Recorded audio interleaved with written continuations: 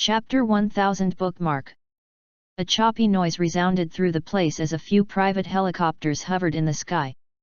The rotor blades spun incessantly, and the sound grew louder as time passed. Everyone looked up and squinted their eyes at the sight of the helicopters flying in weird patterns in the sky. It turned out that those helicopters were making skywriting. Morris Group. Everyone was surprised when they saw what was written in the sky. Are these helicopters from Morris Group? Jaden and Lindsay exchanged worried looks as they watched everything play out before their eyes. They had done all they could to stop Morris Group from reaching the venue, but never in their wildest imagination would they expect them to arrive in private helicopters. The private helicopters pitched forward and finally got ready to descend, creating ripples of strong winds as the pilots lowered the machines on the ground. Everyone tried standing their ground, lowering their heads as the helicopters got closer. The wind sent all the dust blowing in their faces, and people were forced to close their eyes as the wind got more forceful. Many began taking refuge and sought shelter as the wind intensified. Ironically, Jaden, who claimed to have noble blood, was the first to flee. In fact, he was crawling away like a coward because he knew he would die if he didn't get away quickly. His jaw dropped when he saw workers of Morris Group descend from the sky. His men had blocked all roads leading to the venue, yet he had still miscalculated. Morris Group had flown people in private helicopters to get to the venue. Once the helicopters landed and positioned themselves in front of the place, Levi and Kieran came down and walked towards the disheveled lot. Levi Garrison, Lindsay mumbled in disbelief. He's Levi Garrison? Mr. Damien told me he's the man who owns Morris Group.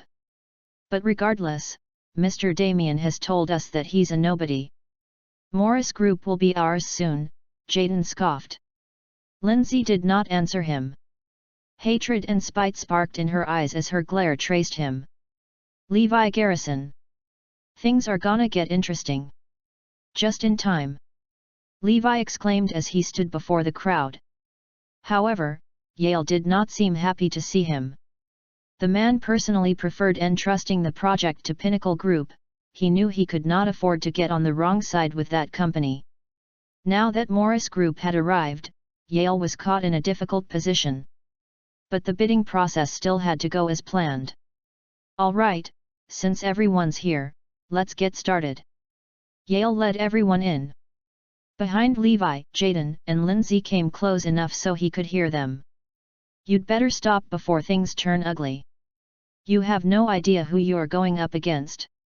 Pinnacle Group is not a company you can mess with. Jaden warned. We will acquire Morris Group in no time. It's useless to compete with us. Lindsay added as she tried to keep up with Levi's pace. However, Levi's nonchalance enraged her. Did you hear me? Give up now. It's for your own good. I know you're Morris Group's boss, but don't overestimate yourself. The enemy you're facing is much stronger than you think, and the world is much bigger than your tiny brain can imagine. Jaden also interjected, I heard that you have no regard for the Garrison family. Don't be childish. You've only seen a tiny bit of what they're capable of. You need to be realistic. Stop being so arrogant. Levi stopped abruptly at the entrance of the venue and shifted his contemptuous gaze towards them. I think y'all should stop here. There's no way you guys are getting in, he stated. Jaden and Lindsay's eyes widened in astonishment as they stared at him. Everyone who heard him all turned around in bewilderment. What? Who are you to bar us from entering? Lindsay interrogated. In front of them, Yale halted his step and walked over. He knew Levi had no right to stop Jaden and Lindsay. Kieran, keep an eye on them. Make sure they stay away, Levi ordered in a domineering tone as he looked at the two from the corner of his eyes.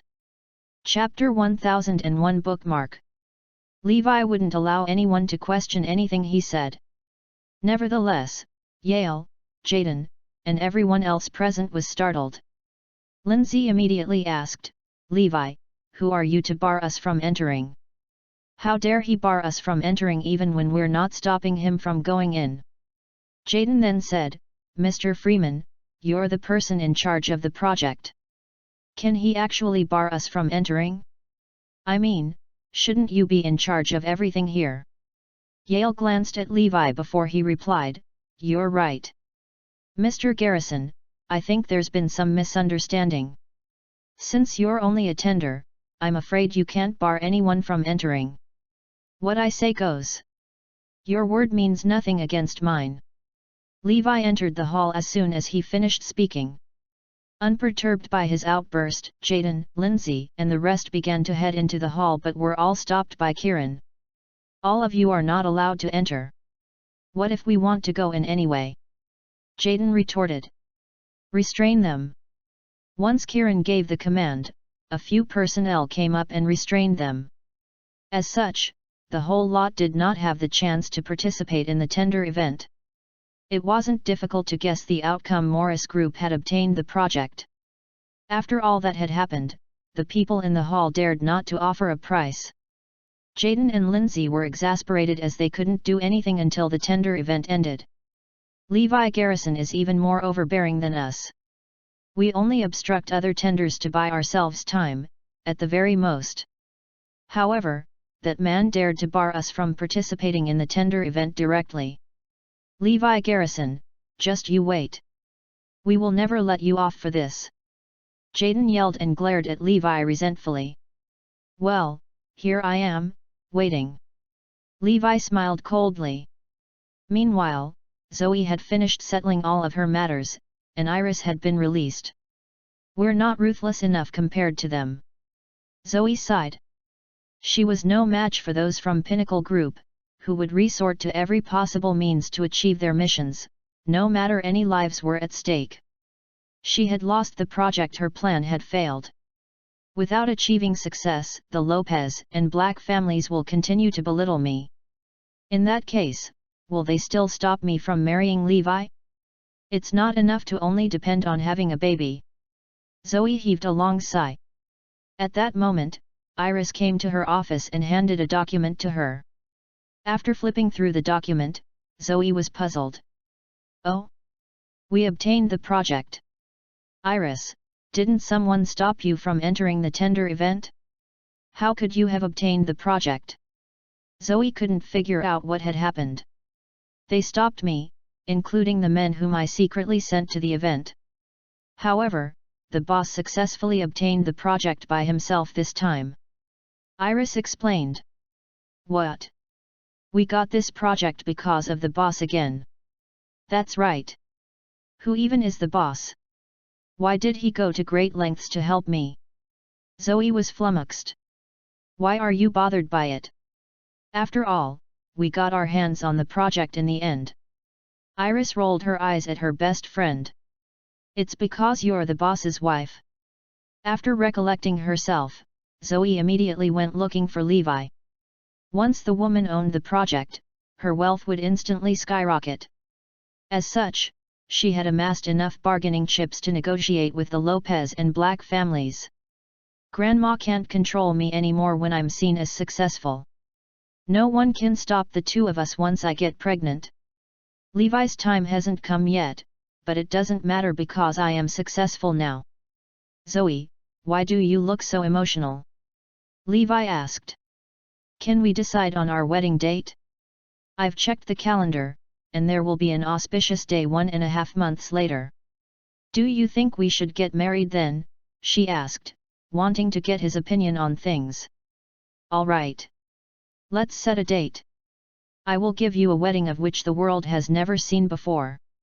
Chapter 1002 Bookmark. Exactly a month later, the bridal chamber that Levi designed was completed. It's time to give Zoe a perfect wedding. To him, their wedding will be perfect as long as his mother, sister, and brother attended it. He vowed to tell Zoe the truth about who he really was on their wedding day. I want to tell her about the truth by myself. I want her to know that her husband is Arudia's god of war. Then, I will hold her hand and overlook the world like an emperor with his empress. We should also make early preparation to get pregnant before our wedding. Zoe added bashfully. Certainly. In that case, we shouldn't go home today. Levi put on a sly smile. Sounds good. Levi and Zoe didn't return to their homes that night. After a night of intimacy, both of them grew to cherish each other more. The two of them were finally together after going through ups and downs for 10 years. From that moment onwards, no one would be able to separate them from each other. They would eventually be able to build a family of 3. When Iris saw Zoe the next day, the former stated curiously, "Zoe, something seems different about you." "Oh? What's different about me?" the other woman asked while her face turned red. "I can't pinpoint it, but you seem to be more feminine now," Iris explained. That remark made Zoe lower her head and blush even more. "Since you and Levi have decided on the wedding date, I'm sure you both plan to have children soon, right?" Zoe didn't respond to her question. She merely glanced at her friend and chided, "Iris, you should get a boyfriend as soon as possible. Aren't you fond of the boss? Just court him already." "What?" Iris was taken aback upon hearing that. "Well, I do hope to court the boss, but he's Levi. How could I possibly do that to you? The boss isn't single." Iris flashed her a smile. "Oh? Wasn't he single some time ago? How did he get a girlfriend so soon?" Zoe asked, surprised. "Yes, everything happened very fast. Speaking of which, aren't you going to marry Levi soon?" The good news spread like wildfire. Soon, everyone in the company had heard the news of Zoe and Levi deciding on their wedding date. Zoe's curiosity was piqued when she saw how thrilled all her workers were. Why does everyone seem so excited about it? Is Levi really a respected figure in the company? After all, Zoe used to hear complaints about Levi all the time. It's strange. Miles away, the Black family caught wind of the news. "What? So, the wedding date of Zoe and Levi Garrison has been fixed? As her grandpa and grandma, why weren't we informed about this?" Meredith and Robert were shocked upon hearing about the wedding. "We had no idea about it either," the rest murmured. Robert immediately made a phone call to Harry to ask about it. However, the latter also wasn't aware of it. When Meredith contacted Caitlin and Aaron, the answers she received were the same. Both of them were clueless about it too. How could outsiders know about it when even her parents aren't aware of the wedding date yet? Zoe has gone overboard. Meredith grew infuriated with them all. "Come back as soon as possible. Your daughter is going to marry someone soon," she yelled into the phone. Not long after that, Aaron, Caitlin, and Harry gathered at the Black family's manor. Everyone seemed to be confused about what was going on. Has the marriage between Zoe and Levi Garrison really been fixed? The news spread widely even before the family was informed. "Look at how your daughter behaves. You two weren't even aware of her marriage. Humph. She doesn't respect you as parents, nor does she treat us as her elders. I mean, is she planning to disregard us once and for all?" Meredith scolded. "What an unfilial daughter she is." Aaron heaved a sigh helplessly. At this moment, he and Caitlin were greatly embarrassed. "How do you tolerate her? I can't take it anymore." Chapter 1003 Bookmark. Meredith, Robert, and Harry were all exasperated. Meanwhile, Zoe's parents were indignant at the sudden news. Immediately, they called Zoe and asked, "We heard you have decided on your wedding date. Is that true?" To which their daughter replied composedly, "It's true, I've discussed it with Levi. I was planning to give you a call to inform you tonight. Why have you not discussed your wedding date with us? Do you even treat us as your parents? Do you even respect the elders in the Lopez and Black families? Are you planning to ditch your mother?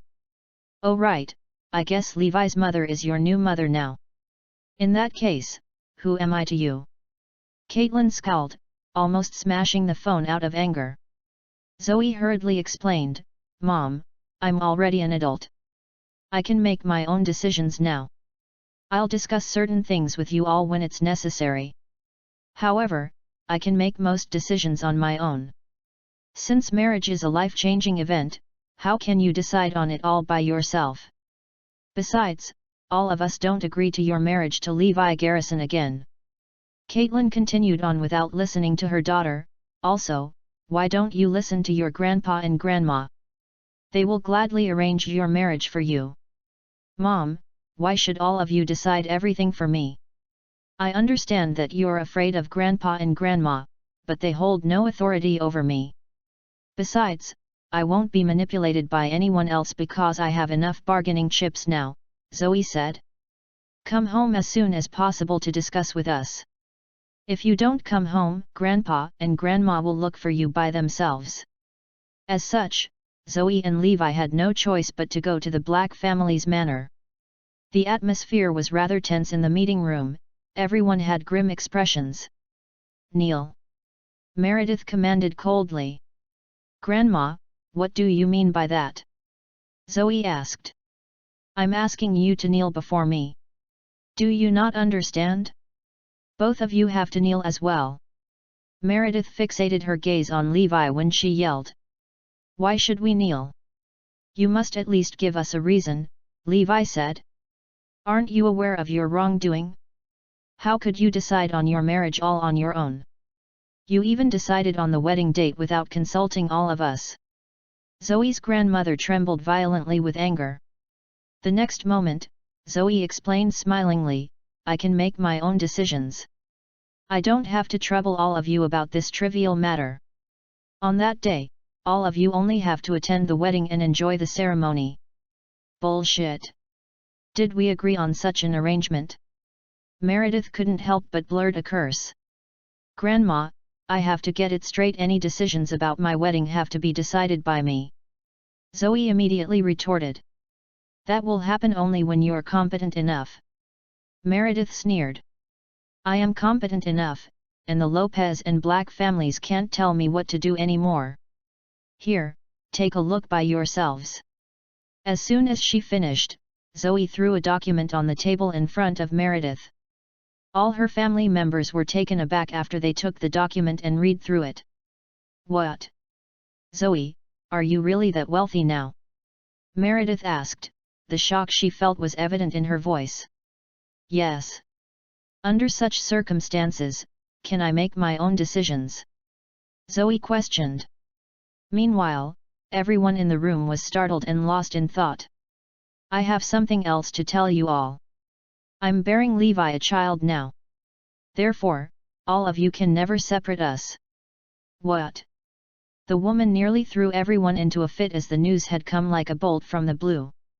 After 10 minutes, her parents and grandparents eventually recollected themselves and reluctantly accepted the fact. My God! What have we done? Aaron heaved a sigh. Meanwhile, Meredith glanced at Levi and said, Your wedding has to be a grand ceremony. I will agree to it on one condition. His mother cannot attend the wedding. I can't allow her presence to dishonor the Black family. Chapter 1004 Bookmark. Immediately, the rest added, That's right. The grand wedding will certainly become a popular topic among the people in the entire South. Won't we be embarrassed if his mother attends the wedding? Exactly. We mean no offense, but both the Lopez and Black families have to maintain our reputations. Harry agreed. Look, Zoe. Everyone agrees to the condition I've set.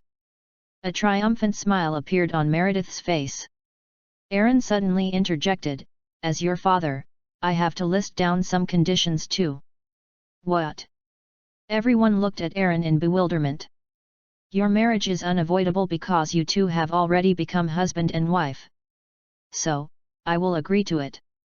However, Levi has to marry into our family, the man commanded coldly. Marry into your family. Levi was stunned by his demand. How can I, the god of war, marry into someone's family? At the same time, Zoe was startled too. Why should he marry into our family? That's right. You have to marry into our family if you want to marry my daughter. It's not easy to marry into our family, though. There are several conditions you will have to obey. Firstly, after marrying into our family, you will have to change your last name to Lopez. From now on, you're not Levi Garrison but Levi Lopez. I don't want you to mention your original name under any circumstances. Secondly, after marrying into the Lopez family, you must follow all rules set by the Lopez family without protest. I don't want to hear a no from you, not even once. Thirdly, your daily routine will be arranged by the Lopez family. You'll have to report who you meet with every day and how much money you've spent. You'll also have no right to say a word on important occasions, such as our family meetings. You can only speak when we allow you to do so. Aaron spelled out 10 extremely harsh rules in total. Harry and Meredith backed him up almost instantly. Sounds great. Aaron has come up with many good ideas. You're to marry into our family. Also, you will have to follow all the rules from that day onward. Otherwise, you can never marry Zoe. The main reason they had listed those rules was because Zoe had so much wealth now. They believed that Levi should not be allowed to marry her so effortlessly. Since they couldn't stop the marriage, they looked for other ways to make up for their loss. Their thought process was as simple as Aaron's Zoe is wealthy, so they feel embarrassed and dishonored to see Levi marrying her. Hence, they hope to reduce the negative impact on Zoe and the Lopez and Black families by having Levi marry into the family. Furthermore, there has to be a ceremony when he marries into our family. He must first kneel and bow before the head of the Lopez family in our family's manner. Then, he must kneel and bow again before our ancestors in the ancestral shrine. Harry added. Yes. There has to be a grand ceremony since Levi is marrying into the Lopez family. The Black family agrees to this suggestion. Meredith and Robert fully supported the idea in unison. Meanwhile, Caitlin said sobbingly, "My precious daughter has to marry a poor lad in the end. I really can't accept it. Caitlin, we can't do much about it. Now, what we can do is to make sure that he marries into our family." All of them let out a heavy sigh. Zoe had thought that she could control everything, she didn't expect things to turn out in such a way. Are they treating me like a tool? What's so wrong with Levi? Why are they doing this to him? Levi might not be a prominent figure like he was before, but he's sincere about me and is willing to sacrifice his life for me. That's what I love about him. Sweetie, don't utter a word. If you respect me as your father, Levi must marry into our family. Otherwise, the wedding will be called off. The man then glanced at Levi and continued, "So, Levi, are you willing to marry into the Lopez family?" Everyone present shifted their gaze toward the man in question. Chapter 1005 Bookmark. Zoe wished that Levi would pretend to agree to the conditions to avoid any trouble. She was ready to deal with the problems afterward once he pretended to agree. She made a promise to herself she would not make Levi embarrassed.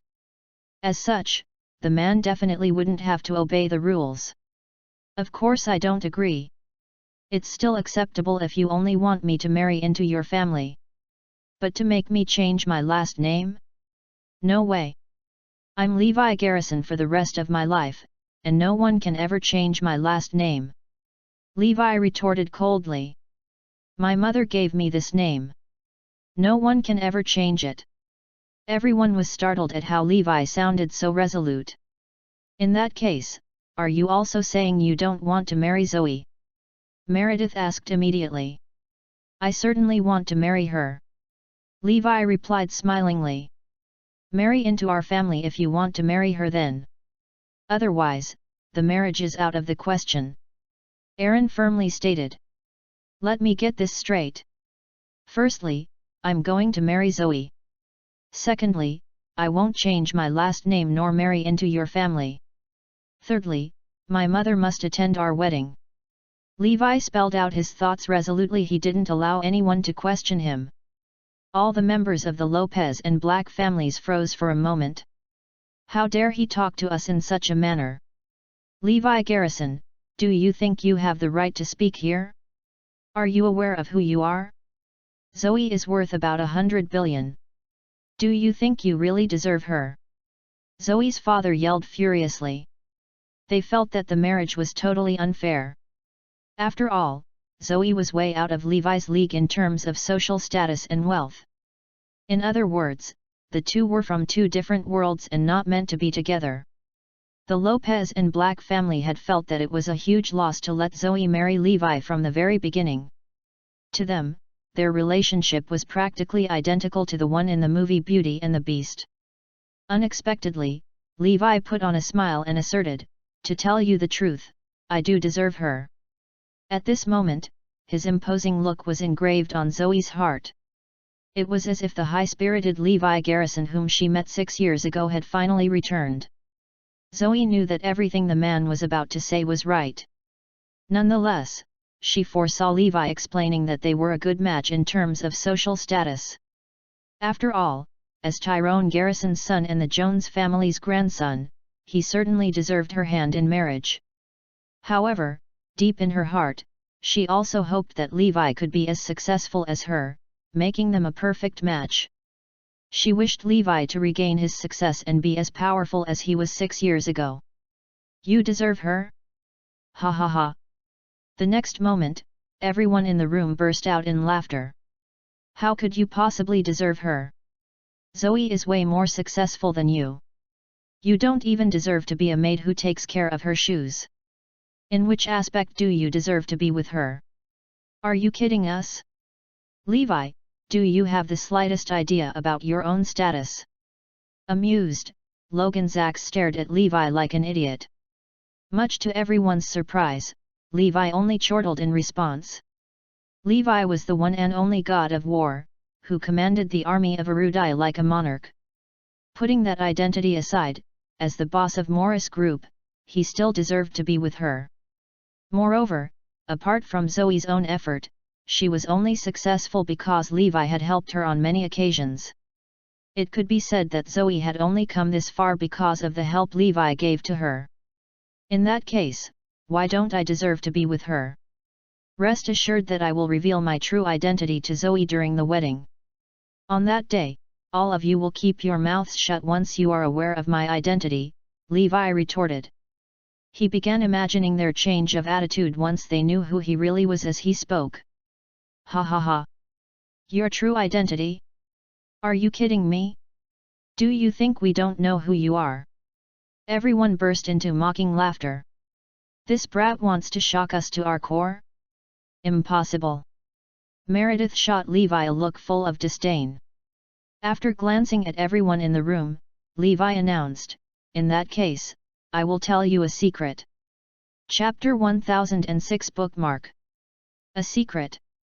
All of them were startled at first, but they soon glanced at him curiously. Zoe looked at Levi curiously. "Does he have a secret?" Levi said smilingly, "I actually wasn't in jail for the past 6 years. Indeed, this was a startling revelation to everyone in the hall. All of them looked at him in disbelief. They used to think Levi had been imprisoned for 6 years. However, it turned out that they were very, very wrong.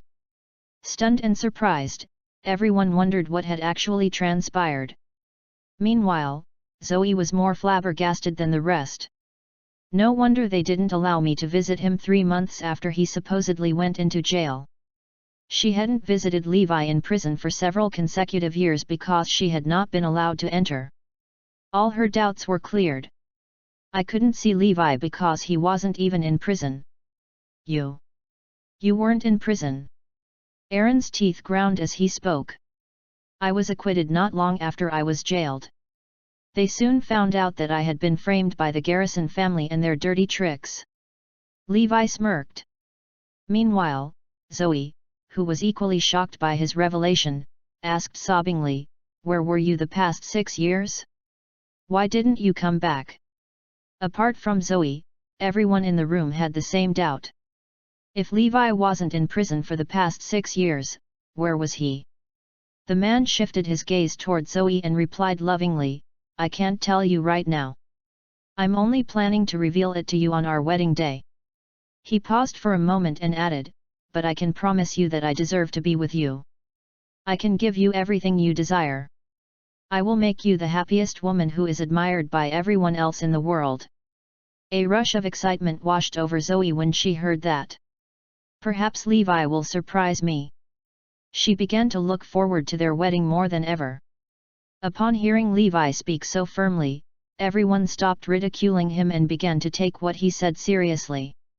He gazed at everyone slowly and asserted blandly, "Once I reveal my identity, none of you will dare impose any rules on me.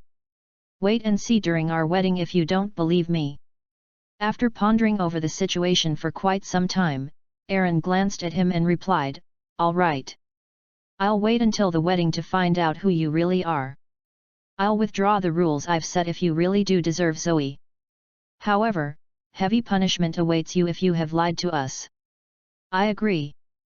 We shall make life difficult for you in the future if you lied to us." The other family members began to threaten him mercilessly. After leaving the Black family's manor, Zoe asked in a low voice, "Did you really tell them the truth just now?" "Of course, everything I said is true. I was never jailed." Levi replied with a grin on his face. "All right, I will wait until you tell me everything." Deep in her heart, Zoe increasingly looked forward to their big day. Lately, the woman was busier than ever because she had to work and handle the project worth 100 billion. She also had to prepare for her wedding. Apart from all that, she also had to take part in shooting for a TV drama. Fortunately, Damon, the vice president of Oriental Star Group, assisted her in many ways to minimize her workload, including dealing with reporters and visitors who came. If not for him, Zoe would be overwhelmed with all sorts of tasks. "Mr. Truden, I'm truly sorry for all the troubles lately." Damon didn't mind helping her, so he flashed her a smile to put her at ease. Due to many trivial problems, he frequently went in and out of Zoe's office and even looked for her after office hours. Meanwhile, Jaden, Lindsay, and the others were having a meeting in Golden Plaza. "Zoe Lopez is about to get married soon. Hehe, I hope she and Levi Garrison will like the gift that we've specially prepared for her."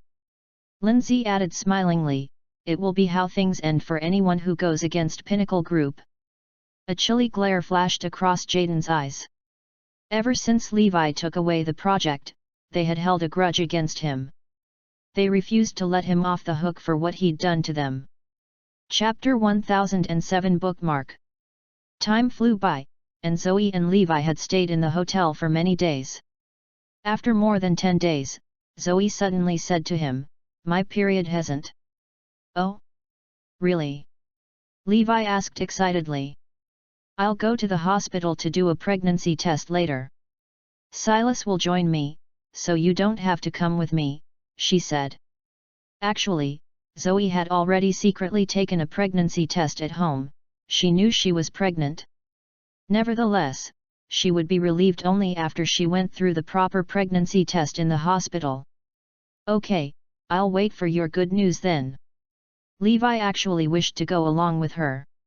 However, after giving it a thought, he felt that it was better to wait for her news because he was too nervous. Zoe and Silas soon arrived at the hospital for a pregnancy test in the afternoon. "Why do I feel like someone is following us?" Silas instinctively felt something unusual in the air, but the woman didn't manage to notice anything out of place when she turned around. There was no one behind them, save for a few patients who wore face masks passing by. "Silas, you're being oversensitive." Zoe headed into the ward for her test. After a long time of waiting, the test result was out in the evening. "Congratulations, Ms. Lopez. You're indeed pregnant," the doctor told her the result smilingly. Tears of joy escaped Zoe's eyes upon hearing his confirmation. "We're going to have a baby after going through ups and downs together for almost 10 years.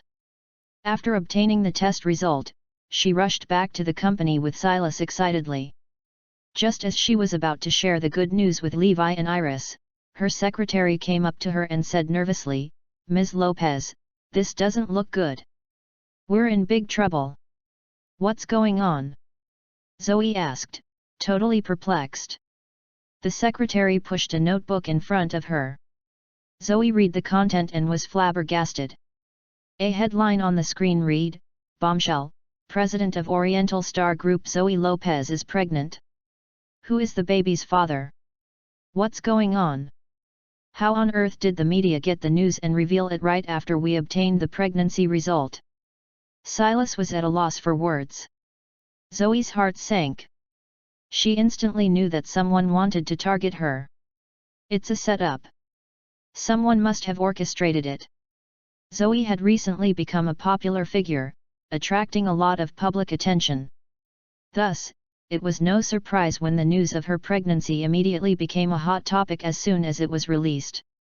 A minute after this newspaper revealed the news, hundreds of newspapers began reporting on it as well. In no time, Zoe's pregnancy became the hottest news in every newspaper. Almost everyone in Northampton, Southampton, and different regions in the South was aware of the news. Zoe's popularity continued to increase as time went by. 10 minutes after the news was released to the public, many newspapers began digging for news into another related aspect: the identity of the unborn baby's father. Zoe and Levi had divorced for a long time, they weren't related in any way anymore.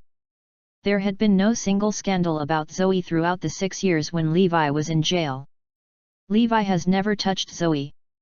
Zoe had been seen going in and out of a hotel lately. The woman had even bought medicine for herself from a nearby pharmacy. After listing down many reasons, the reporters deduced that the baby was definitely not Levi's. On the other hand, Zoe was pregnant after she and Levi divorced. Therefore, they could only come up with two conclusions. First, it was a fact that Zoe was pregnant before marrying anyone. After all, even her pregnancy test result had been revealed. Second, Zoe could probably have a long-term secret relationship, and it existed when she was still Levi's wife. The two conclusions spread like wildfire as soon as the reporters wrote about them, and the netizens' comments were blowing up. As such, Zoe seemed to be doomed. Everything was spiraling out of her control. Chapter 1008 Bookmark. The media were still trying to find out who the father was. Soon, the secret would come to light. Even the paparazzi and private detectives were also investigating this case in secret. With that, Zoe's pregnancy became the talk of the town. Who is the father of her child? Upon reading the news in the media, Zoe was thunderstruck. Her face instantly turned pale. Silas exploded. Someone is trying to stir up trouble. We all know Zoe well. Yes, she's pregnant, and without a doubt, the child she carries is Levi's. What's with all these rumors? Zoe knew who the mastermind was, but it was too late for her to control the damage now. Upon receiving the news, Iris rushed over. Bad news, Zoe. We're surrounded by journalists and paparazzi. They must have come for you. The office is not a safe place for you anymore. You got to go. Iris suggested. All right. I'll find a place to hide. With Silas' help, Zoe managed to leave the building without being noticed by the journalists and paparazzi. Initially, they thought of taking shelter in the company's condominium, but by the time they arrived, members of the press were already waiting for them at the entrance. We can't go to the villa either. I'm sure there will be people there as well. Zoe analyzed. Let's go to my place then. Silas then brought Zoe to her condominium. Just when Silas was about to drive into her neighborhood, she noticed that a group of people emerged. They're here. They're here. Let's get hold of them. A group of paparazzi started snapping photos of Zoe and Silas in the car. After they had successfully entered the building, Damon called. I heard you've gone into hiding, but I need you to sign a few documents urgently. Where can I find you? Damon sounded anxious. All right. Come and find me at. Half an hour later, Ebonbeard, the most experienced paparazzi of the bunch, shouted, Look! Here comes our target. Stay focused. These paparazzi were known for exposing the private lives of celebrities and wealthy people. They all gathered here after receiving a tip-off. At first, they did not believe it but were convinced that the information they received was real after seeing Zoe. Soon, a black car arrived and parked right in front of the Silas condominium. A man in a suit then got out of the car. He was wearing a cap and even had a mask on. Zoe was taken aback by Damon's look when she saw him. "Why are you dressed like this? Better to be safe than sorry. Please sign these documents as soon as possible." Damon then passed all the documents to Zoe.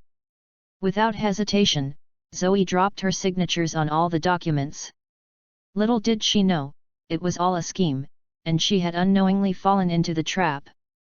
After collecting all the documents from Zoe, Damon turned around with a smirk. He then left the place in his car. Ebone asked, "Have you all gotten the shots?" "Yes, we got them." "So this man is the father of Zoe's child?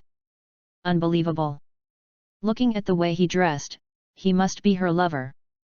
Ebone said with a smile, "Sort everything out, do some research on that man, and send the pictures out to the media. We're going to be rich soon." Chapter 1009 Bookmark. We've got updates on the man. His name is Damon Trudon, the vice president of Oriental Star Group, and he's Zoe's right-hand man. He's 39 years old and a father to 2 kids. One of the men burst out laughing. Ebone sneered, "Useless woman. She must have been having an affair with this man for quite some time now, and she's even pregnant with his child. Shame on her. How could she hook up with a married man who already has 2 kids? Let's expose her. Everyone should know what kind of woman she is." The paparazzi were very excited. Ebone let out a cold snort. Zoe Lopez is doomed. He had not been so ecstatic in years. Not only could he make a quick buck out of this scandal, but he could also destroy someone who sat on top of the social pyramid. What a great feeling! An hour had passed when the media released the groundbreaking news simultaneously. They claimed that they had identified the father of Zoe's child. To everyone's surprise, the man was Damon. The news also provided extensive background details about him. Damon Trudon is Zoe Lopez's vice president. They have been working closely for the past 6 months and have spent a lot of time together. Not only is Damon 39 years old, but he is also a father to 2 children. In other words, Zoe was a home wrecker. The news reports also published quite a number of photos and videos as evidence. First of all, the media released photos and videos that showed Damon and Zoe walking into a building during work. Next, they showed proof that Damon and Zoe entered a hotel at about the same time. They even included a list of items both of them spent on when they were there. The news reports then went on to explain how Zoe went into hiding and had a private meeting with Damon in a condominium. They also included a video of Damon walking into the building with a cap and a mask on. Last but not least, the media released another video of Zoe undergoing a body checkup at a hospital this morning. The same man who had a cap and a mask on was also present in the clip. All the evidence gave the impression that Zoe was carrying Damon's child. There was no way she could deny their relationship as he accompanied her to the hospital for her prenatal care visit. Zoe was utterly dumbfounded. It was apparent that Damon was involved in this scheme, and he definitely played a crucial role in it. Getting Zoe to sign those documents was just an excuse for him to shoot the video. No wonder Silas felt as if someone had been following us, so she was right. Apparently, Damon was at the hospital too. I should have been more alert. The social media was soon awash with criticism, and netizens started calling Zoe a shameless b*tch and a home wrecker. The news spread like wildfire on the internet, especially the videos. There were even fake and edited videos circulating the social media. However, many netizens believed what they saw without verifying their veracity. After all, people had the tendency to regard what they saw as reality. Upon receiving the news, Iris immediately contacted Zoe. "This is bad. We can't find Damon anymore. We've been tricked." At this point, how could Zoe defend herself when all the evidence the media presented was against her? You need to move to a new place soon since they know where you are now. Just when Zoe and Silas were about to leave, they noticed that a group of people had surrounded the building. Chapter 1010 Bookmark.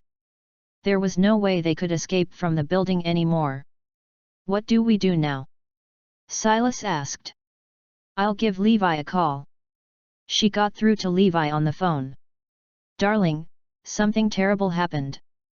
Levi did not know what was going on as he was still at home. What is it? When Levi checked his phone, he was stunned by what he read. Did all this happen in just one morning? Where are you? I'll go and get you now. Levi sped to Silas' condominium and noticed that a large group of paparazzi and journalists were swarming into the building. Hence, he immediately called Azure Dragon, who then came and expelled the crowd. Levi finally managed to enter the building and find Zoe. He then brought her to the war zone compound. To him, that was the safest place for Zoe. Yet, the fact that Zoe went into hiding caused the rumors about her to blow out of proportion. At the Black family's manor, Meredith got so mad that she nearly fainted. What? Levi is not the father of Zoe's baby? The baby belongs to another married man.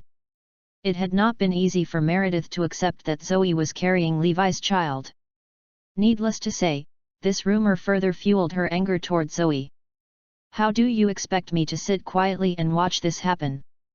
Mom! How could you not trust Zoe? Aaron and Caitlin immediately defended their daughter. I want to trust her too, but there's all this evidence against her. How do you expect me to trust her based on my gut feeling? Meredith roared. That's right. Some of the evidence might be fake, but most of them are real. Even the guy involved has fled. Robert said. Why is this happening to our family? I don't even have the courage to face the public anymore. She's a disgrace to the Lopez and Black families. I'll not hesitate to give her a slap if she dares to step into this house. I don't care what you say, but I have faith in my daughter. She must have been framed. Meanwhile, a group of journalists gathered in front of the office building that Morris Group and Oriental Star Group CO owned. Noel Sinsler, another vice president of Oriental Star Group, addressed the matter before the media. On behalf of Oriental Star Group, I apologize for the problems caused, and will take full responsibility for the scandal. Zoe Lopez's personal life has always been a mess. Though she's divorced, she doesn't actually have a clean breakup with her ex-husband. Besides this, she has been hitting on our young male talents from the entertainment department. But there was nothing we could do at that time because she's our president. We sincerely hope that the public could accept our apology. Having said that, Noel bowed to the camera. The act of Noel making a public apology on behalf of Oriental Star Group was equivalent to admitting that Zoe was indeed a home wrecker. In no time, the media released another news article with the headline, Oriental Star Group comes clean about the Zoe Damon affair and the truth behind her pregnancy. Once again, the scandal became one of the trending topics on social media. All the employees looked at Noel in shock. Hasn't she always been a low-profile person? Why did she bash Zoe all of a sudden? They were taken aback by the sudden change in her behavior. What's wrong with you? Why are you doing this to Zoe? Iris immediately stepped in and interrupted her. Noel responded with a cold snort, I'm absolutely embarrassed by what my boss has done. She should be ashamed of herself. Besides, the evidence is conclusive. What else have you got to say? Noel then turned around and looked at the rest. Zoe Lopez doesn't deserve to lead the company anymore. She should step down and leave the company. How dare you? Iris' eyes glowed with a towering rage. Chapter 1011 Bookmark. At this point, Noel finally revealed her ambition. Oriental Star Group had recently secured a project that would rake in $100 billion, so the company had a bright future ahead. Once Zoe is out of the way, I shall become the next president, and everyone will have to listen to me. In the meantime, there was a commotion in front of the office building. It was Damon's family. His wife, parents, brothers, and relatives were all gathered outside. At least 100 people arrived in several cars, and they wanted to barge into the building to settle scores with Zoe. Some of them came with wooden clubs, and some even had knives in their hands. If it were not for Seth and his men, these rowdies would have intruded the building.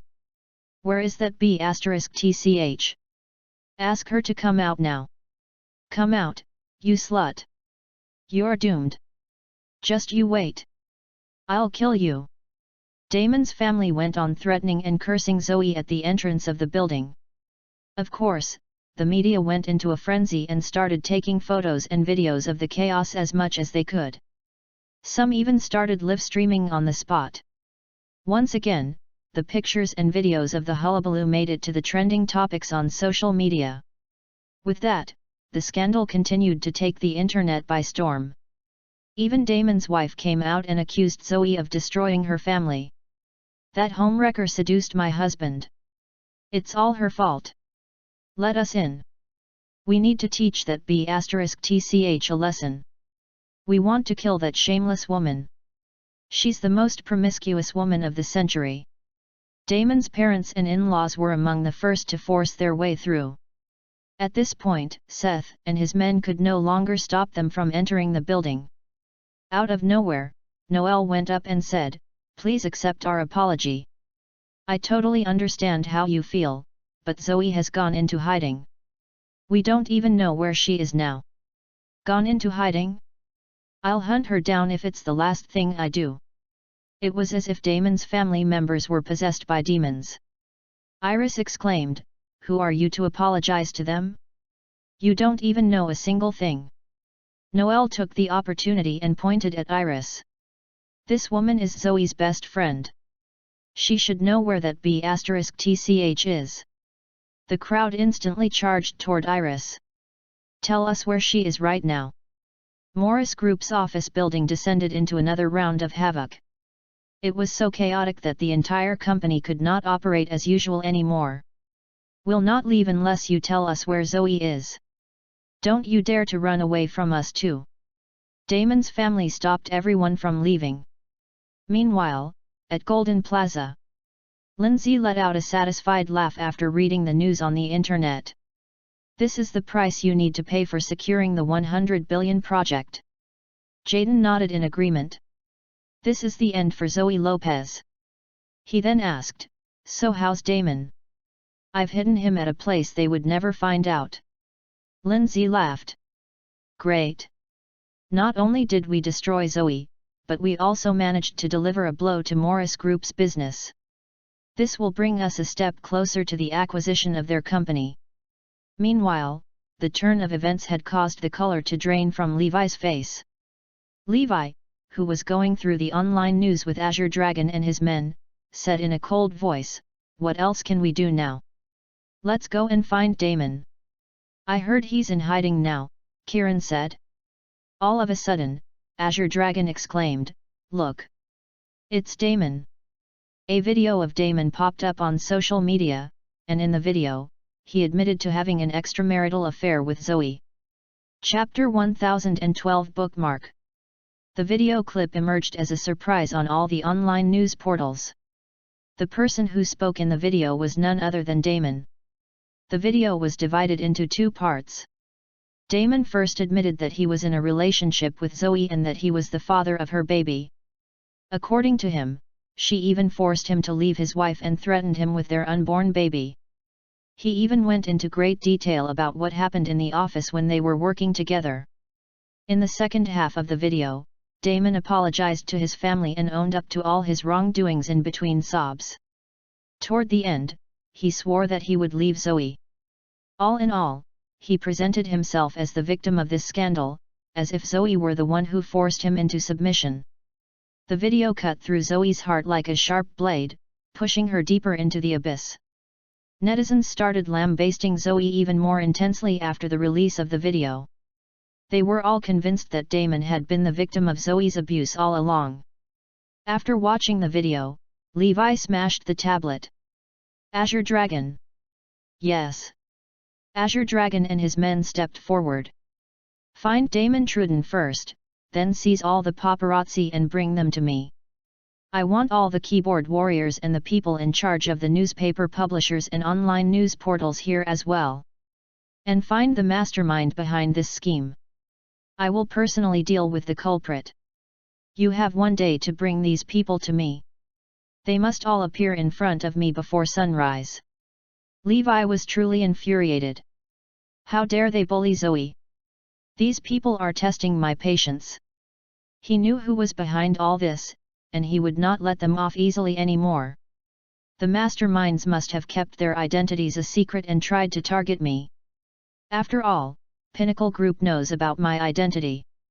They carried their plans so discreetly that even Morris Group was unable to find out who the culprit was. However, unbeknownst to them, Levi Garrison also had a secret identity. He was the god of war. To him, dealing with these people would be a piece of cake. All right. Azure Dragon and his men responded unanimously. Justice would be served that night, and Zoe would be free from all these accusations. Everyone waited for Phoenix, who was the world's best elite hacker, to carry out the investigations. In just a short while, he managed to locate those people and their information. Damon Trudon has recently received $1 billion in his bank account. He has also frequented the hotel that you and Ms. Lopez were staying in to mislead the public into believing he was there to meet her. The person who provided all the photos and videos of Damon and Ms. Lopez working together was Noelle Sinsler, another vice president of Oriental Star Group. She has also received $500 million in her account. The people who shot the pictures and videos of the private meetings between Damon and Ms. Lopez were a group of paparazzi led by Ebone Beard. As for the keyboard warriors, they were hired by Times Group to tarnish Ms. Lopez's reputation, and the company's person in charge is Floyd Henderson. A total of 58 media companies and forums were involved in disseminating the news. Apart from that, all the newspaper publishers in both Northampton and Southampton also intentionally played up this scandal in their news reports. Last but not least, the ultimate mastermind is Pinnacle Group, and the key figures who orchestrated all this are Jaden and Lindsay. Great! Capture all these people and bring them to me before sunrise. A murderous glint flashed across Levi's bloodshot eyes as if he were ready to go on a killing spree. Chapter 1013 Bookmark. The Southern Daily News was the largest newspaper publisher in the South. At that moment, the whole publishing house was working overtime, and the atmosphere was hectic. The expose of Zoe generated so much buzz that they could barely cope. The revenue from just these 2 days alone was more than enough to cover them for months. As the first reporter who broke the news about the scandal, Ryan Danaher was currently surrounded by a lot of people. Previously, he was only a low-ranking staff member at the Southern Daily News. Ever since he exposed Zoe's scandal, his status rapidly rose in the company. All the senior managers at the newspaper had personally met with him. Even rival media companies were trying to poach him over. Moreover, his female colleagues were all giving him subtle hints. Those ladies used to be beauties who wouldn't bat an eyelid at him, but now, they were all throwing themselves at him. It made Ryan feel ecstatic. If not for the mysterious man who delivered the information to me, I wouldn't even dare to dream of such a day. Ryan, since we're going to finish work late, why don't you stay outside tonight? His female supervisor asked suggestively as she passed him a keycard to a room.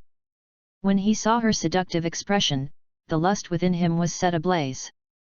She has treated me harshly all this while. But today, even she has to submit and offer herself to me. The thought of an impending night of passion caused Ryan to have his head in the clouds. At that very moment, someone kicked open the office door. The man who stormed in was White Tiger. Which of you is Ryan Danaher? White Tiger demanded. That's the 24th person who has come looking for Ryan. He's so famous now that everyone wants a piece of him. All his colleagues look at him enviously. Ryan, someone from another major company is here to see you, someone shouted. Ryan stood up and declared haughtily, I am Ryan. State your business quickly. Otherwise, just come back tomorrow as I'm going off for the day. White Tiger didn't reply as he closed the distance between them. Suddenly, White Tiger grabbed Ryan's collar and slammed him onto the office table, causing the table to split in half. Ryan screamed in pain as his back broke from the impact. Everyone present was shocked by what had just occurred. White Tiger then dragged the bloodied Ryan out of the office, just like a lifeless dog. From another corner, Azure Dragon also dragged the person in charge of the publisher out. Meanwhile, Ebone's paparazzi team was hiding in a dilapidated basement. Ebone, we have received our money, so why are we hiding in here? We should be out drinking to celebrate. A few of his subordinates were starting to become restless. That's right. We will be fine. Ebone warned them with a grim expression. No, just to be safe, we have to stay in hiding. After all, our enemy is someone powerful. Fine. We will continue to hide then since no one is going to find this place. Ebone couldn't help but smile. They made a lot of enemies due to their line of work. If they didn't hide properly, it would be easy for them to lose their lives. The basement they were in was very secluded. He had used it for hiding during the last 13 years, and no one had ever found it. One of his subordinates protested, Ebone, I have a feeling that something is amiss. Why don't we hide somewhere else? He felt a strong sense of dread. Bullsh *T, no one has found this place in 13 years. It will be no different today. Ebone gave him a hard slap. Suddenly, the door to the basement was blasted to smithereens. Chapter 1014 Bookmark.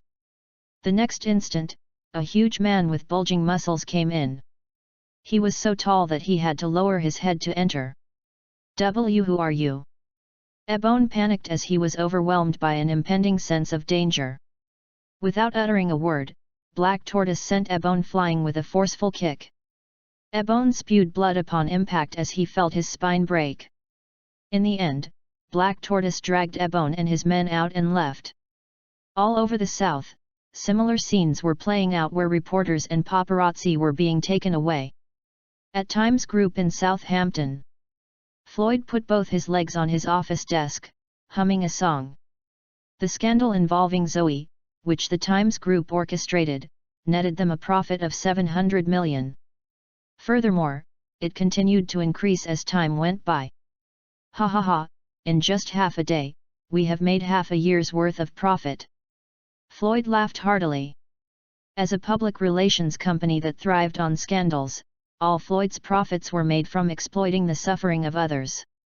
Throughout his career, he had destroyed many celebrities and prominent families with his company's underhanded methods. Zoe, although you are innocent, it's a pity that you have gotten in the way of someone else, Floyd mumbled to himself with a smile while holding Zoe's picture. At that moment, he received an email which he opened out of curiosity. The contents were simple. It ordered him to publish the truth about Zoe's scandal and make a public apology to her. Otherwise, he would have to bear the consequences. When he saw the email, Floyd was amused. Publish the truth? No way. Am I supposed to give up the 700 to 800 million that I have just earned? How dare you threaten me? Humph. It looks like I have to redouble my efforts and utterly destroy Zoe, Floyd sneered. In fact, he wasn't the only one who received the email. More than 50 other media companies received it too. However, most of their management teams shared Floyd's attitude toward the matter. They weren't afraid of threats. In fact, they were outraged by it and intensified their efforts in slandering Zoe. Very soon, all of them received another email. It demanded them to disclose the truth and make a public apology in an hour. Or else, trouble would come knocking. Ha ha ha, Floyd burst into laughter. What? Zoe can't solve her problem? Is that why she's resorting to threats?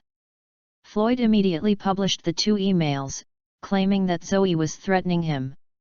He also intensified the attacks against Zoe and stepped up the insults, further inflaming the scandal.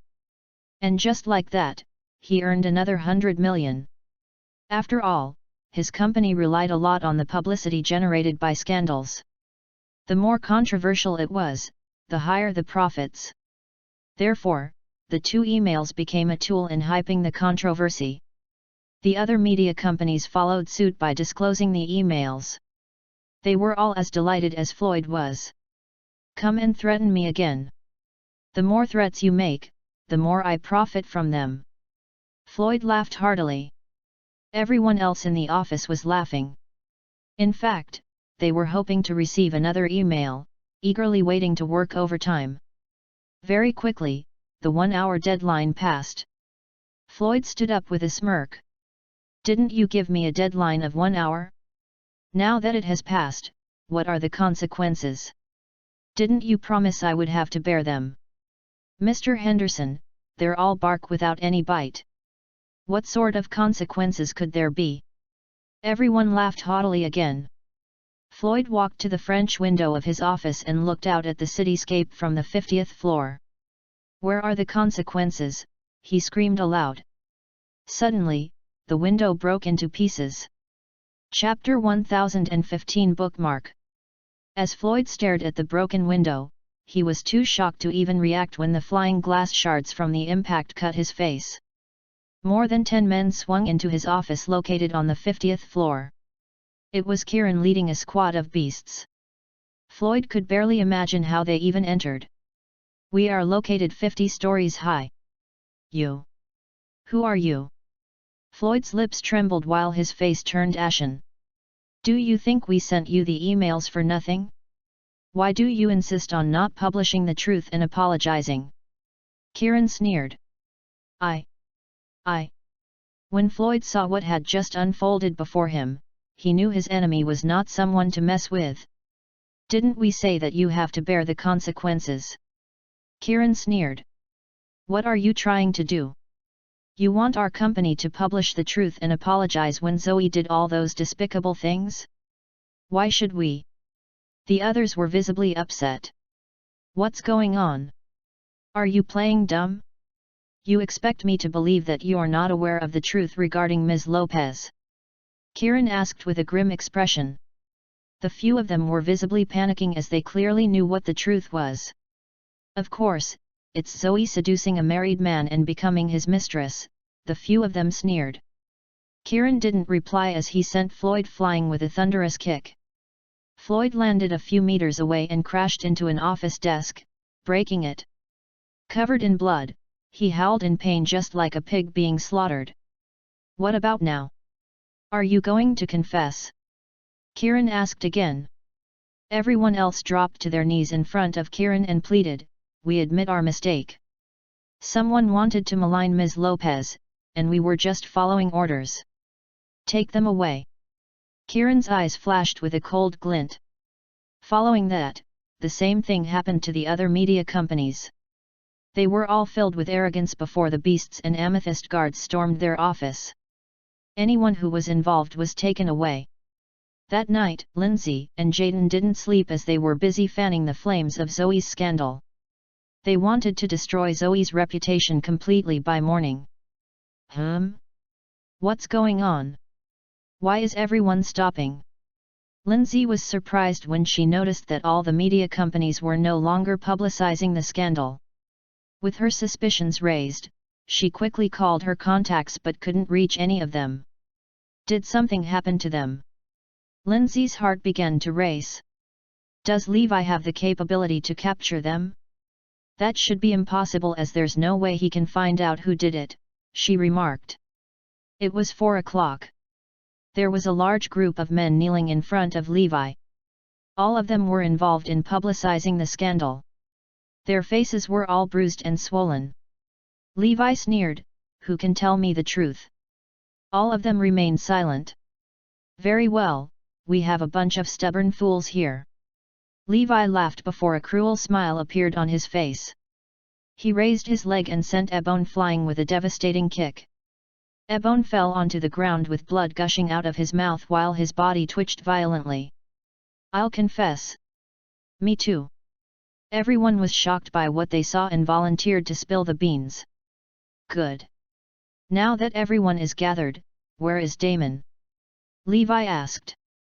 He is in hiding, and we're still searching for him. Azure Dragon and the others lowered their heads in regret. Go. Find him as soon as possible. Levi roared. Chapter 1016 Bookmark. I remember. There's one more place that we haven't searched, Azure Dragon suddenly exclaimed. They had searched every corner of the city except for one, the Morris group. Azure Dragon hurried there immediately and found Damon as expected. After returning to the Morris group, he hid in the warehouse. To him, the most dangerous place had become the safest one. Soon, Damon was brought before Levi along with Noel. You. Levi, what are you planning to do? Let me tell you, it was Zoe who seduced me, so I had nothing to do with it. Damon bluffed. Levi was outraged when he heard those words. He couldn't believe that Damon had the guts to slander Zoe despite being in his presence. Can you drop the act? Levi sneered as he suppressed his fury. Act? What act? It was Zoe who forced me to do it. She wants me to get a divorce, but I refused. After that, she threatened me with her pregnancy. Sigh. I'm a married man, so how could I agree to her request? Damon continued to lie through his teeth without even blinking. Noel added, Levi, what's the meaning of this? Why have you captured me? Let me go this instant, or else you will regret it. Also, why is Mr. Truden here too? Zoe is the one at fault, so it has nothing to do with anyone else. Levi glared at her. I will come to you later. Let me finish with him first. Do you still refuse to confess? Levi stared at Damon and asked. What are you talking about? I don't know what you mean. I know that you are feeling indignant about Zoe, but what I said is true. What else can I do? Levi raised a finger at him. I'm giving you one more chance. Even if you give me 10 more chances, the result will still be the same. I have told you the truth. Damon insisted. Suddenly, Levi threw a punch at Damon's face. At that very instant, blood splattered everywhere, and all of Damon's teeth flew out of his mouth. Before he could even let out a scream, Damon fainted right away. Wake him up. Damon was awoken by a sudden splash of water. He looked at Levi in horror. Levi, no matter how you torture me, I will never obey you. Noel yelled angrily, that's right. Levi, don't think you can cow us with violence. I'm warning you, it's impossible. Levi looked at both of them and asked, do you insist on keeping your lips sealed? What is there to confess? How can we say something that didn't happen? Your wife is a despicable person who seduced a married man. She is a slut, and the fact that I work for her disgusts me. An unscrupulous woman like her deserves to die. Noel ranted. Damon added, that's right. Your wife was the one who seduced me. What does it have to do with me? Let me be honest with you. I even took photos and videos of her. Ha ha ha. Levi let out a vicious smile, and his eyes were filled with murderous intent. I have already given you your last chance. You should take a look outside. After hearing Levi's words, Damon and Noel walked to the door and opened it. When they saw what was outside, both of them gasped in shock while their faces turned pale. Chapter 1017 Bookmark. In front of them, there were a few hundred people kneeling. All of them were covered in blood. The sight of them shook Damon and Noel to their core. What's going on? Come, let me introduce you. This is Ebone. This is Floyd. When they heard Levi introducing the men one by one, Damon and Noel were astounded. Damn it! Everyone involved in publicizing the scandal is here. Have they all been captured too? Who in the world is Levi to be able to do such a thing? All of them have confessed. Levi declared. How about both of you? Levi's aura was so intimidating that Noel and Damon felt suffocated. They exchanged glances and said, we will come clean. They were now finally aware of how terrible the consequences would be if they didn't cooperate with Levi. It would be foolish of them to bring suffering on themselves. That's right. We will tell you everything. Actually, we were also forced to slander Zoe. Levi nodded. Good. Continue. They paid me money and threatened me with my family so that I would help them frame Ms. Lopez. Previously, they gave me access to the hotel and got me to print the bill and receipt for Ms. Lopez to sign. It was done to give the impression that Ms. Lopez and I entered the hotel together. Damon and Noel explained everything, including all the nitty-gritty details. Mr. Garrison, please let us go. We have told you everything. Damon and Noel were choked up as they pleaded. Levi asked with a smile, did you record it? Phoenix nodded. We have it. Levi looked at Damon and Noel with a devious smile. I already gave you your last chance, but you were the ones who didn't appreciate it. What? What do you mean? Damon's expression changed drastically while Noel's face lost all color. No, but we told you everything, Noel explained. And I have also given you a chance. Levi smiled. Then he left the room with Phoenix, leaving Damon and Noel inside. At that moment, a pack of ferocious-looking dogs charged into the room. When they saw Noel and Damon, their eyes glowed with excitement. Phoenix shut the door tightly. The next moment, screams of anguish could be heard. It continued for half an hour before silence took over. Although both of them were still alive, their bodies were covered with wounds. In fact, there were even parts of their bodies where raw flesh was bitten off. Both of them were writhing in immense pain before passing out. And that was their punishment. At 8 in the morning, Lindsay was still unable to contact anyone from the major media companies. Both she and Jaden began to panic. Did he really manage to find them? That's impossible. I hid all of them well. There's no way the Morris Group is capable of locating them with their current capabilities, Jaden replied. I've just received news that Damon has disappeared. Wasn't he hiding securely at the Morris Group? Lindsay wondered. Look, all the media companies are announcing something, their assistant suddenly exclaimed. All of them suddenly saw a headline flash across their phone screens. The truth of Zoe Lopez's controversy, she's innocent. The article described everything that had actually happened. All the major media houses published the truth and made a public apology to Zoe.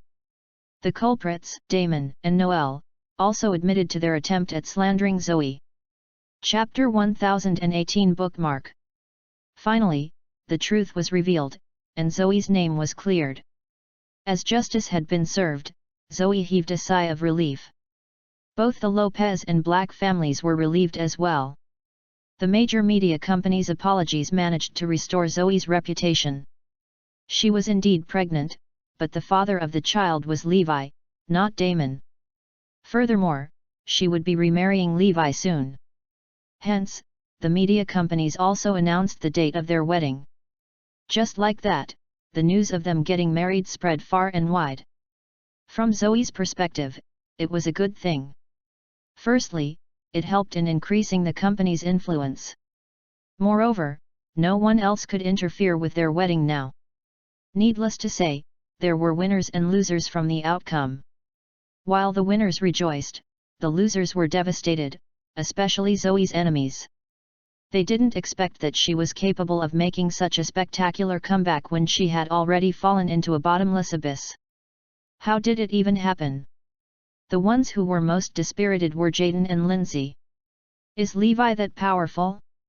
I can't believe he managed to find Damon and the others. How was he able to do it? Didn't we shut down all avenues of communication? Jaden wondered out loud. We have totally underestimated him. He has proven himself to be quite capable. What do we do next? Levi would definitely have guessed that we were behind it. In fact, he must already be looking for us to exact his revenge. Lindsay panicked all of a sudden as she felt that there was more to Levi than met the eye. He wasn't just the boss of Morris Group. In fact, he must be a lot more capable than what his title suggested. She knew that he was a vengeful person, so there was no way he was going to let her and the others go. Jaden remained defiant. So what? We have destroyed all the trails that connect us with Damon. Hence, Levi will not be able to find any evidence. Furthermore, we are the Pinnacle Group, so what can he do? No matter how powerful he is it enough to challenge the Garrison family? Lindsay finally heaved a sigh of relief. That makes sense. In the eyes of the Garrison family, he is just an insect regardless of how strong he is. Jaden remained calm. That's why you should loosen up, because he won't be coming. A bastard like him is no match for the Garrison family. Meanwhile, Levi and Kieran arrived at the entrance of Golden Plaza. Stop! Do you have an appointment? You're not allowed to barge in like that. The security guard at the entrance stopped them. Levi Garrison smiled. I'm here to kill someone, so there's no need for an appointment. What? The bodyguard's eyes widened as they stared at Levi in disbelief. How dare he come to Pinnacle Group to kill? Such impudence! Stop where you are! Are you looking for trouble? The security guard yelled angrily. Get them! At Levi's cue, Kieran leaped into action. Charging into Golden Plaza, he slammed and pounded everyone in his way. Behind him, Levi strolled casually past all the fallen men who were howling in pain. The president's office is on the 37th floor? Attack! Levi commanded nonchalantly. Floor by floor, Levi and Kieran steamrolled their way up. More than 100 security guards from the plaza arrived to stop them, but to no avail. They ended up being strewn all over the floor, crying in anguish. Meanwhile, in the president's office, Jaden and Lindsay were discussing their counterattack. If Levi knows what is good for him, he won't come here looking for trouble, Lindsay sneered. The very next moment, the office door was kicked down so hard that it broke into pieces. The thunderous sound from the impact startled everyone. Following that, 2 men entered, and one of them was Levi. Chapter 1019 Bookmark. It took a whole 10 seconds for Jaden and Lindsay to realize what was going on. You? How did you get here? Levi Garrison, Lindsay gulped anxiously. Where's the security? Why is such scum allowed in here? Are all of you just for a show? Jaden called out to the security guards. But there was no one left to heed his call. Oh, about the security guards, they're all lying on the floor outside. Is there something you need? Levi asked. Why you? The devious smile on Levi's face sent a chill down Jaden's spine. Levi approached them and sat down in Jaden's chair. Get up. That's my chair. How dare you sit in my place? Jaden rebuked. However, in the face of Levi's terrifying gaze, Jaden quickly shut his mouth. Do you know why I'm here to see you? Levi asked. Jaden and Lindsay both shook their heads but were unable to hide the guilt on their faces. Do you really not know? Levi asked again. We don't. Everyone shook their heads. At that moment, Levi suddenly slammed Jaden's head onto the office desk. He then grabbed the computer and walloped Jaden's head with it. Blood splattered all over as glass from the computer screen splintered out. The gruesome scene shocked everyone there. Lindsay and the rest shuddered in horror when they heard Jaden scream in anguish. Do you still not know? Levi asked again. No. I know. Before anyone else said a thing, Jaden yelled in capitulation. But Mr. Garrison, this has nothing to do with us, Jaden began to deny. Nothing to do with you? Tell me, Lindsay, are you guys involved? Levi demanded. No, I know that you suspect us, but we really didn't do it. We are Pinnacle Group, which is supported by the Garrison family. Do you think we would stoop so low as to do such a thing? Lindsay explained. That's right. Given how noble our status is, committing such a despicable act is beyond us, the others added. Are you really not involved? Levi asked. And no. Everyone shook their heads. Out of the blue, Levi grabbed a pen and stabbed it into Jaden's palm. Arg! Jaden let out an agonizing cry, causing everyone to turn pale and break out in cold sweat. Are you involved? Levi continued to interrogate. Despite being overwhelmed with fear, Lindsay was persistent in her denial. No, we're not. Kieran, bring me the blade. Levi extended his hand. Kieran unsheathed a customized military blade and handed it to Levi, who then fiddled with it. He asked Kieran, "Do you remember how many slashes I made on the enemy spy before he spilled the beans?" Kieran pondered for a moment. "I think it was 328. He's the most stubborn man I have ever encountered. Only after being covered with so many cuts did he confess everything." Levi looked at Kieran and smiled. "Kieran, you may not believe what I'm going to say. My carving technique is so good that I can give a man 1,000 cuts without killing him. Every cut of mine is able to avoid the vital points. However, the spy disappointed me as I was confident of reaching 1,000 cuts then. Boss, I really have to see it with my own eyes to believe it." Kieran was filled with disbelief. Levi turned to Lindsay and the rest with a smile. "I'll prove it to you by demonstrating it on them with my blade.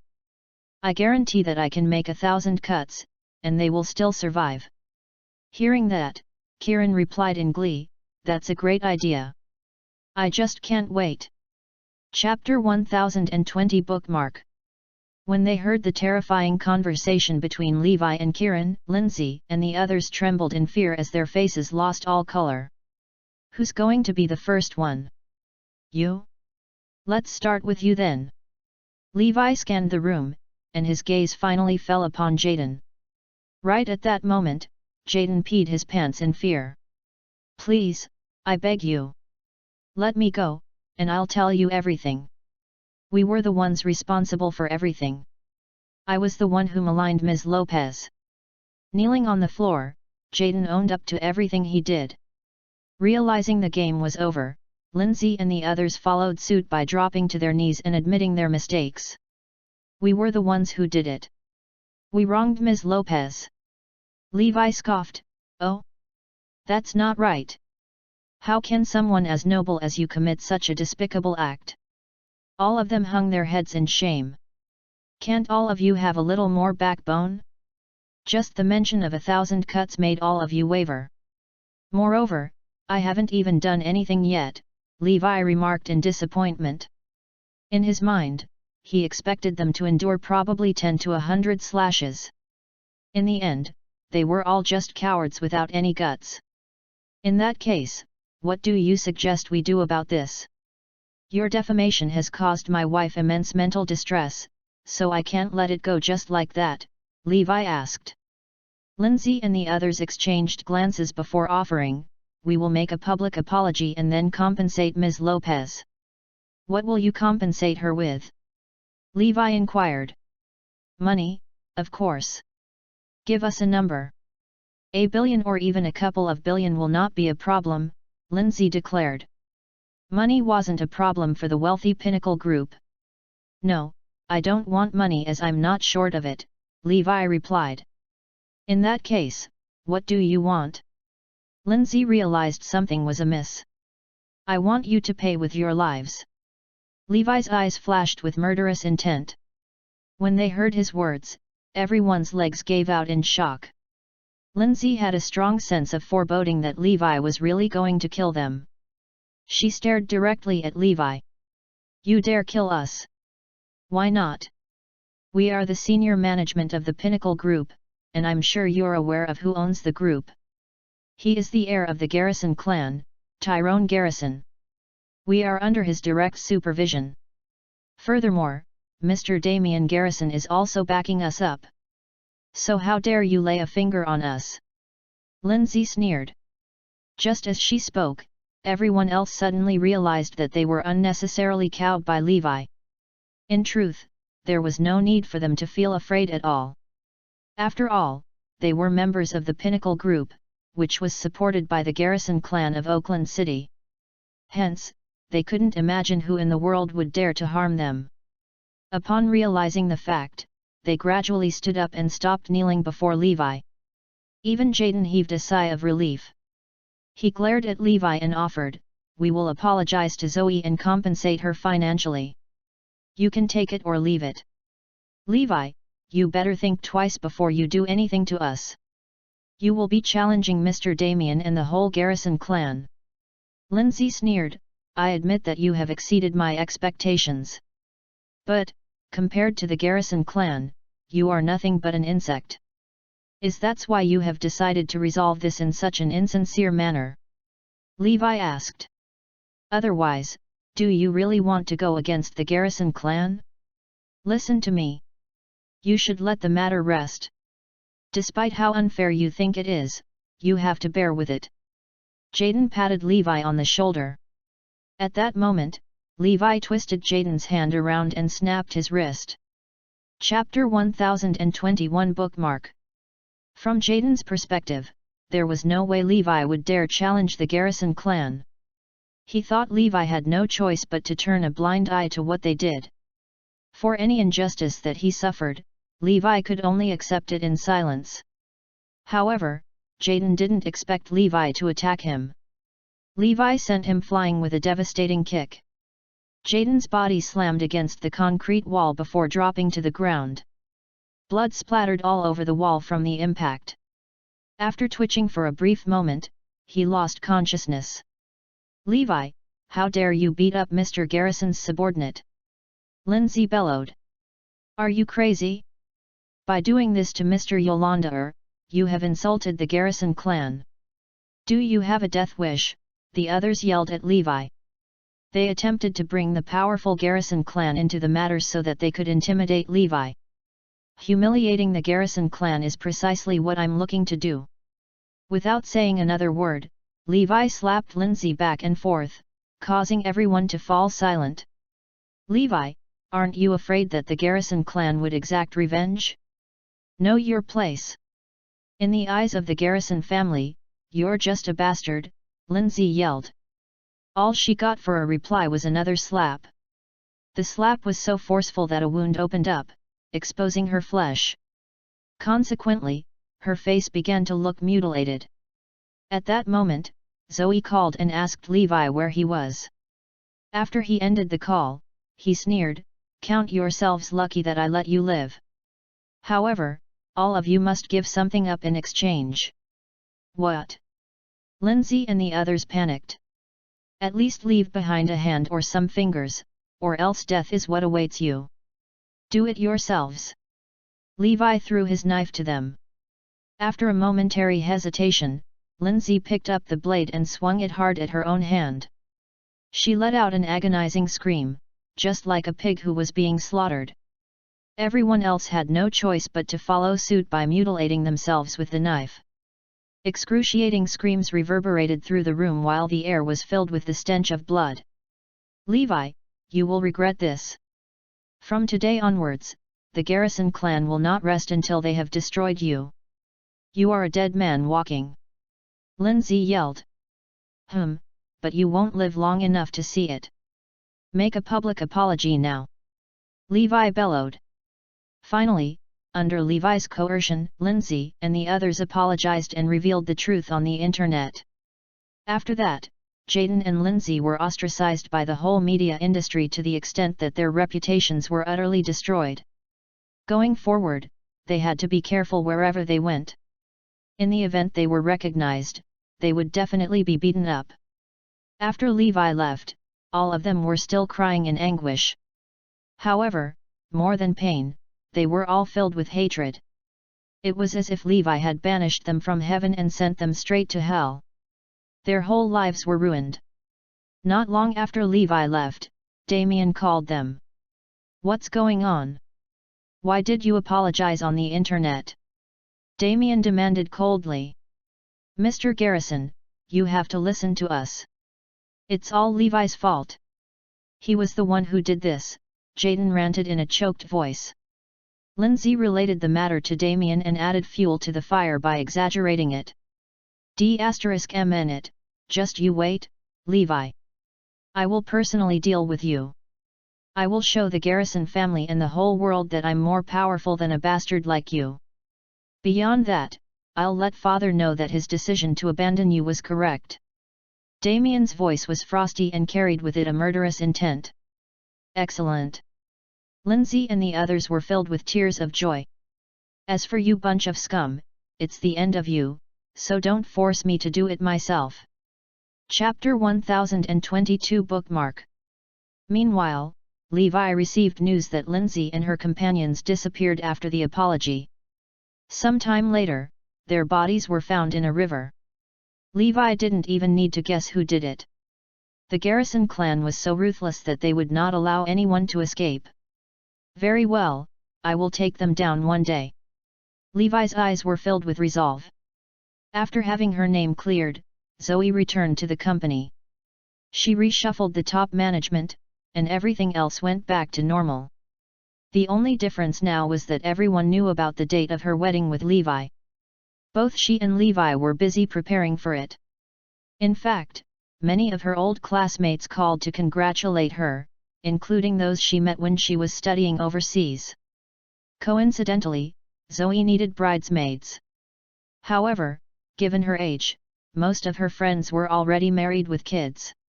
So far, Iris was her only bridesmaid. Therefore, Zoe had to choose a few more from among the friends she got to know abroad. As for the best men, Zoe let Levi decide for himself.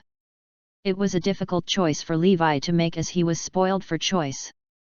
Smiling, he fell into silence while his thoughts drifted back to their wedding day 6 years ago. His best man then was Morris. Sadly, he was no longer around.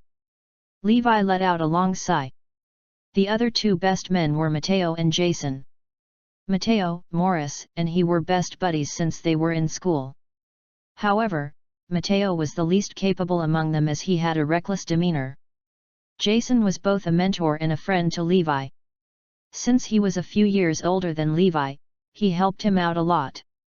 Based on Phoenix's investigations, Matteo and Jason tried their best to bail him out when he was sent to prison, but they didn't succeed. However, Jason managed to get Levi's sentence reduced by 2 years from the original 8-year sentence. After that, both of them disappeared, and no one knew where they went. I want them to be present at such an important event. 6 years ago, he didn't have many good friends. Those were the only 3, but it was more than enough. Levi immediately sent his men to look for both of them. Soon, Phoenix had some updates on Jason.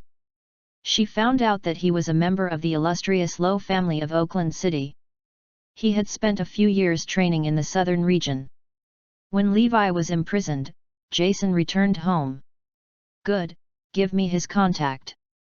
Filled with anticipation, Levi called Jason. "Hello, who is this?" The voice on the opposite end of the line sounded surprised. "Jason, it's me. Levi Garrison." "What? Levi?" Jason's tone was one of delight. Levi laughed. "Jason, I didn't expect you to be a member of one of Oakland City's prominent families. At that time, I still thought you were from a poor family." "Oakland City? At the mention of Oakland City, Jason's tone changed. Recently, he had heard that Levi was the illegitimate son of the Garrison clan. Furthermore, he was aware that they wanted to annihilate Levi, the bastard son.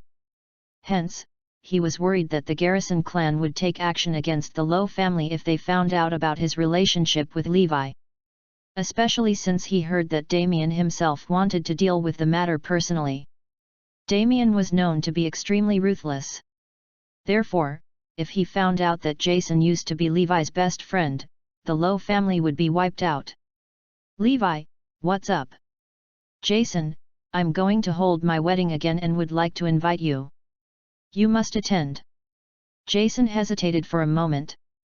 "Levi, I'm afraid I might not be able to make it." Chapter 1023 Bookmark. Jason didn't dare attend Levi's wedding. Recently, he was feeling anxious about his relationship with Levi as Damien was persecuting everyone who was connected to him. Although Jason was based in Oakland City, he had been best friends with Levi for some time. Hence, there was no way Damien was going to let him go. Even hiding would not do him any good.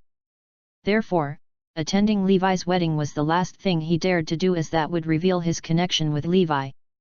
What if the Garrison clan comes to destroy the Lowe family? All he could do was pray that the Garrison clan didn't find out. Consequently, he was unable to attend the wedding despite being best friends with Levi. Considering the threat the Garrison clan posed to the survival of his family, he had no choice but to abandon his friendship with Levi. The last thing he wanted was to see his family being annihilated. Why? Levi was puzzled. Oh, Levi. I have long found out about your identity. You're related to the Garrison clan of Oakland City. That's why it's fated that I'm unable to attend your wedding. But I have always treated you as my best friend. We're friends for life. Nevertheless, I still can't attend your wedding. If the Garrison clan finds out that we are connected, they will target my family. I just want my parents to live out their years in peace and prevent the annihilation of my family. Please understand my predicament. This is the end of our friendship. Perhaps we will have better luck in the next life. Jason had chosen his family over his best friend. Jason, so you are just afraid that the Garrison clan will take revenge on your family? Don't worry. As long as I'm around, you don't have to fear them. Just come to my wedding. You don't have to be afraid of them at all. I'll take care of everything. Whoever dares to trouble you will feel my wrath, including the Garrison clan. Levi quickly understood why Jason declined his invitation. Why is Jason so afraid of Damien? With me around, even Tyrone can't do anything, let alone Damien. I can't, my friend. I just can't bet my life on this. Recently, Damien has been keeping tabs on me. That ruthless man is also looking for you, so you have to be more careful and go into hiding. If he finds you, you're dead meat. After offering his advice, Jason ended the call. Levi felt depressed listening to the monotonous dial tone. Since Jason was unwilling to accept his invitation, there was no point in forcing him. He respected Jason's decision. After all, choosing to protect his family was the right decision. The Garrison clan? How could they frighten the Lowe family to this extent? However, their fear was understandable, as the Garrison clan was the head of Arudiah, the first among the ancient families. No one dared to offend them. Phoenix, who was beside Levi, informed him, "Boss, Damien has declared that anyone who has anything to do with you will be persecuted. He probably plans to destroy everyone related to you." No wonder Jason was quaking in his boots. It's all Damien's fault. Levi's eyes flashed with anger. Damien is indeed relentless in his effort to destroy me, to the extent of hurting everyone connected to me. Damien, your ruthlessness will be the death of you. Levi didn't even think of the Garrison clan as a threat, let alone someone like Damien. Phoenix, get me Damien's contact. I want to talk to him. In no time, Phoenix found it. When the call got through, Levi heard Damien's voice over the phone. "Hello, who is this?" "It's Levi Garrison." After Levi announced his identity, the line fell silent. All that could be heard was heavy breathing. Chapter 1024 Bookmark. After a long silence, the voice spoke, "Why you dare contact me?" Levi laughed. "Why not? Does he really think he's some big shot? D***mn, even your grandfather doesn't have the guts to talk to me like that. Ha ha ha. Never in my wildest dreams did I expect you to call me." Damien's laughter was heard over the line. "What is it? Are you trying to beg for mercy? Have you realized the folly of your actions? Are you finally aware that the Garrison clan can't be challenged? I can accept your pleas, but you have to kneel before me." "Ha ha ha," Damien asked. "Plead for mercy? You should be the one pleading," Levi sneered. "If not that, why are you even calling?" It was obvious from Damien's tone that he was puzzled. I heard that you wanted to persecute everyone connected to me. Levi asked. That's right. Anyone related to you will be disposed of. I found out that Jason Lowe of Oakland City was one of your best friends. He will be the first to suffer my wrath. What do you think? Damien let out a maniacal laugh. How dare you? Levi bellowed. What is there to stop me? And yet you still want to invite him to your wedding? It's never going to happen. With me around, no one will dare to attend your wedding, Damien scoffed. Levi's grin widened.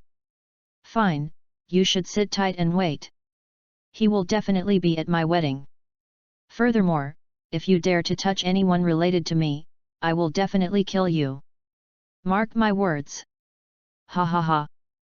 Damien didn't take Levi's warning seriously at all. Is there anyone in this world who dares threaten me? I guess you are the first one in Arudaya, Damien sneered. He was the prince of the Garrison clan of Oakland City, while his father was the heir to the foremost ancient family in Arudaya. Apart from that, his mother was from the second most powerful ancient family in Arudaya, the Garcias. Therefore, the blood that flowed in his veins was as noble as it could possibly be. He was the result of the combination of genes from the first and second most powerful ancient families. Ever since he was young, he was pampered and received a lot of attention. Whatever he wanted was given to him unconditionally. Besides his prominent background, his strong capability was another reason he was so famous in Oakland City. There was no one in this world who could threaten him, as he represented the two strongest ancient families in Arudaya. Within Arudaya, only he had such an illustrious background. Therefore, no one dared to offend him. Levi, how dare a bastard like you challenge me? Ask yourself if you are even qualified to do so. What right do you have? My mother is the darling of the second most powerful ancient family in Arudaya, and her blood is the noblest of them all. Only she deserves to marry father and join the Garrison clan. He continued, your mother is a lowborn and doesn't deserve to marry into the Garrison clan. In fact, she doesn't even deserve to be father's mistress. Even when we compare capabilities, you are just the boss of Morris Group, and yet you're acting with such impunity. I'm more powerful than you by 1,000 times. I can destroy the Morris Group with a flick of my finger. So how dare a bastard like you come and challenge me? I will prove on behalf of my father that abandoning you then was the right decision. Noble blood is always stronger than that of any lowborn. I am practically royalty, while you are just a nobody. You will always have to worship my existence. Damien bellowed like a maniac. Fine, fine, I get it. Just show me what you got.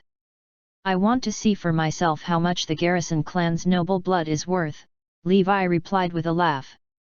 He was looking forward to seeing how capable Damien was after all that talk. In fact, he wanted to verify if Damien was really 1,000 times more powerful than he was. Very well. Just you wait, Levi. You will be groveling at my feet soon enough. Chapter 1025 Bookmark. After Levi ended the call, White Tiger's expression turned grim. He requested, Boss, let me head to Oakland City and kill that annoying ass. Levi looked at White Tiger intently. In terms of strength, White Tiger would have no problem killing Damien in his home. In fact, he might even do so unscathed. However, as it was a matter related to the Garrison clan, Levi felt it was more appropriate for him to defeat Damien personally so that he could prove himself to both Damien and the whole Garrison clan. He wanted to show them that the bastard was in fact 1,000 times more powerful than those of noble blood. Furthermore, he wanted them to regret their decision to abandon him. He wanted to see Tyrone grovel on the floor in remorse. In fact, the whole Garrison clan should be equally repentant. They should learn that even ordinary people can create miracles. By the way, Damien will move against the Lowe family. He just used them to threaten me, so he's definitely going to do it, Levi remarked. What should we do then? Everyone asked. Phoenix, Can you check if we have anyone near Oakland City? Levi ordered. Within these 6 years, Levi had trained up many elite military squads. Despite their small numbers, every one of them was formidable and had impressive combat abilities. Boss, the Dragon Warriors are in Oakland City. Phoenix found the relevant squad in a short time. All right, order the Dragon Warriors to protect the Lowe family from the shadows. Make sure they don't make any mistakes, Levi instructed. After Phoenix gave the order, she reported, "Sir, we didn't expect that among the Dragon Warriors, one of them is a member of the Garrison clan of Oakland City." Levi laughed when he heard it. That soldier was likely the pride of the Garrison clan and yet was just one of Levi's many subordinates. At the Lowe residence in Oakland City, Arudaya. Jason was kneeling in the meeting hall while the elders of the Lowe family were admonishing him. "Look at what you have done. Why did you make friends with a bastard? Do you know you are the death of our family? Damien has ordered his men to come for us, and they are arriving anytime soon." The Lowe family earned the right to be an ancient family through their achievements in the army. A few years ago, we even received the Paragon Seal. However, not only did you not continue the family's legacy, but you also caused the family's downfall. Everyone in the Lowe family lamented their impending fate. The Paragon Seal was made to commemorate the victory of the God of War over the 18-nation alliance. It was then awarded to all the military families that distinguished themselves in battle. The Lowe family received one, and it was the pride of the entire family. What's the use of having a Paragon Seal when our family has someone like you? We are going to be wiped out anyway. Why did you make friends with a bastard like that? Everyone in the Lowe family cursed. Jason was devastated by the angst he was getting. The Lowe family was considered an obscure family by Oakland City's standards. Compared to the top ancient family, they were no different from insects. Very soon, a convoy of cars stopped at the entrance to the Lowe residence.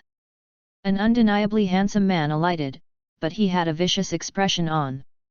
Behind him were hundreds of formidable fighters, and a few hundred more were in hiding just to ensure his security. Other than that, every street nearby was filled with their convoys which could arrive in 5 minutes whenever they were needed. Furthermore, there were tens of helicopters circling in the sky which could land in just a minute. Only one man could mobilize such an impressive display of force: Levi Garrison.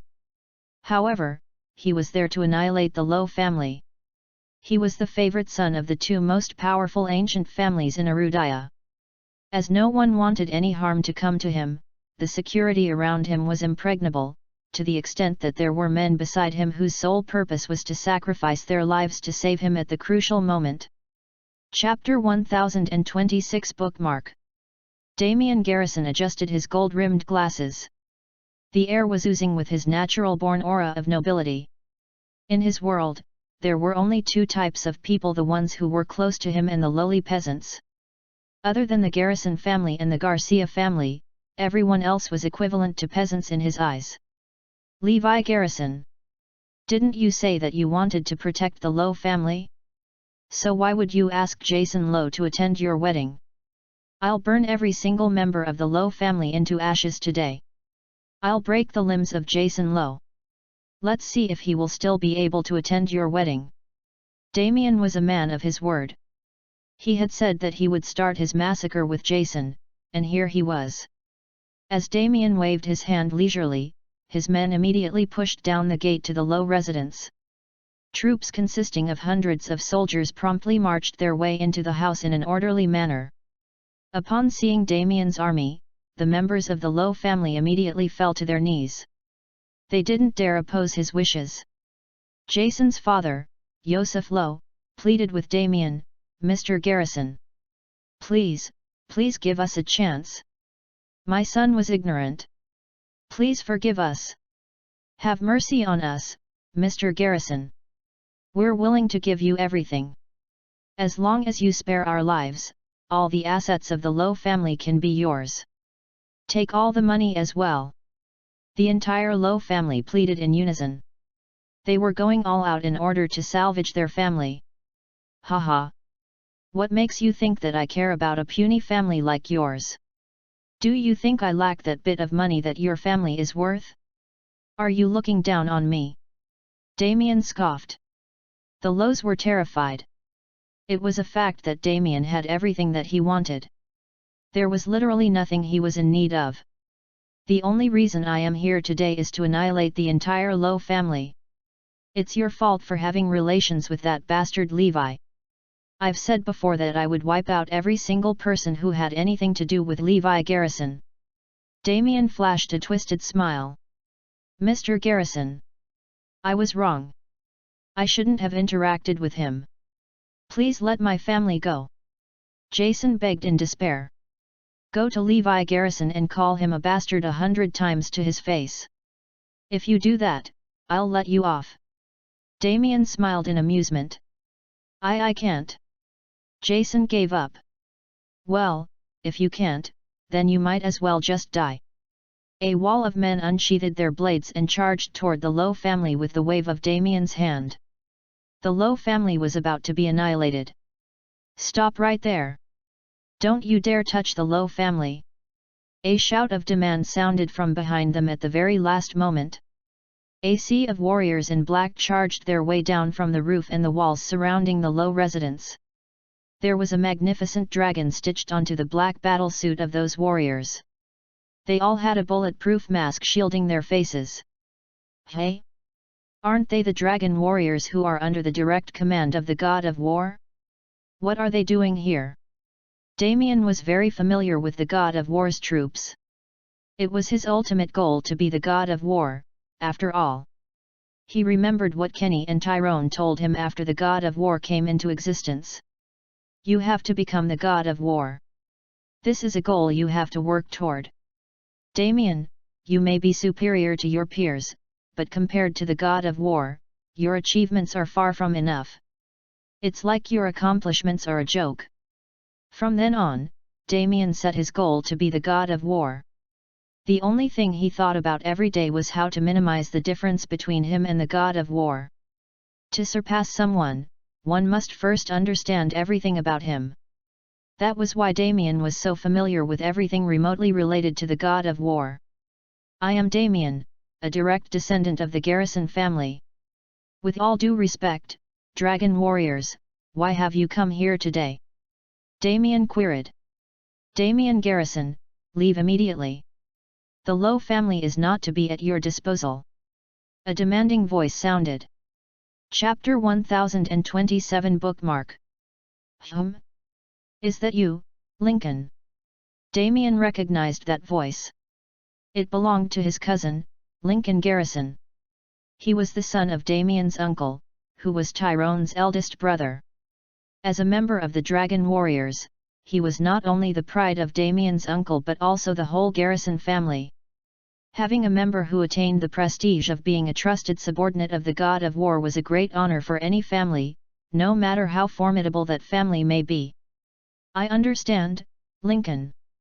I'll leave right now. Although Damien may have a prominent status, it was not within his ability to start a conflict with the direct subordinate of the god of war. Therefore, he promptly retreated with all his men. He was curious, though. How did the Low family have anything to do with the god of war's dragon warriors? Even Jason was bewildered by the turn of events. What's going on? Why are the dragon warriors here? Even Damien was intimidated by their presence, so much that he abruptly abandoned his plan altogether. Could it be Levi? Levi had told Jason that he'd do everything in his power to protect the Low family and that there wasn't a single person in the Garrison family who could make his determination waver. Could this be his doing? Damien had the exact same thoughts as Jason. It wasn't that long ago when he and Levi talked on the phone. During their call, Levi had issued him a warning. Besides that, Damien was also told that he wouldn't be able to do anything to the Low family. I can't believe the Dagon warriors came. Could it be that Levi is the god of war? That thought sent a chill down Damien's spine. How could that be possible? If the god of war really were Levi, there would be consequences that he wouldn't even dare think about. Damien was unable to imagine the repercussions. More importantly, he wouldn't be able to take the blow to his pride. It can't be true. Arudaya had over 5,000 years of history, but there was only one man who became the god of war in his 20s. He was the only one who had obtained that title, which signified the highest level of military prestige. Every era of Arudaya's existence produced countless outstanding talents. But there was only one god of war who was able to clinch such prominent status in his mere 20s. Not only was this person immensely capable, but he also had the honor of being recognized as the god of war during the prosperous era of the country. Damien recalled what the Garrison family's seniors remarked about the god of war. Arudaya must have used up thousands of years' worth of prosperity in exchange for such a great god of war. This person is beyond extraordinary. He was definitely of the noblest bloodline in Arudaya and bore the prosperity of Arudaya over thousands of years. Even the direct descendants of Arudaya's ancient families couldn't have obtained such high status, much less a bastard. How would he ever be worthy of such a title? It is simply impossible. There is no way that a bastard from a filthy bloodline like Levi Garrison has anything to do with the god of war. But why did the dragon warriors come forth to defend the Low family? Damien didn't leave as he was waiting for Lincoln. It didn't take long for Lincoln to join him as he slipped into the shadows. Lincoln. Damien greeted him respectfully. Even if Lincoln had nothing on him in terms of ability, attaining the title of a dragon warrior was enough for the former to intimidate him. Damien, you aren't allowed to touch the Low family from now on. Lincoln told him. Damien nodded. I understand. Following this, his tone changed immediately. Lincoln, what background does this Low family have? Why did the dragon warriors come forth and protect them? I'm not sure. We were just following the orders given. But I do know that the Low family used to be an ancient family with a military background. They were even awarded the Paragon Seal. It probably has something to do with that, Lincoln explained. Oh, I see. Damien replied. The Low family attained the Paragon Seal? Damien knew that after the battle with the 18-nation alliance years ago, the country had specially crafted Paragon Seals to reward those families that made contributions. 10 of those seals were awarded to the Garrison family. The Garrison family had always been proud of this achievement. They were the family that had been awarded the most number of Paragon Seals in all of Arudaya, after all. Never would Damien have imagined that the Low family owned one too. That thing was equivalent to an amulet. With that seal in hand, it only made sense that they had the protection of the dragon warriors. Lincoln Garrison didn't linger around and left promptly. Meanwhile, the Low family was shocked, to say the least, as they had thought that they were done for today. Who would have expected the god of war's personal army to show up all of a sudden? Chapter 1028 Bookmark. Mr. Low, our leader, told us that no one from the Garrison family would mess with you again, so you don't have to live in fear of them anymore. The dragon warriors left upon conveying the message. Shortly after that, the Low family came to their senses. Could it be the Paragon Seal? After all, there weren't many who had the honor of receiving the seal. No wonder the dragon warriors came down to protect us. Jason was beaming with glee. No one would mess with us? That means I can go to Levi's wedding. It's not like Damien could make things difficult for me after what happened earlier. At that thought, Jason immediately phoned Levi to confirm that he would be attending his wedding. A smile formed on Levi's face when he heard the news from Jason. That's right. How could a mere Damien try and stop my friend from attending my wedding? Ho ho, he's so naive. Levi laughed. Who's capable of harming the people I care about? Back in Oakland City, Damien sat in misery. He had planned to give Levi a warning by massacring the Low family. Who would have expected them to possess a Paragon Seal? Even the dragon warriors came down personally to protect them. Their luck was a little too good to be true, wasn't it? Damien's eyes glimmered with murderous intent. How is it possible that everyone close to Levi is so lucky? You'd better watch out, Levi. I'll get back at you, he growled in rage. Even up until then, he still refused to believe in his own speculation. Could it be that every single person related to Levi Garrison has the Paragon seal? It's not like all of them can have the God of War's protection, right? The wedding date was approaching. Levi had sent out many wedding invitations. Although it was a remarriage, he was treating this wedding as his first one, and it was the same for Zoe. The bridesmaids whom she had invited were already here. Since they came all the way from overseas, Zoe demanded that Levi tag along to fetch them from the airport. At Northampton International Airport, two women were alighting from a plane that just landed. They were clad in luxurious branded goods from head to toe and carried an air of arrogance. The haughty women deliberately hinted at their noble status with their actions. It was as if they desperately wanted everyone to know that they came from abroad. It was obvious that Zoe's best friends had been influenced by the culture and practices of the countries that they were living in. As a result, they had gotten used to thinking highly of themselves. They probably despised everyone in Arudaya and thought of them as peasants. Levi could feel their disdain from the way they were scrutinizing him. Zoe. We initially weren't planning on attending your wedding. Zara Hilton and Yvette Carnell told her. Zoe's happy expression faded away immediately. Hey? Why not? I'm telling you, Zoe, you're the prettiest among the three of us, but your taste in men is terrible. We disapprove of your husband. We thought that you had married someone else, but it turned out to be the same person. Zara scoffed coldly. Yvette gave a helpless look. Zoe, you were exposed to the foreign culture too when you studied there. With the kind of status you have, it only makes sense for you to have high standards when you're choosing a man to marry.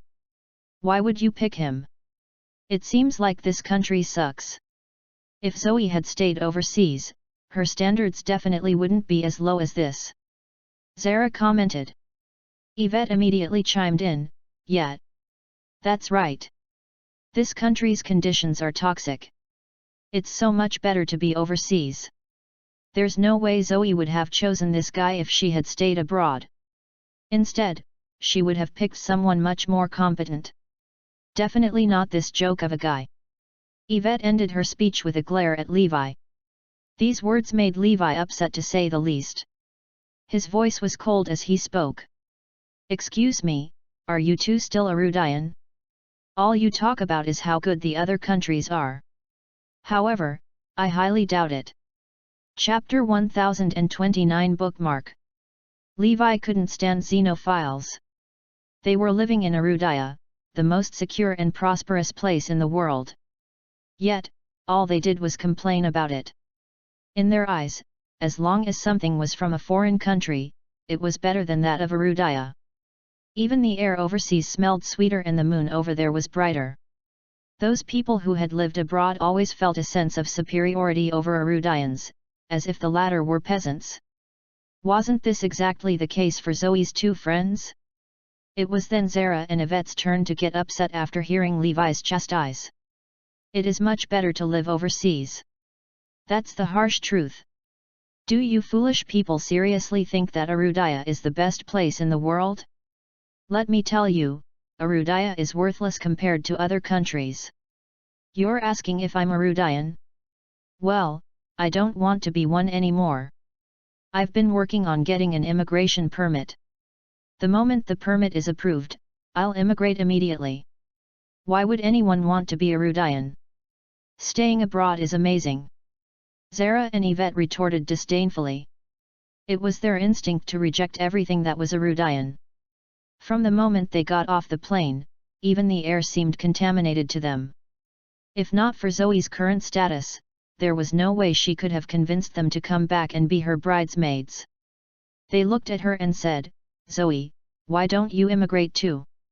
With your wealth, it'll be blissful to live overseas. Yet, everything abroad is so much better compared to Arudaya.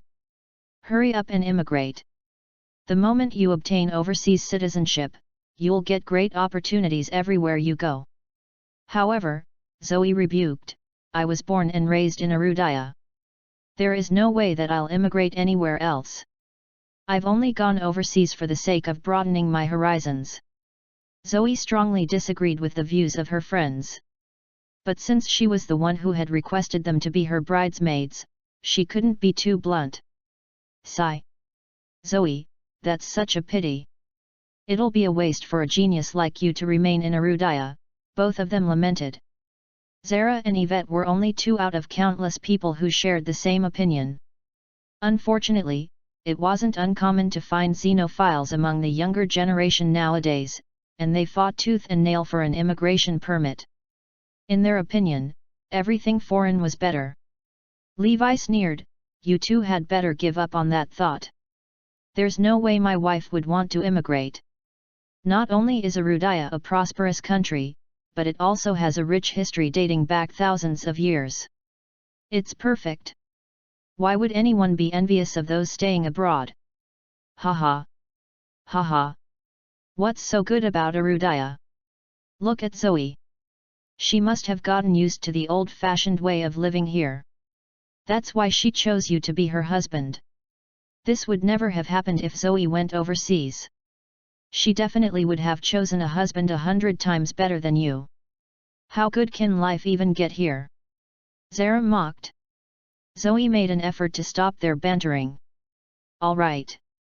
All that matters is that we're compatible with each other." Zara shot a last glare at Levi before she shut her mouth. "Zoe, have you chosen the groomsmen? I've heard that Arudayan groomsmen have a terrible practice of bullying the bridesmaids at the wedding." Yvette asked. "Yeah. I've seen so many videos of groomsmen harassing bridesmaids at Arudayan weddings. Everyone overseas thought that all Arudayans acted this way. It's so embarrassing for us." Zara frowned as she queried. Zoe smiled. "Levi has already chosen the groomsmen. Don't worry. They're all morally upright and gentlemanly. There is no way such a situation will happen at our wedding. He was the one who chose the groomsmen." Zara and Yvette cast their looks of doubt at Levi. "Won't they be like him then? In fact, they could be worse than him. I can't stand Arudayan men. They're inferior to foreign guys. That won't do. We want to be the ones to choose the groomsmen." Chapter 1030 Bookmark. Zara and Yvette stood firm on their request. "Zoe, let us choose the groomsmen. Your wedding this time has such a huge eminence. There are surely innumerable crowds who would pay close attention to it, so there is a need to ensure that the wedding is held with great splendor.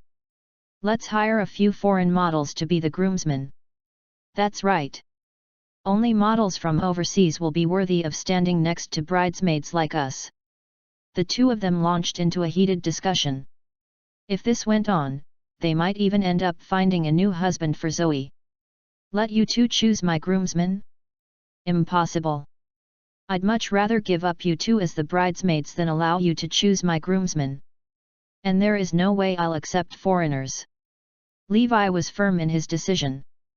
Zoe watched as her husband and her friends tore at each other's throats. She immediately stepped forward to coax Zara and Yvette. "Fine. We can give up the choosing of the groomsmen. But Garrison, you'd better let us vet those groomsmen you've chosen. They can only attend the wedding with our approval," Zara conceded. "Yet, even if we don't consider whether they're qualified for the role, we must at least vet them. Who knows if he has chosen any Tom, Dick, and Harry to the wedding?" Yvette added. Zoe sighed helplessly. "Levi, could you please get the groomsmen to meet up with us?" "All right, I'll arrange that." Levi's groomsmen consisted of 4 members of the 5 Great Wars Regiment, including Azure Dragon and Kiran. The last member of the regiment, Phoenix, was to be one of the bridesmaids. "Zoe, where have you arranged for us to stay?" Zara questioned. "In a 5-star hotel," came the reply from Zoe. "Is it owned by a foreign company?" Yvette asked. Zoe shook her head. "Nope. It's a local company, but they've been rated 5 stars. That won't do. We're so used to living overseas. If we aren't staying in a foreign-owned hotel or a foreign-styled manor, we'll feel uncomfortable." "Yet, The style is so different. It'll affect our stay greatly. Zara and Yvette complained. These drama queens. Now they're going overboard. Is there even a need to be so picky? All right, all right. I'll arrange for you to stay in a foreign-owned hotel.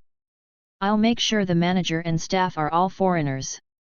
How does that sound? Zoe didn't want to spoil the mood over such petty things, so she could only give in to their requests. Humph, that's more like it. Zara and Yvette finally relented. At night, Zara and Yvette whined about how they couldn't get used to local cuisine and insisted on dining in a Western diner. The two ladies were satisfied with their meal at the Western diner, and they could not shut up about how good Western food was. In their eyes, Western cuisine was high class and fine, whereas local dishes were appalling. After a while, Azure Dragon brought his team of 5 from the regiment over to the Western diner. Zoe was extremely pleased to see them. Even though she didn't know what they did for a living, she appreciated the way they treated her courteously. Levi, why don't you do the introductions? Without delay, Levi introduced Azure Dragon and his crew to the two girls. Hold up. This person over here is supposed to be one of the bridesmaids too? Seriously? With this kind of dowdy look, she looks like a tomboy. How can she be a bridesmaid and stand next to us? The moment they heard that Phoenix was one of the bridesmaids, Zara and Yvette's faces paled. It took a long time for them to accept that Iris was going to be a bridesmaid. But they couldn't accept Phoenix's aloofness and tomboyish style. Phoenix was actually a woman of stunning beauty. In fact, she was much prettier than the two ladies who were sitting there judging her looks. Having been in the army for a long time, Phoenix was a virago who was as competent as men on the battlefield.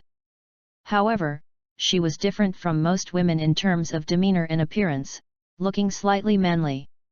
Zoe, I thought you would choose a stunning woman to be your last bridesmaid.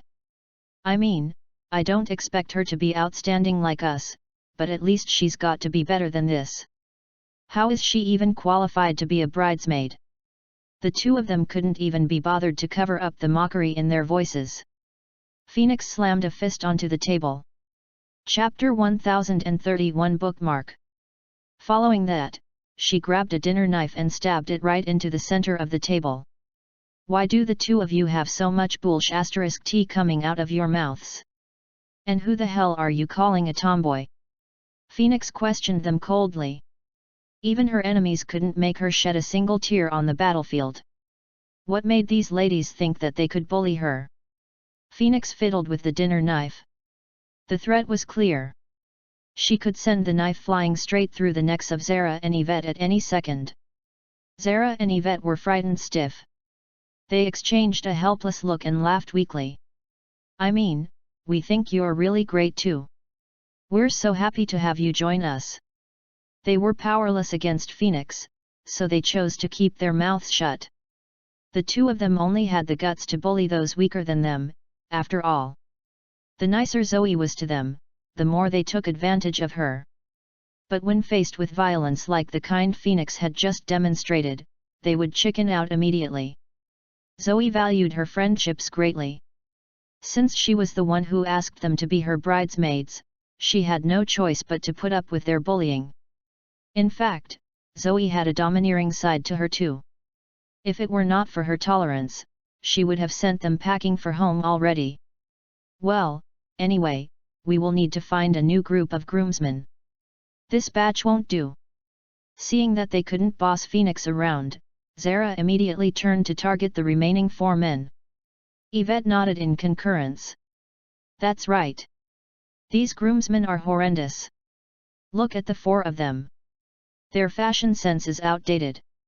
Their complexions are too dark, and some of them are bulky like bulls.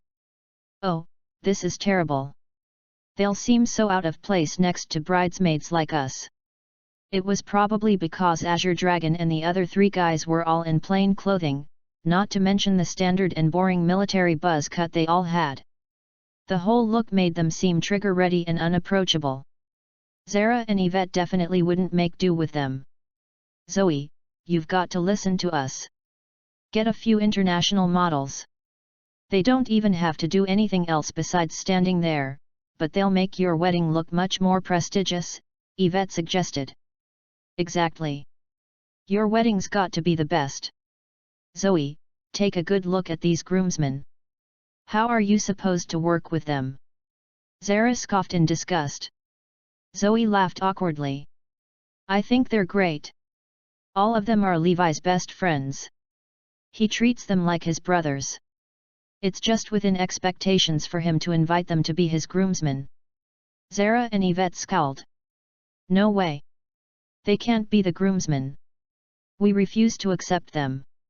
Their expressions aren't even right. I seriously suspect that they're up to something. They won't be fit to stand next to us. Upon hearing their remarks, Azure Dragon and his men were furious. These B****s seriously need some disciplining. They'll shut up the moment we land a few slaps on them. Too bad they are Zoe's friends. For that reason, they didn't dare speak their mind, despite being furious. All they could do was to swallow their anger and remain silent. Iris sighed next to them. Do us all a favor, and make do with them, will you? We're just choosing the groomsmen, so don't put too much thought into it. However, Zara scoffed and turned to Zoe. Zoe, we're fine with letting you choose the groomsmen, but you've got to choose some whom we're comfortable with. If you insist on having them as the groomsmen, then the two of us will refuse to be your bridesmaids. Yvette nodded along. Yet. If you insist on choosing them, then you can't have us. Find some other girls to be your bridesmaids. Humph.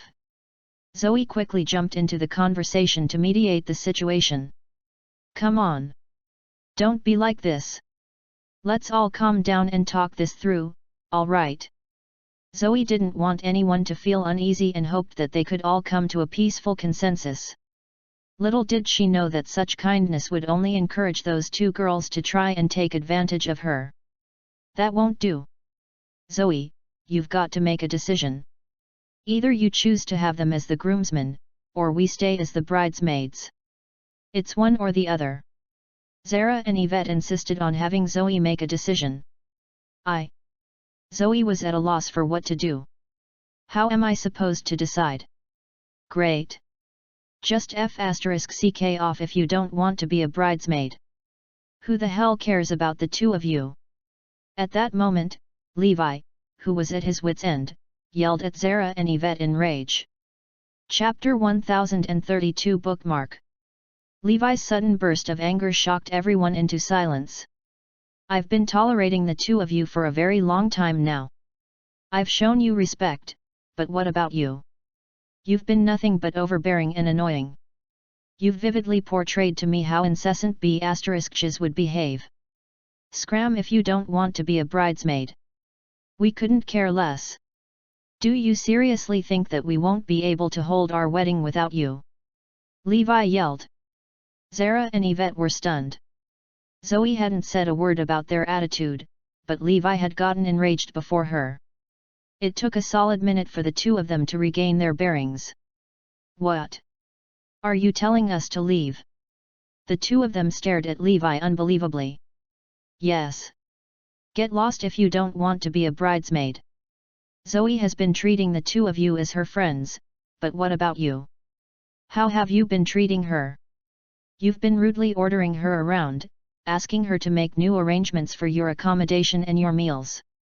That's fine. We're still able to tolerate that.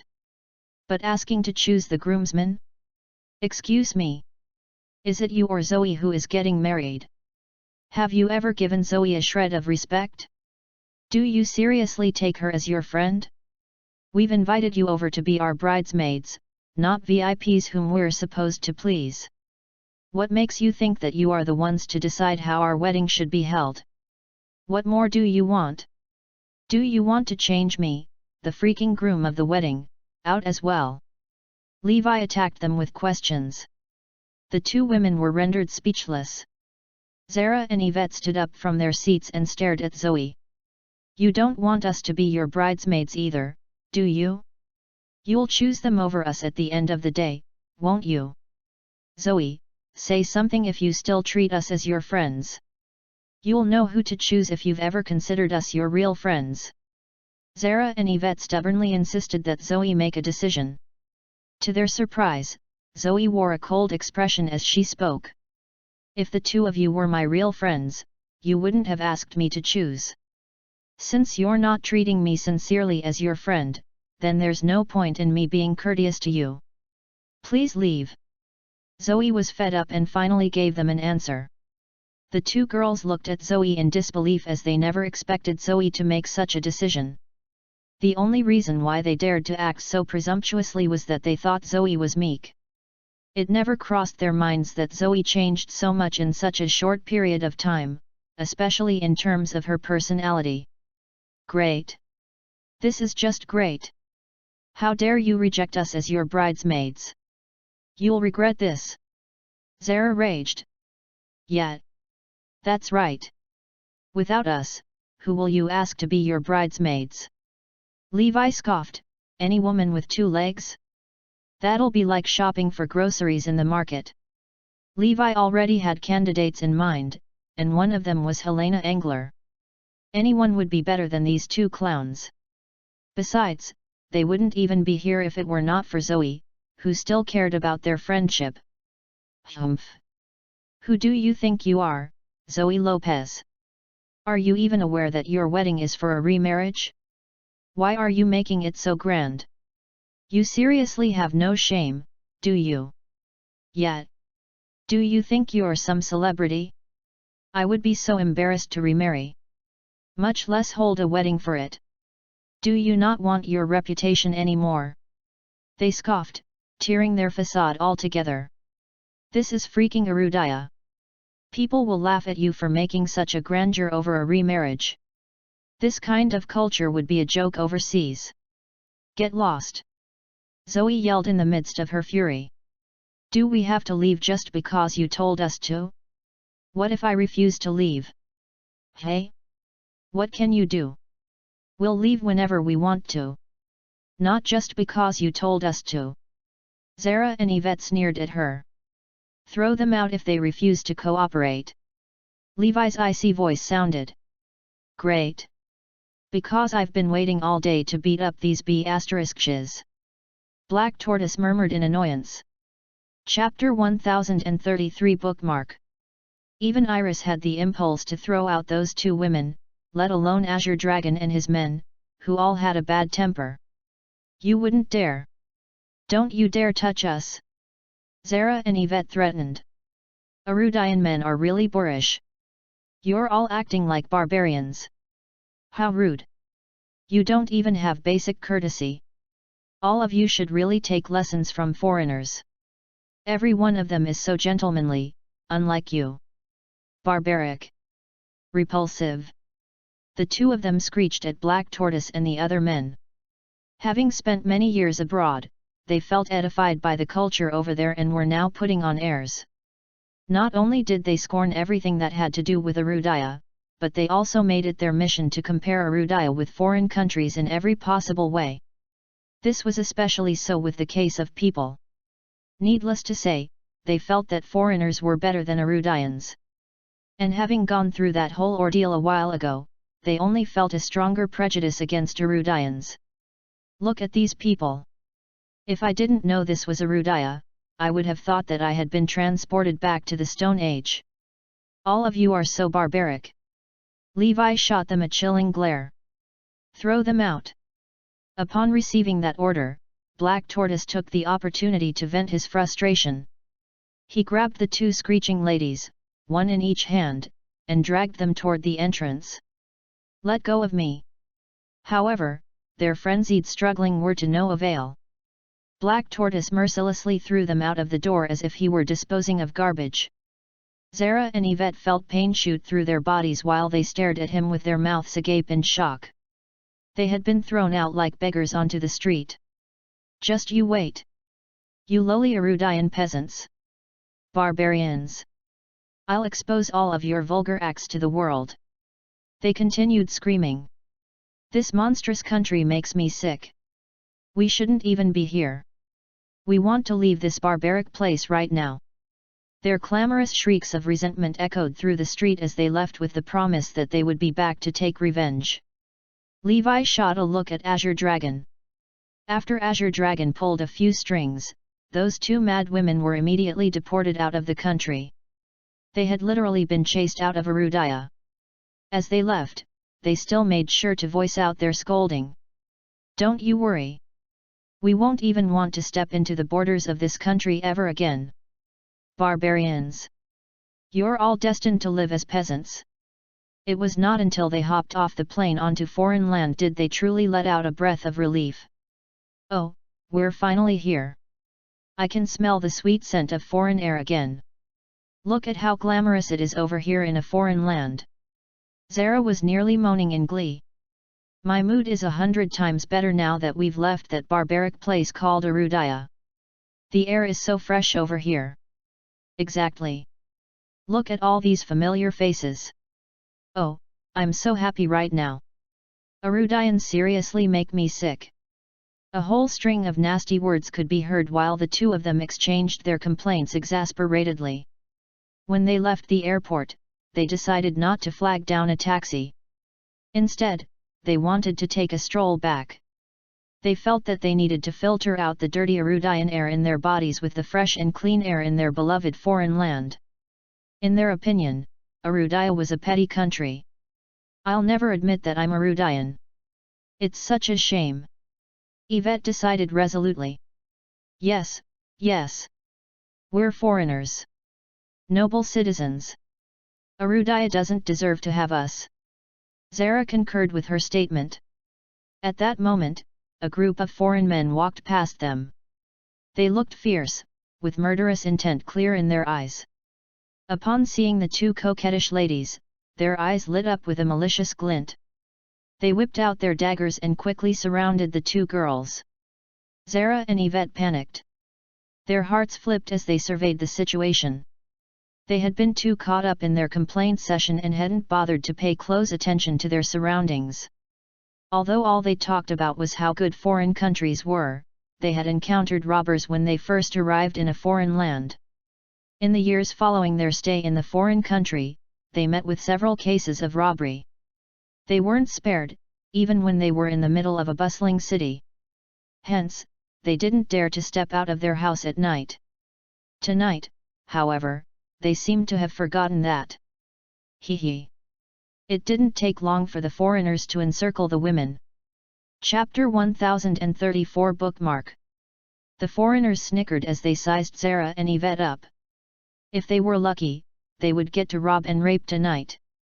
The foreign gentlemen, as Zara had once called them, smacked their lips as they checked out their prey. This would never have happened in Arudaya.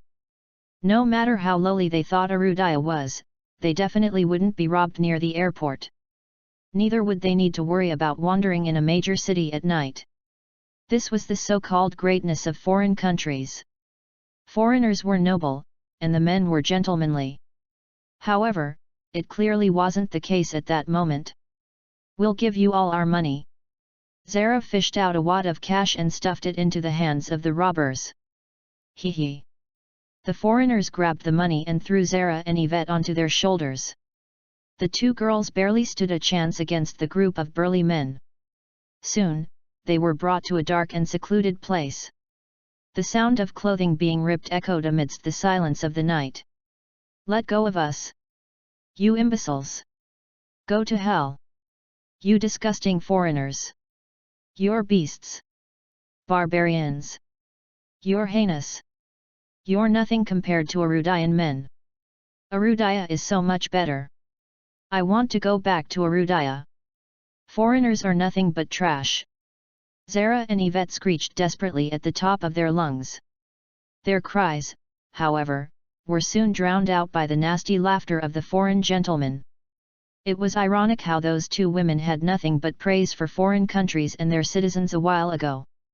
Only in times of grave danger would people ever think about the motherland that they had been raised in. At other times, Arudaya was merely trash to them. When they were overseas, they refused to admit their Arudayan citizenship. They would say that they were from Arudaya's neighboring islands and pose as the island's citizens, not even daring to speak a word of Erudian. To them, it was humiliating to admit that they were Erudians. Meanwhile, Zara and Yvette's absence barely had any impact on Levi and Zoe. It didn't take long for them to find another 2 bridesmaids as replacements, and they were Helena and the financial director, Elena. Both of them were much better than Zara and Yvette. As for the groomsmen whom Zara and Yvette despised, they were the 5 Great Wars Regiment, the direct subordinates of the god of war. They were practically undefeatable on the battlefield. Once their identities were made known, not only would Erudia be in awe, but the whole world would also tremor in fear. It was preposterous that Zara and Yvette deemed them unworthy of standing next to both of them. As their wedding date drew closer, Zoe and Levi sent out the last of their invitations. Apart from Ezra and the other 8 commanders-in-chief of the 9 war zones, Levi also invited his close friends. But the person whom Levi was truly excited to see was his teacher, Angus Belford. After enlisting in the army, it was Angus who saw the great potential in Levi. He was the one who had trained him and ensured his preferments. Zoe also invited a huge group of friends. She thought that Levi's guests were all ordinary people. Little did she know that every single person on his guest list was a big shot. Even the mention of their names could easily cause an uproar in Erudia or even foreign countries. If people knew that this group of people was about to show up together, the entire world would go mad. Levi smiled at Zoe. "At our wedding, I'll let you know just how amazing your husband is. You'll know how capable I actually am." He had promised to reveal his identity at the wedding and come clean to Zoe, the Lopez family, and the Black family. Seeing how confident Levi looked, Zoe truly looked forward to that day. "Finally, I will find out this secret of his. I've waited too long for this moment. Ever since Levi was locked up in prison, I have been hoping that one day, when the snow covers everything in white, Levi would return to me victoriously. And from that moment onward, he would protect me forever and always.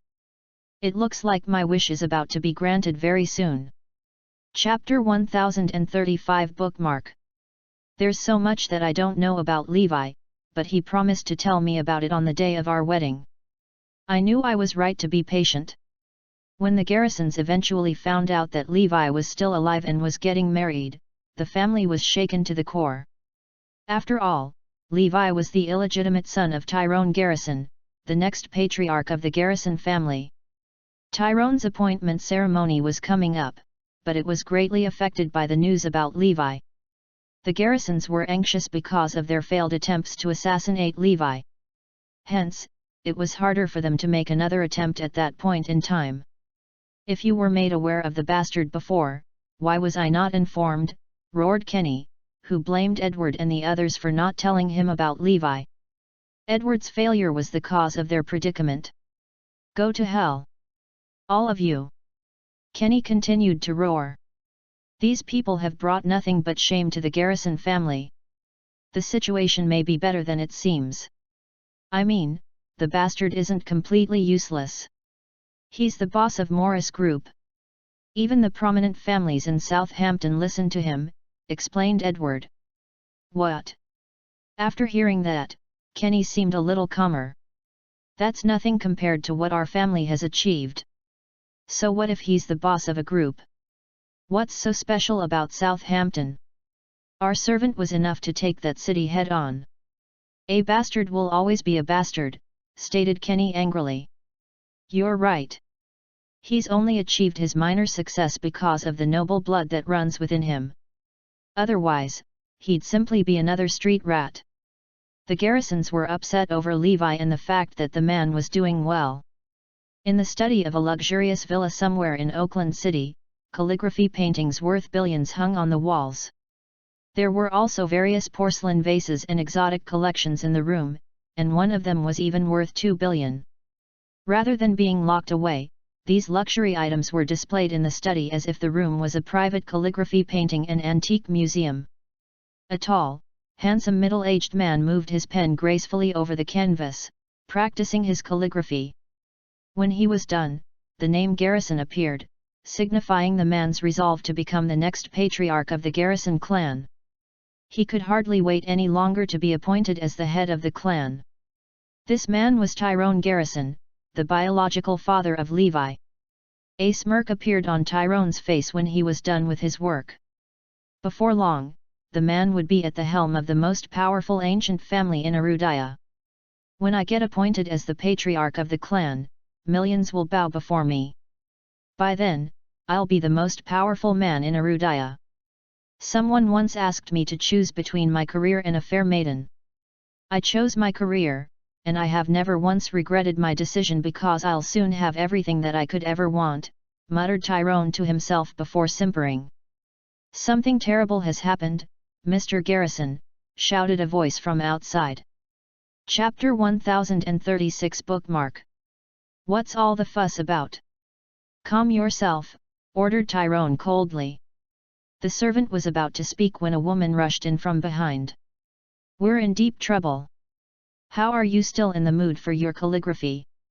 Dressed in luxurious clothing, the woman was perfectly poised and looked nothing short of royalty. Although Olivia was old, her charm and graceful demeanor were incomparable. Olivia was Tyrone's wife and Damien's mother.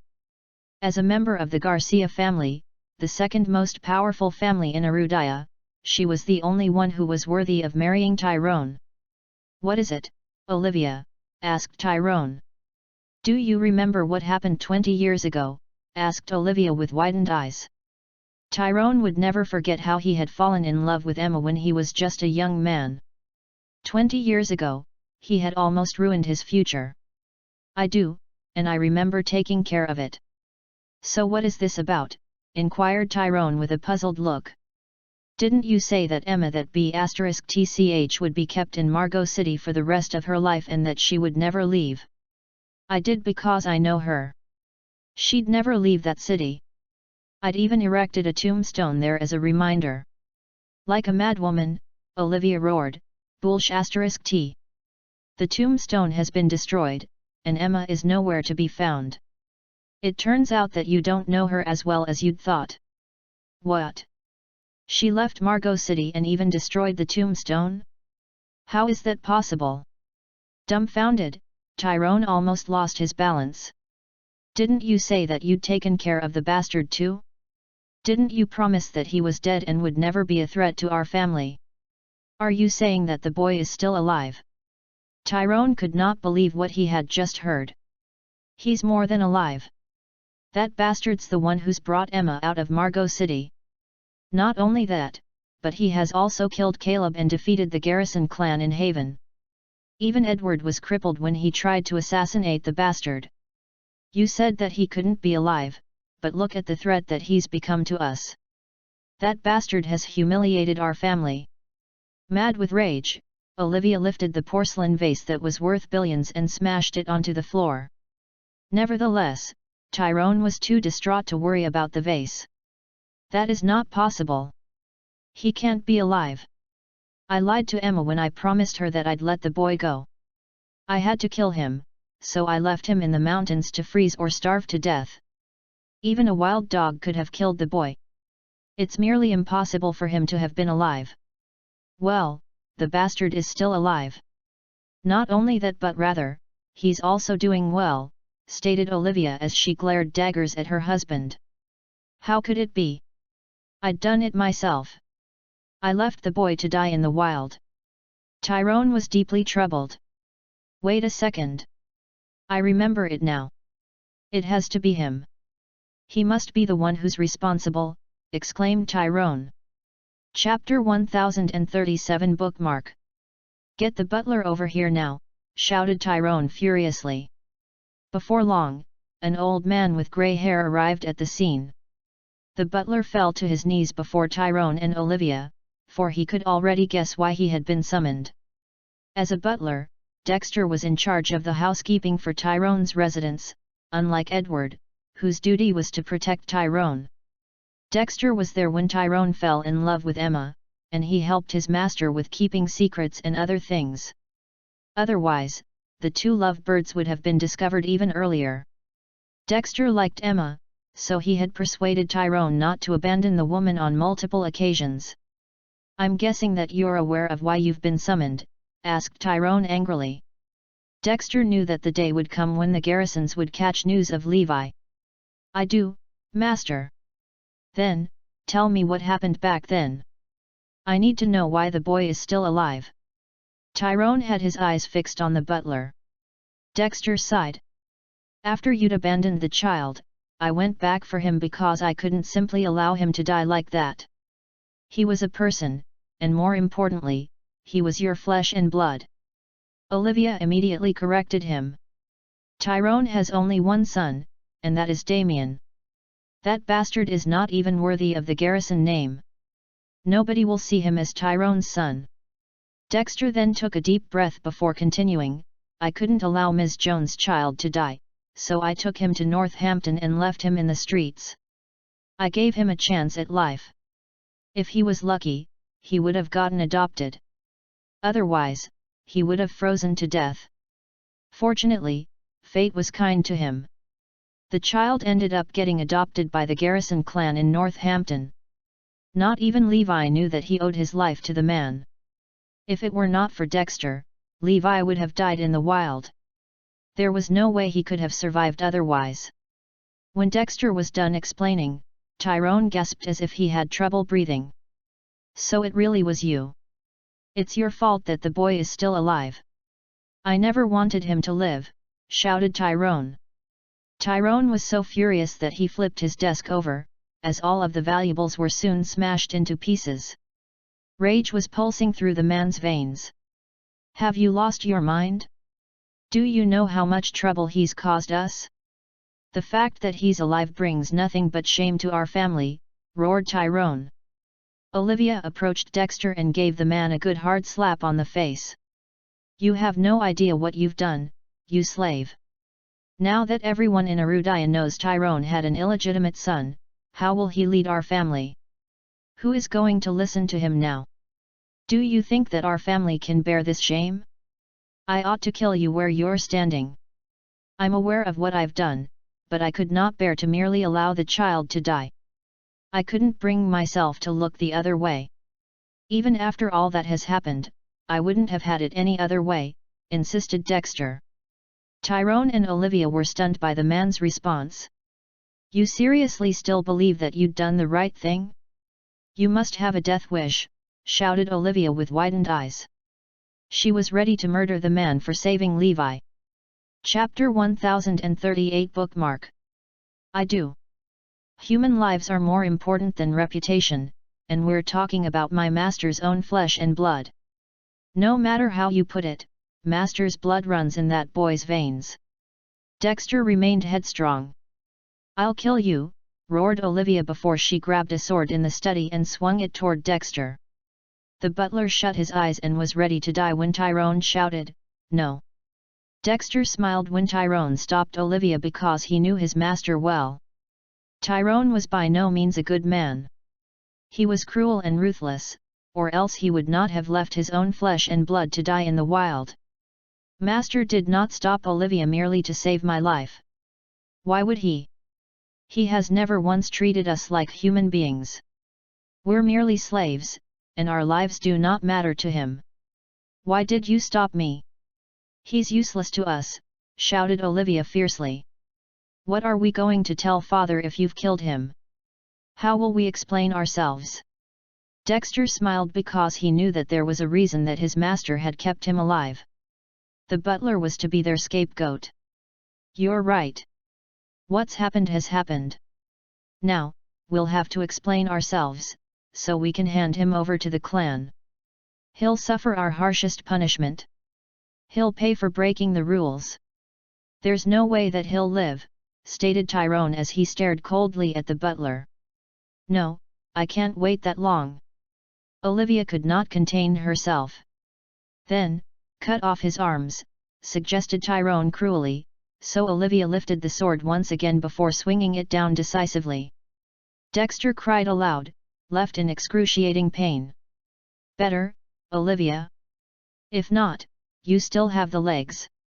The Garrisons had no problem when it came to toying with human lives, especially the lives of lowly servants. I'm good. So what shall we do about the B*TCH and the bastard? Inquired Olivia. I want nothing more than to kill the two, but now is not the right time. If we do it now, we'll become a joke to the world. Tyrone sighed. Olivia nodded in agreement.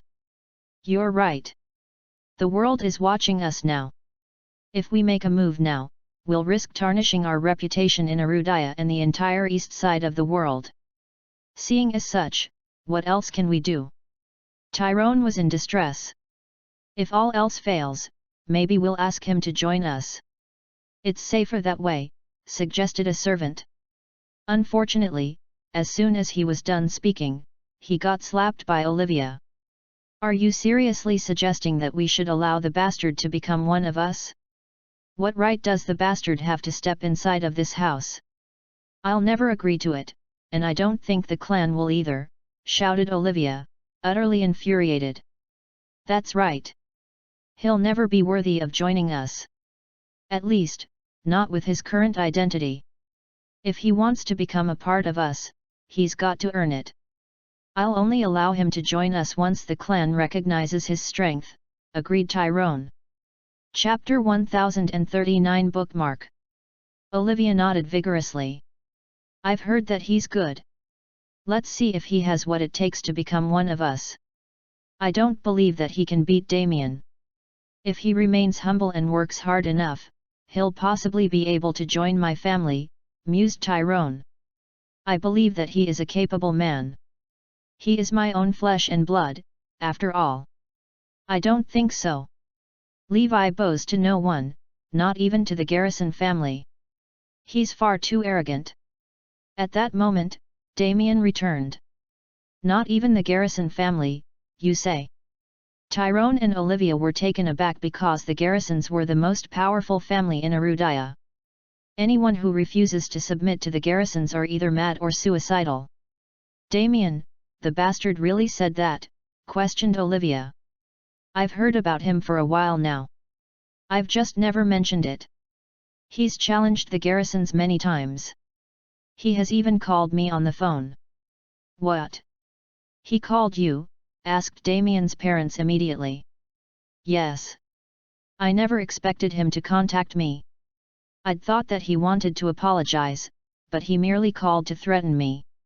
He'd said that if I told you anything about him and Emma, he would make us pay for it.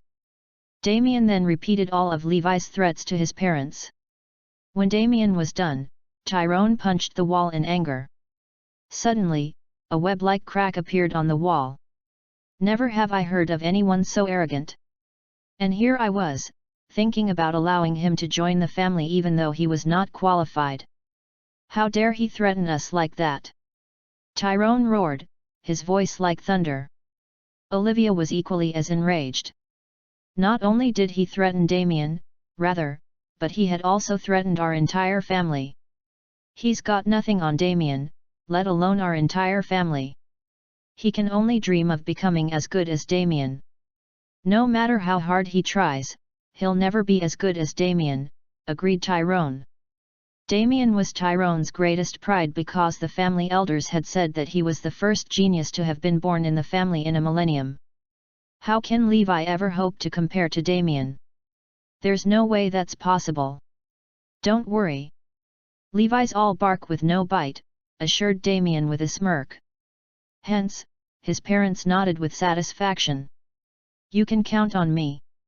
I'll prove to you that Dad was right to abandon Levi and his mother.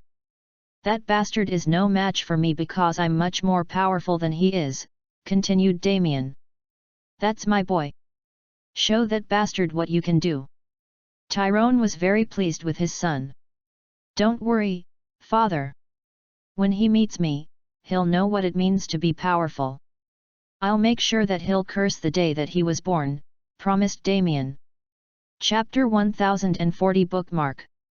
Looking at how confident their son was, Tyrone and Olivia could not be more pleased.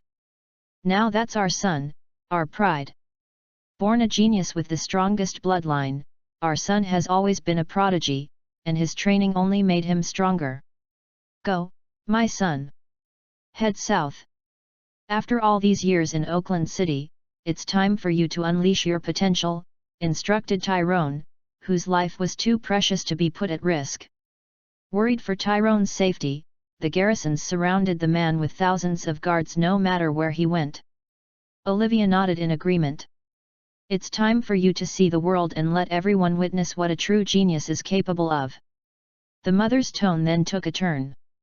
Nonetheless, we should also make sure that Damien is safe. I agree. We'll send only the best to protect him and make sure that nothing bad happens, concurred Tyrone. Olivia was relieved to hear her husband utter such words. I'll also speak to my father and have him send our family's elites. Damien chuckled in response. You two don't seem to trust me completely. I alone will be enough to take the South head-on. There is no need for any protection. We know that you're definitely the best amongst your peers, but you're far too important for that. You are the future of the two most powerful ancient families, so we can't allow anything to happen to you. Not even a slight risk, explained Tyrone. I understand, father. You'll hear from me soon. I'm going to give Levi one hell of a surprise at his wedding, promised Damien with a malicious scowl. Good. Make him sorry for mocking our family and remind him of how insignificant he is, cackled Tyrone. Mother, what happened to the butler? Asked Damien as he looked curiously at Dexter. After his mother told him everything about what Dexter had done, Damien walked over to the butler and stepped on his wounds. Blood gushed out of the man's wounds.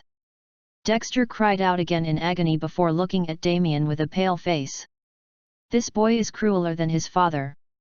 He has completely inherited the ruthlessness of both of his parents. Being at his mercy is worse than death itself, so I choose death. Dexter suddenly stood up and was ready to end his life by hitting his head against the wall. Damien kicked Dexter and sent the butler flying. Trying to kill yourself? You don't have my permission to die just yet. Damien then laughed maniacally. Please grant me a swift death, Master Tyrone. I'm willing to accept death as my punishment, Dexter begged the indifferent Tyrone. Why are you in a hurry to die? Isn't it wonderful to be alive? Damien continued to make fun of the butler. I guess that this makes you Levi's savior, doesn't it? Then, you'll have to wait for him to rescue you. Do you think that he'll come to your rescue if I tell him that you'd saved his life? Damien then turned to his parents. I'll be taking the butler with me. I need to use him against Levi. Chapter 1041 Bookmark. On the other side, Levi had no idea that the Garrisons were in the heat of a discussion because of him. Even Tyrone and Kenny were informed of his existence. Busy with his wedding, Levi was not aware that Damien was getting ready to deal with him. The couple's new house in Northampton was completed, and Levi was very satisfied with it. Hence, he was in an excellent mood. On top of that, Jason had also reached Northampton. It had been 6 years since Levi had last seen his good friend, so naturally, he was excited to see Jason again. Levi, I'm very happy for you, but... Jason seemed hesitant. What is it, Jason? Come on. Out with it. I just came from Oakland City, and everyone there knows of your existence, including the Garrisons. So it's only a matter of time before they come for you, especially Damien. You wouldn't want the Garrisons to be your enemy. I suggest that you should beg them for mercy, advised Jason. Bad things happen to those in Damien's crosshairs. Levi got lucky because he had the Paragon seal. Beg the Garrisons. Levi chuckled. Yes. Just kneel before them and say something pleasant. I'm sure that they won't make it hard on you. After all, they can't do anything to you, now that everyone knows of your existence. I have no problem kneeling before them, but do they seriously think that they're worth it? Asked Levi coldly. The god of war bows to no one, not even to the Garrisons. Levi, you're a good man, but you're just too damn stubborn. You never listen to anyone. I should talk to Emma. Maybe she'll do it, relented Jason. Jason only wanted what was best for his good friend. He believed that the Garrisons would let Levi go if the man would submit himself to them. Save it. I know how to deal with the Garrisons. Levi decided to bring his mother with him to meet the Garrisons after his wedding. He needed to know why Tyrone had abandoned him and his mother. Come, let's go and visit Morris. Afterward, Levi and Jason arrived before Morris' grave, which had already been well refurbished by Nuve and his men. Now, we're merely short of Warren. It's good to be reunited again. Jason sighed before toasting to Morris' grave. I've been looking for Warren, and I'm sure that I'll find him soon, assured Levi. Warren had disappeared, and Phoenix had been searching for him for a long time. Unfortunately, it was to no avail. You've been searching for a while, haven't you? You should just give up. You're not going to find him because he's changed his identity. Wait, you know where he is? Asked Levi. Yes. I think that I might be able to find him. The three of you were close, so when Warren found out that he couldn't help the both of you, he felt useless. In low spirits, Warren changed his identity and led a different life, explained Jason. Take me there, Jason. I need to see Warren. Okay. I didn't want to bother him, but I think that you two should meet. Perhaps he'll be able to convince you to submit to the Garrisons. He's a good friend of yours, after all. Maybe you'll listen to him, agreed Jason. Chapter 1042 Bookmark. Jason only wanted Levi to see Warren again because he was hoping that Warren could convince Levi to submit to the Garrisons. He did not want his friend's wedding to turn into a funeral.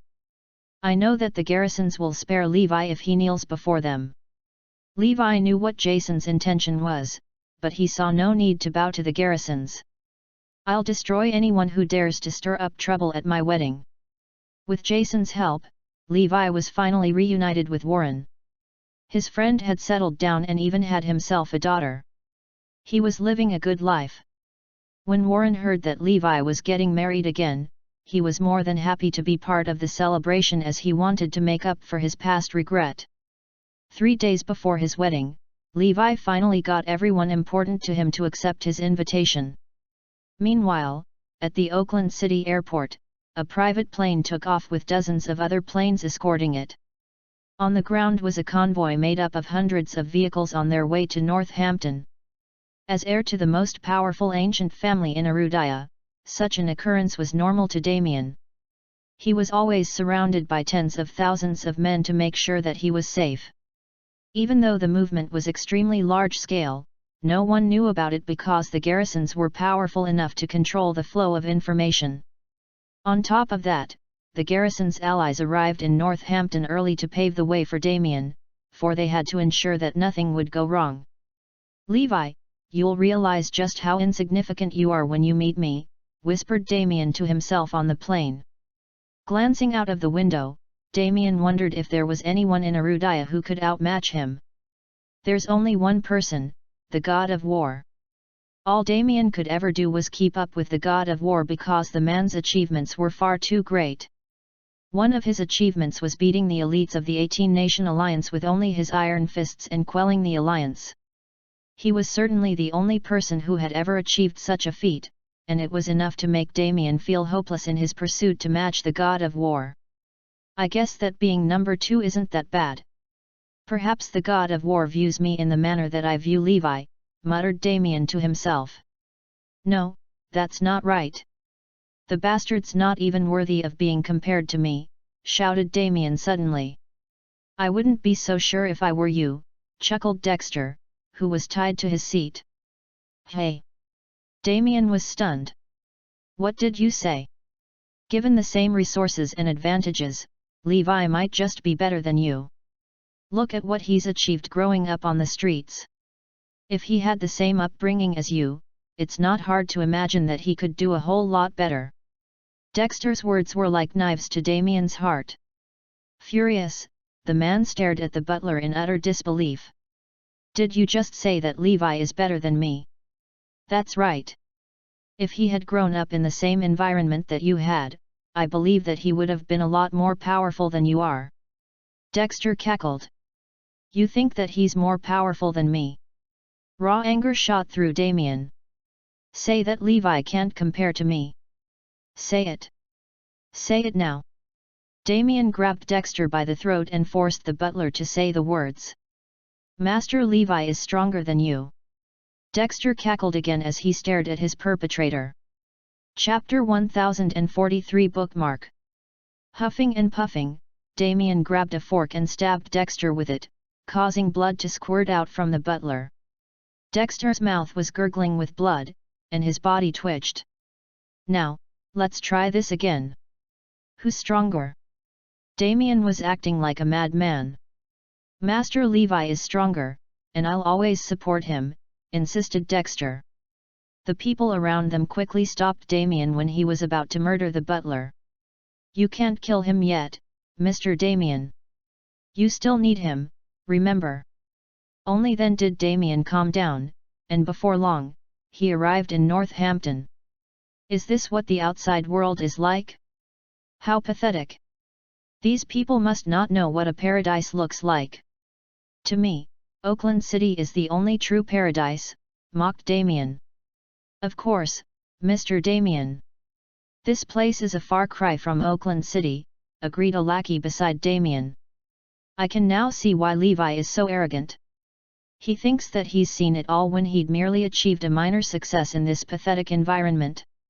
He probably still has no idea of how insignificant he is. Wait till he sees what I have in store for his wedding. The wedding was only a few days away, and Levi was just as nervous as he was before. After all, he had promised to reveal his true identity to Zoe, the Lopezes, and the Blacks. Levi, your wedding venue has been arranged. As instructed, it is not unnecessarily extravagant, but you can be sure it'll be grand nonetheless, assured Azure Dragon and his men. Good. Levi nodded in satisfaction. This time, I want Zoe to have a wedding that she'll never forget. However, Levi did not want to achieve that with a ludicrous amount of money, so he took the time to make a ring and a necklace out of bullet shells as gifts to Zoe. Boss, Ezra will be here tonight. It's been a while since I'd last seen the commanders-in-chief of the 9 war zonies and the 4 guardians. Levi smiled in response. I'll pick them up myself tonight. Family members and friends had already arrived at the venue because the wedding would be held on the next day. Although Meredith and the other Blacks were not happy about the wedding, they came anyway since Levi promised to reveal secrets at the occasion. They were curious about what the man had to offer. We didn't come here to give you our blessings. Rather, we merely wanted to see the surprise that you have in store for us. You won't be marrying Zoe if we're dissatisfied with your reveal, threatened Meredith. That's right. If you lie to us, the child will never take your last name. He or she will be a Lopez or even a Black, chimed in Aaron. The couple was well prepared in case Levi was planning to lie to them. You two should ready yourselves. I'm worried that you might faint when I reveal my secrets. After all, you're not as young as you used to be. Levi chuckled. Meredith then glared daggers at Levi. You're worried that I'll faint? We'll see how big of a deal your identity is. Nobody took Levi seriously, but he could already imagine how half of the crowd would kneel while the other half would pass out. Chapter 1044 Bookmark. Zoe gazed at Levi expectantly. The day had finally come for her to marry the love of her life. Bursting with joy for her son, Emma was easily the happiest person in the crowd. She never imagined that she would be able to attend her son's wedding. Hey? Not only are you attending the wedding, but you also have to give a speech, asked Meredith after checking the itinerary. That's right. Emma nodded. We can't have you doing that. What will people think of Zoe when they see you? Do you know how many will be watching you tomorrow? Many are trying to dig for dirt on Zoe. Do you know how much trouble it will cause if people find out that Levi has a mother like you? You don't want to cause problems for Zoe, do you? Meredith, Robert, and the others all ganged up on Emma. I don't, So what should I do? Naturally, Emma would not want anything bad to happen to Zoe. It'll be better for you to forego the wedding tomorrow, advised Meredith. What? Emma hesitated because she really wanted to be a part of her son's wedding.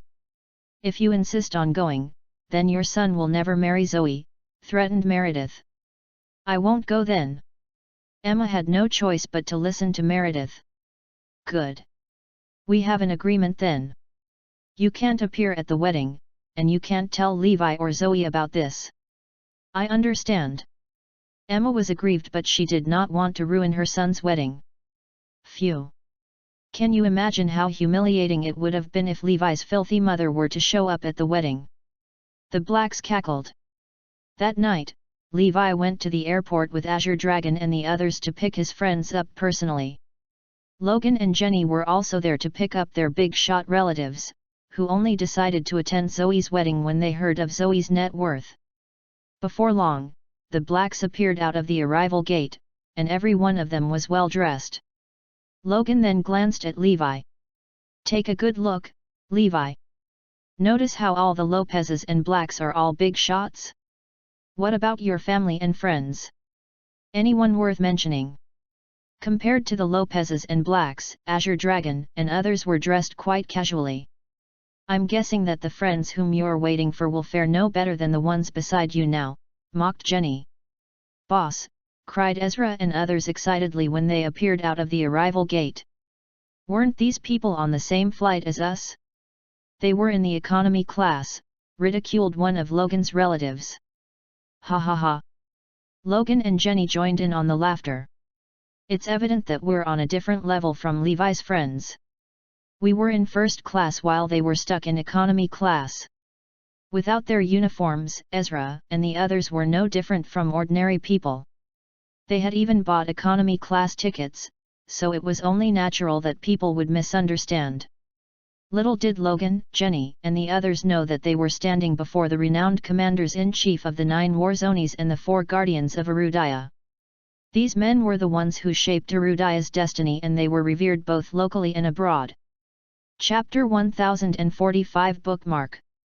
Out of their uniforms, the men could not look more ordinary than they were, currently. They had paid for the economy class tickets out of their own pockets and had boarded the plane just like everyone else. They wanted nothing extravagant and had no interest in abusing their privileges because they had the intention of attending Levi's wedding as friends. You can determine how successful a person is by looking at the people who have surrounded him. By the looks of it, you seem way out of Zoe's league, mocked Logan's relatives. I bet that you didn't even get a single big shot to attend your wedding. Amongst the relatives and friends that Levi had invited to his wedding, Jason was the only one that Meredith had considered important. The Lopezes and the blacks wanted nothing more than to drive the rest away.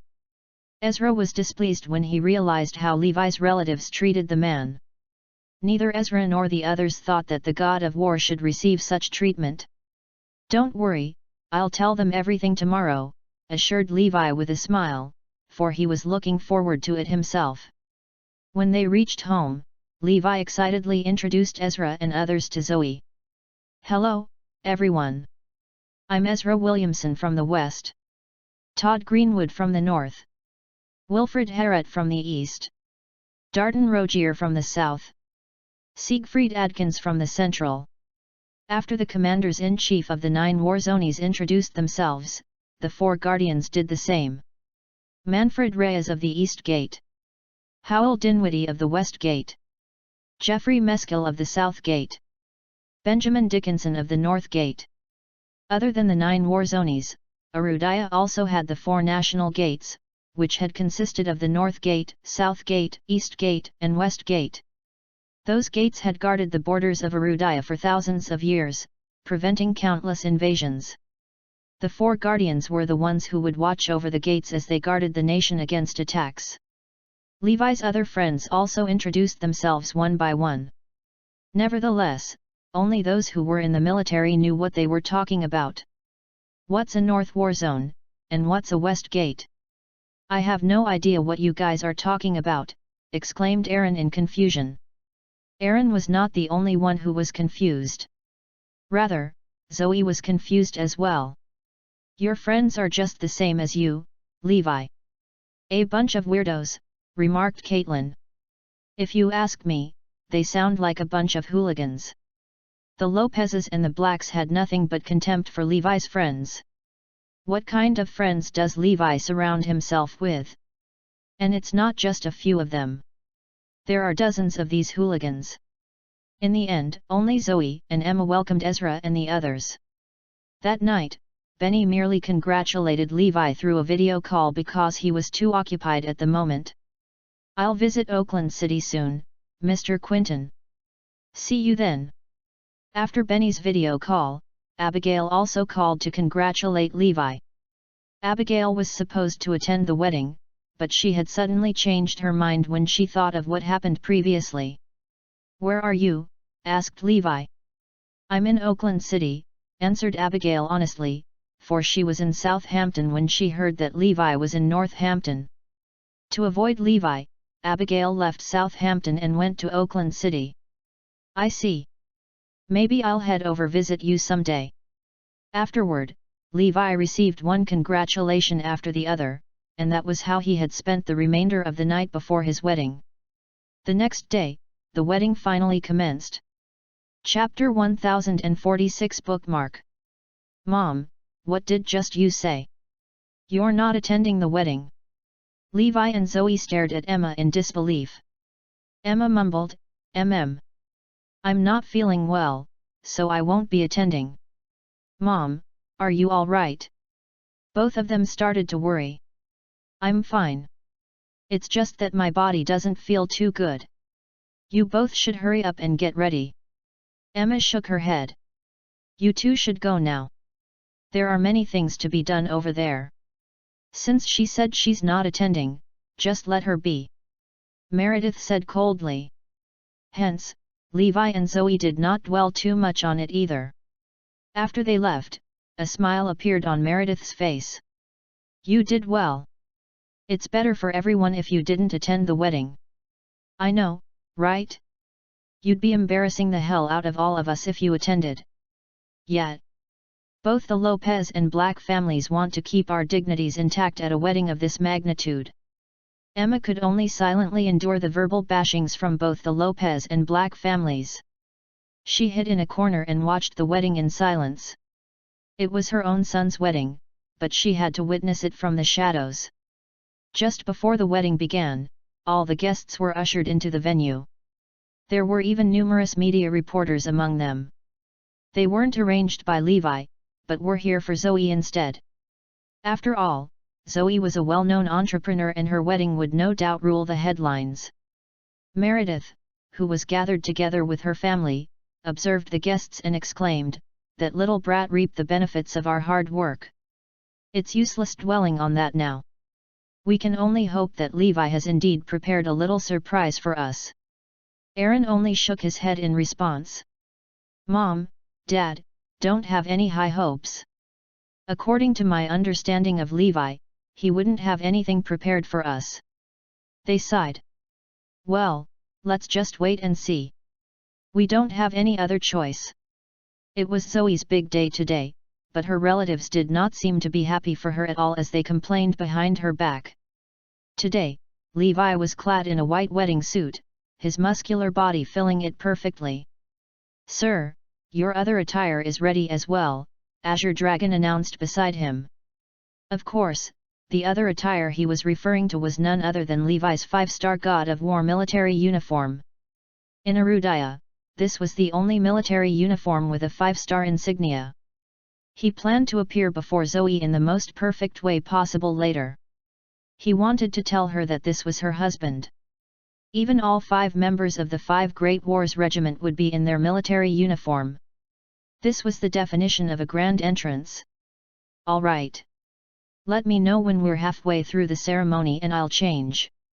Meanwhile, Zoe was wearing a white bridal dress which had Arudayan culture woven into it. The dress accentuated every curve on her body, resembling a waterfall cascading downwards as it pooled on the floor. Her beauty was absolutely breathtaking and could shake the entire world. Just as Levi said, Arudayans stayed true to their culture. The moment Zoe appeared, the crowd cheered. They sighed inwardly, thinking what a waste it was for a stunning beauty like Zoe to be wedded to Levi, who was such a sorry excuse of a man. What did we ever do to deserve such misfortune? Zoe was never supposed to marry him. Aaron sighed and kept hitting the table with his fist. That's right. Look at the friends and relatives behind Levi. None of them are impressive. Harry bellowed in anger. Meredith and Robert were shaking with rage as well. If Levi failed to give them a pleasant surprise today, they would no doubt demand an explanation from him. Suddenly, hundreds of cars screeched to a stop outside. All of them were luxury cars. A magnificent scene like that shocked many people. Harry and the rest were no exception. He was puzzled. Whose relatives are they? Why don't I have any recollection of them? Meredith and her family shook their heads with similarly clueless looks on their faces. I don't think they're relatives from our side of the family either. Chapter 1047 Bookmark. The next moment, countless smart-looking men and celebrities alighted the cars and entered the wedding venue. On behalf of the Goel family, Zabian Goel from Southampton congratulates Mr. Levi Garrison and Ms. Zoe Lopez on their wedding. On behalf of the Hunt family, Mario Hunt from Southampton congratulates. On behalf of the Quinn family, Hayden Quinn from Southampton congratulates. These people's identities were revealed upon stepping into the venue. Meredith and the rest were utterly flabbergasted by then. This. The top 10 royal families of Southampton are all here. Even Elder Goel is here in person. This lineup is too good to be true. Little did they know that this was only the beginning. The quasi-royal clans and other big figures were waiting behind to offer their congratulatory wishes. It seemed like all the top families from Southampton were here to celebrate Levi and Zoe's wedding. What is going on? The Lopez and Black families traded looks with each other. They were not acquainted with any of these people. Neither were they qualified to be acquainted with them. And yet, they were all here to offer their best wishes. Could they be here for Levi? The Jones family from Southampton is here to congratulate. Finally, a large number of people including Michael and Mia Jones arrived. Today, Levi welcomed them here with open arms. Upon seeing Levi come in together with these big shots from Southampton, Meredith and the others could hardly wrap their minds around it. Is this the surprise Levi was talking about? This is completely unbelievable. Where's Emma? Michael looked around in search of his daughter. Someone in the crowd answered, the bride's family said that Ms. Jones is an embarrassment to them, so they deliberately stopped her from attending. Levi and Michael were incensed upon hearing this. Michael roared, "What? My daughter, Emma, doesn't have the right to attend the wedding? What about you lot? Are any of your statuses higher than my daughter's?" Meredith and the others finally understood. It turned out that Levi's disgraceful mother had a strong family background. She was from the royal family of Southampton and the daughter of Michael Jones. It turned out that Levi hailed from that family.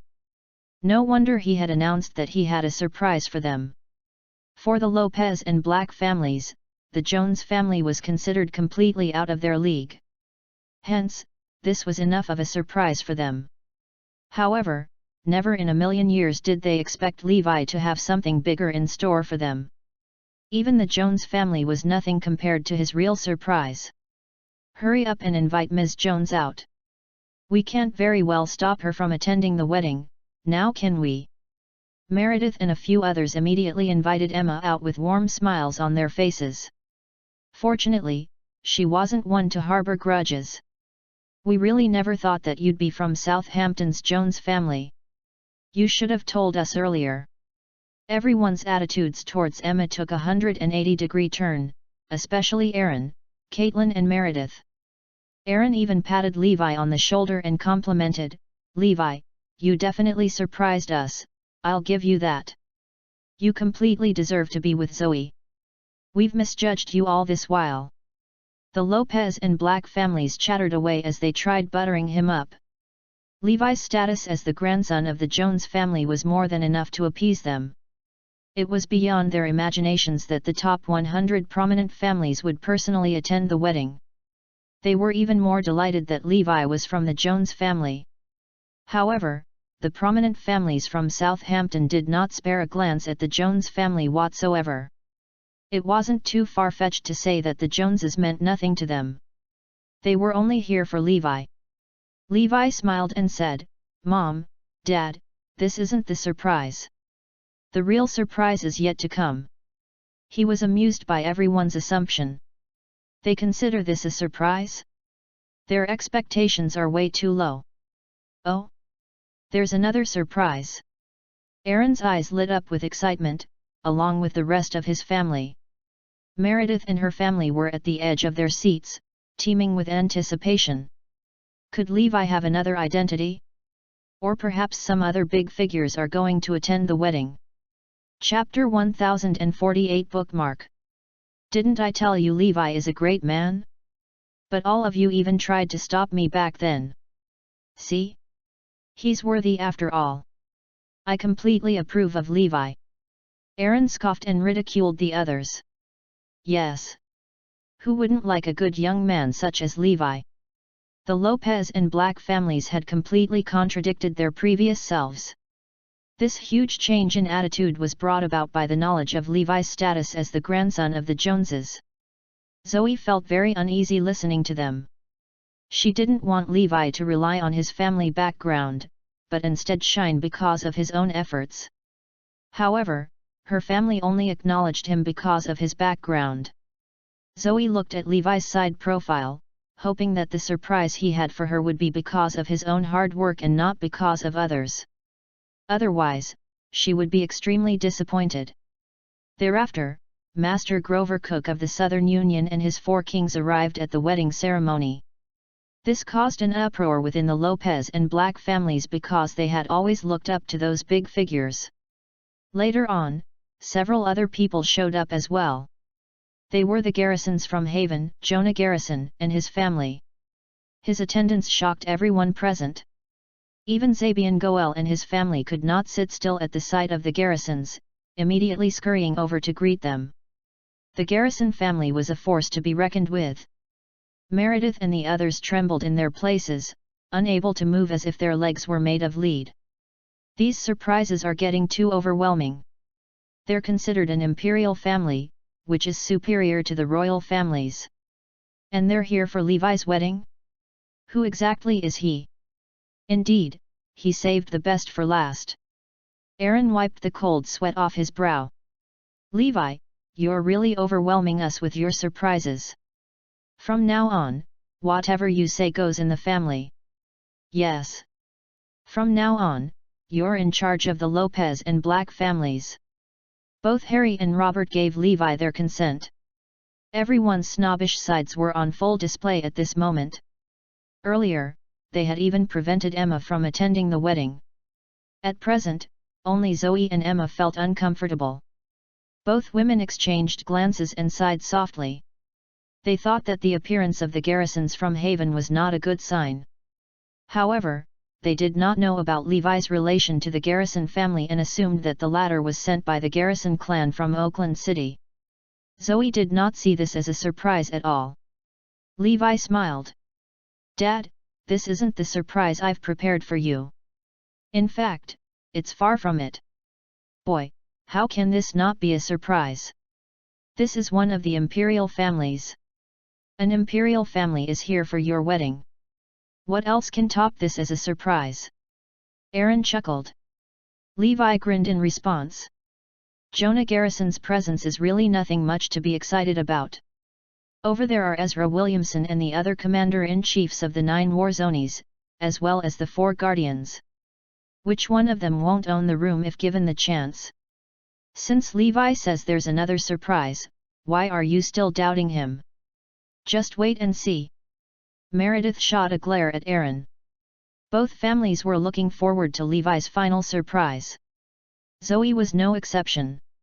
She didn't want Levi's surprise to be all of this. She wanted him to give her a surprise which was sculpted by his own 2 hands. Very soon, all of the guests had arrived. The wedding ceremony was about to begin. Meanwhile, in Northampton, Damien had just left his place. The wedding is almost starting. We'll be just in time if we rush over now. Damien grinned. You're right, Mr. Damien, said his subordinate. Has the gift been prepared? Damien queried.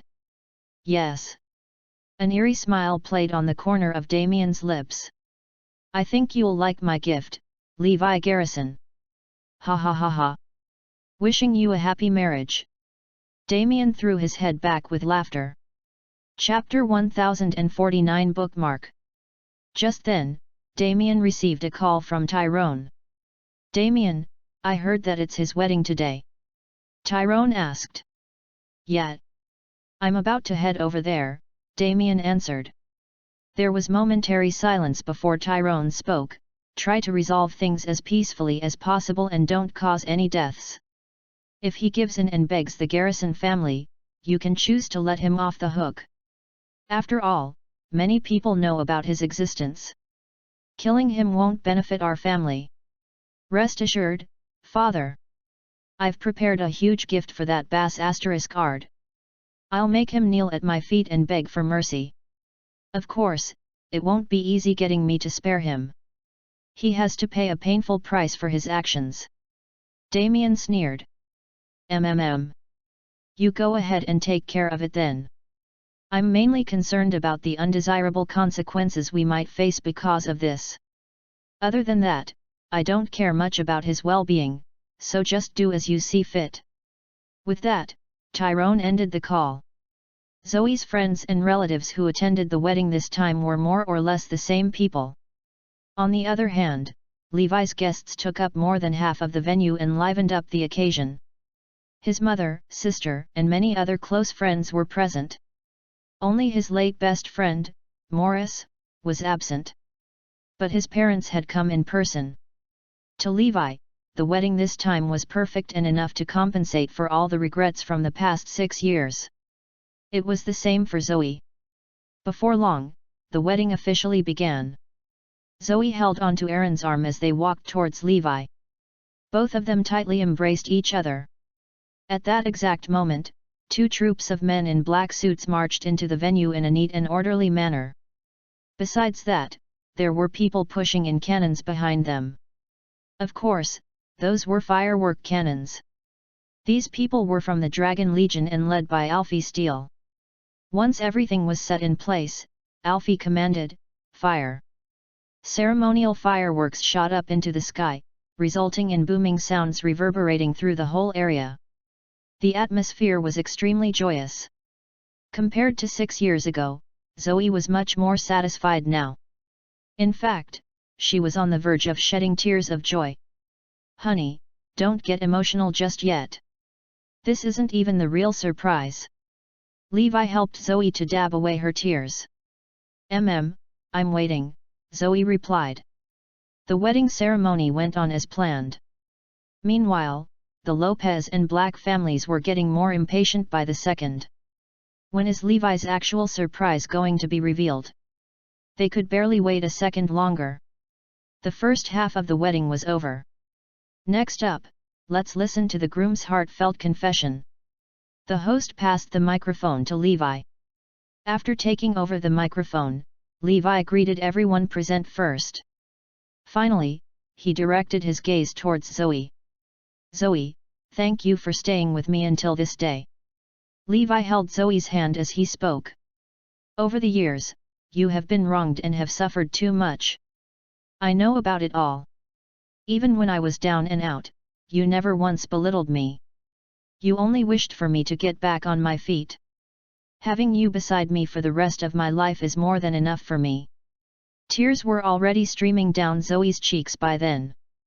Zoe, more than anything else, I understand that you don't want me to rely on anyone else other than myself to give you a huge surprise. Well, the surprise is coming right up. Please wait a moment and I'll tell you once I'm back. I'll prove to you that your man can rule the world. The wedding came to a brief cessation. Levi, Azure Dragon, and several of them went to the changing room. All of them changed into their military uniforms. At that moment, Levi's commanding and majestic aura was in full force. He didn't forget to grab the gift he had prepared beforehand as well. Chapter 1050 Bookmark. Azure Dragon and Kiran adjusted Levi's uniform. Then, 4 of them stepped to the side and saluted him. Levi returned their salutes. Upon donning their uniforms, their identities had completely changed. They were not the only ones who changed out of their clothes. Even Ezra and the others had done the same. After all, Levi wanted to give Zoe the best surprise ever. The man she was waiting for was now officially Erudia's god of war. The Lopez and Black families were anxiously waiting to be surprised while Levi and his men had gone off to change. What's going on? What surprise has he prepared? Aaron was so nervous that he became slightly out of breath. The others were not faring any better either. They racked their brains as they tried to guess what kind of surprise could top the attendance of the Jones family and the Garrisons from Haven. However, none came close to it. Each of them felt their throats go dry as they awaited the big reveal. Zoe was the most tormented one out of them all. It was only several minutes, but it felt as if centuries had passed for her. The wait was indeed too torturous. Russell and Jonah, who somewhat knew that truth, were also at the edge of their seats. They were certain that Levi would appear as the god of war later.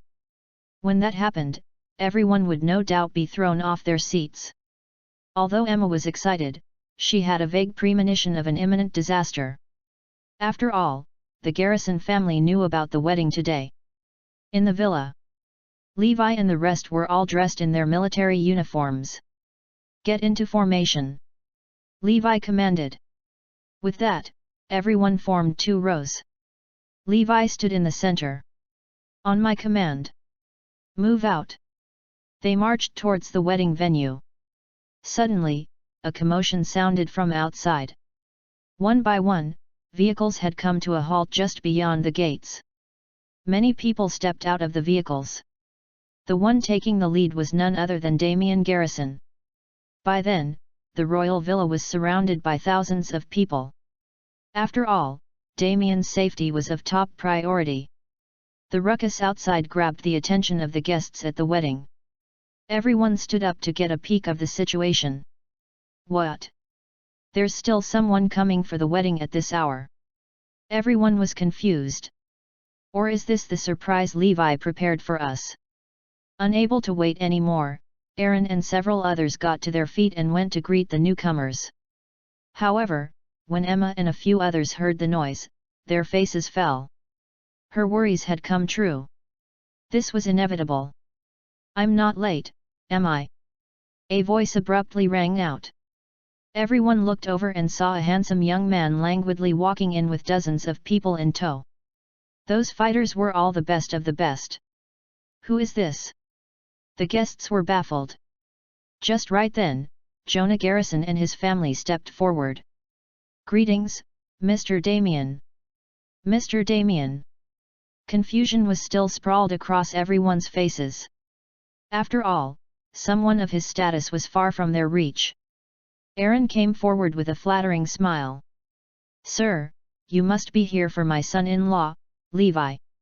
"Yes, you're right. I'm here to attend Levi Garrison's wedding. I even prepared a huge gift for him." Damien's mouth stretched into a broad grin. "Please, come in. Come in." They welcomed Damien and his company into the venue.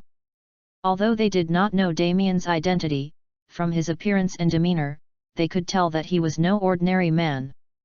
His identity would no doubt come as a shock to the guests. His grand entrance alone was enough to differentiate him from the rest.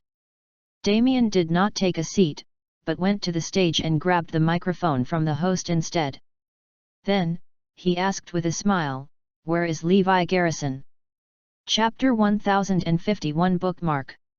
The troop which had just exited the villa paused in their march upon hearing the man's voice. "What's going on?" Levi had already sensed the imminent danger. White Tiger carefully assessed their surroundings. He gasped softly and reported, "Fighters." The whole place has been surrounded by elite fighters. You're right. There are at least 1,000 of them and their numbers are still increasing, Ezra added. These killing machines from the battlefield had already sensed the presence of Damien's men. Phoenix, what's the situation at the front? Levi asked. Jonah Garrison addressed him as Mr. Damien. So it's probably Damien Garrison, Phoenix answered. All right, understood, said Levi. Should we get into battle right away? Ezra queried. No.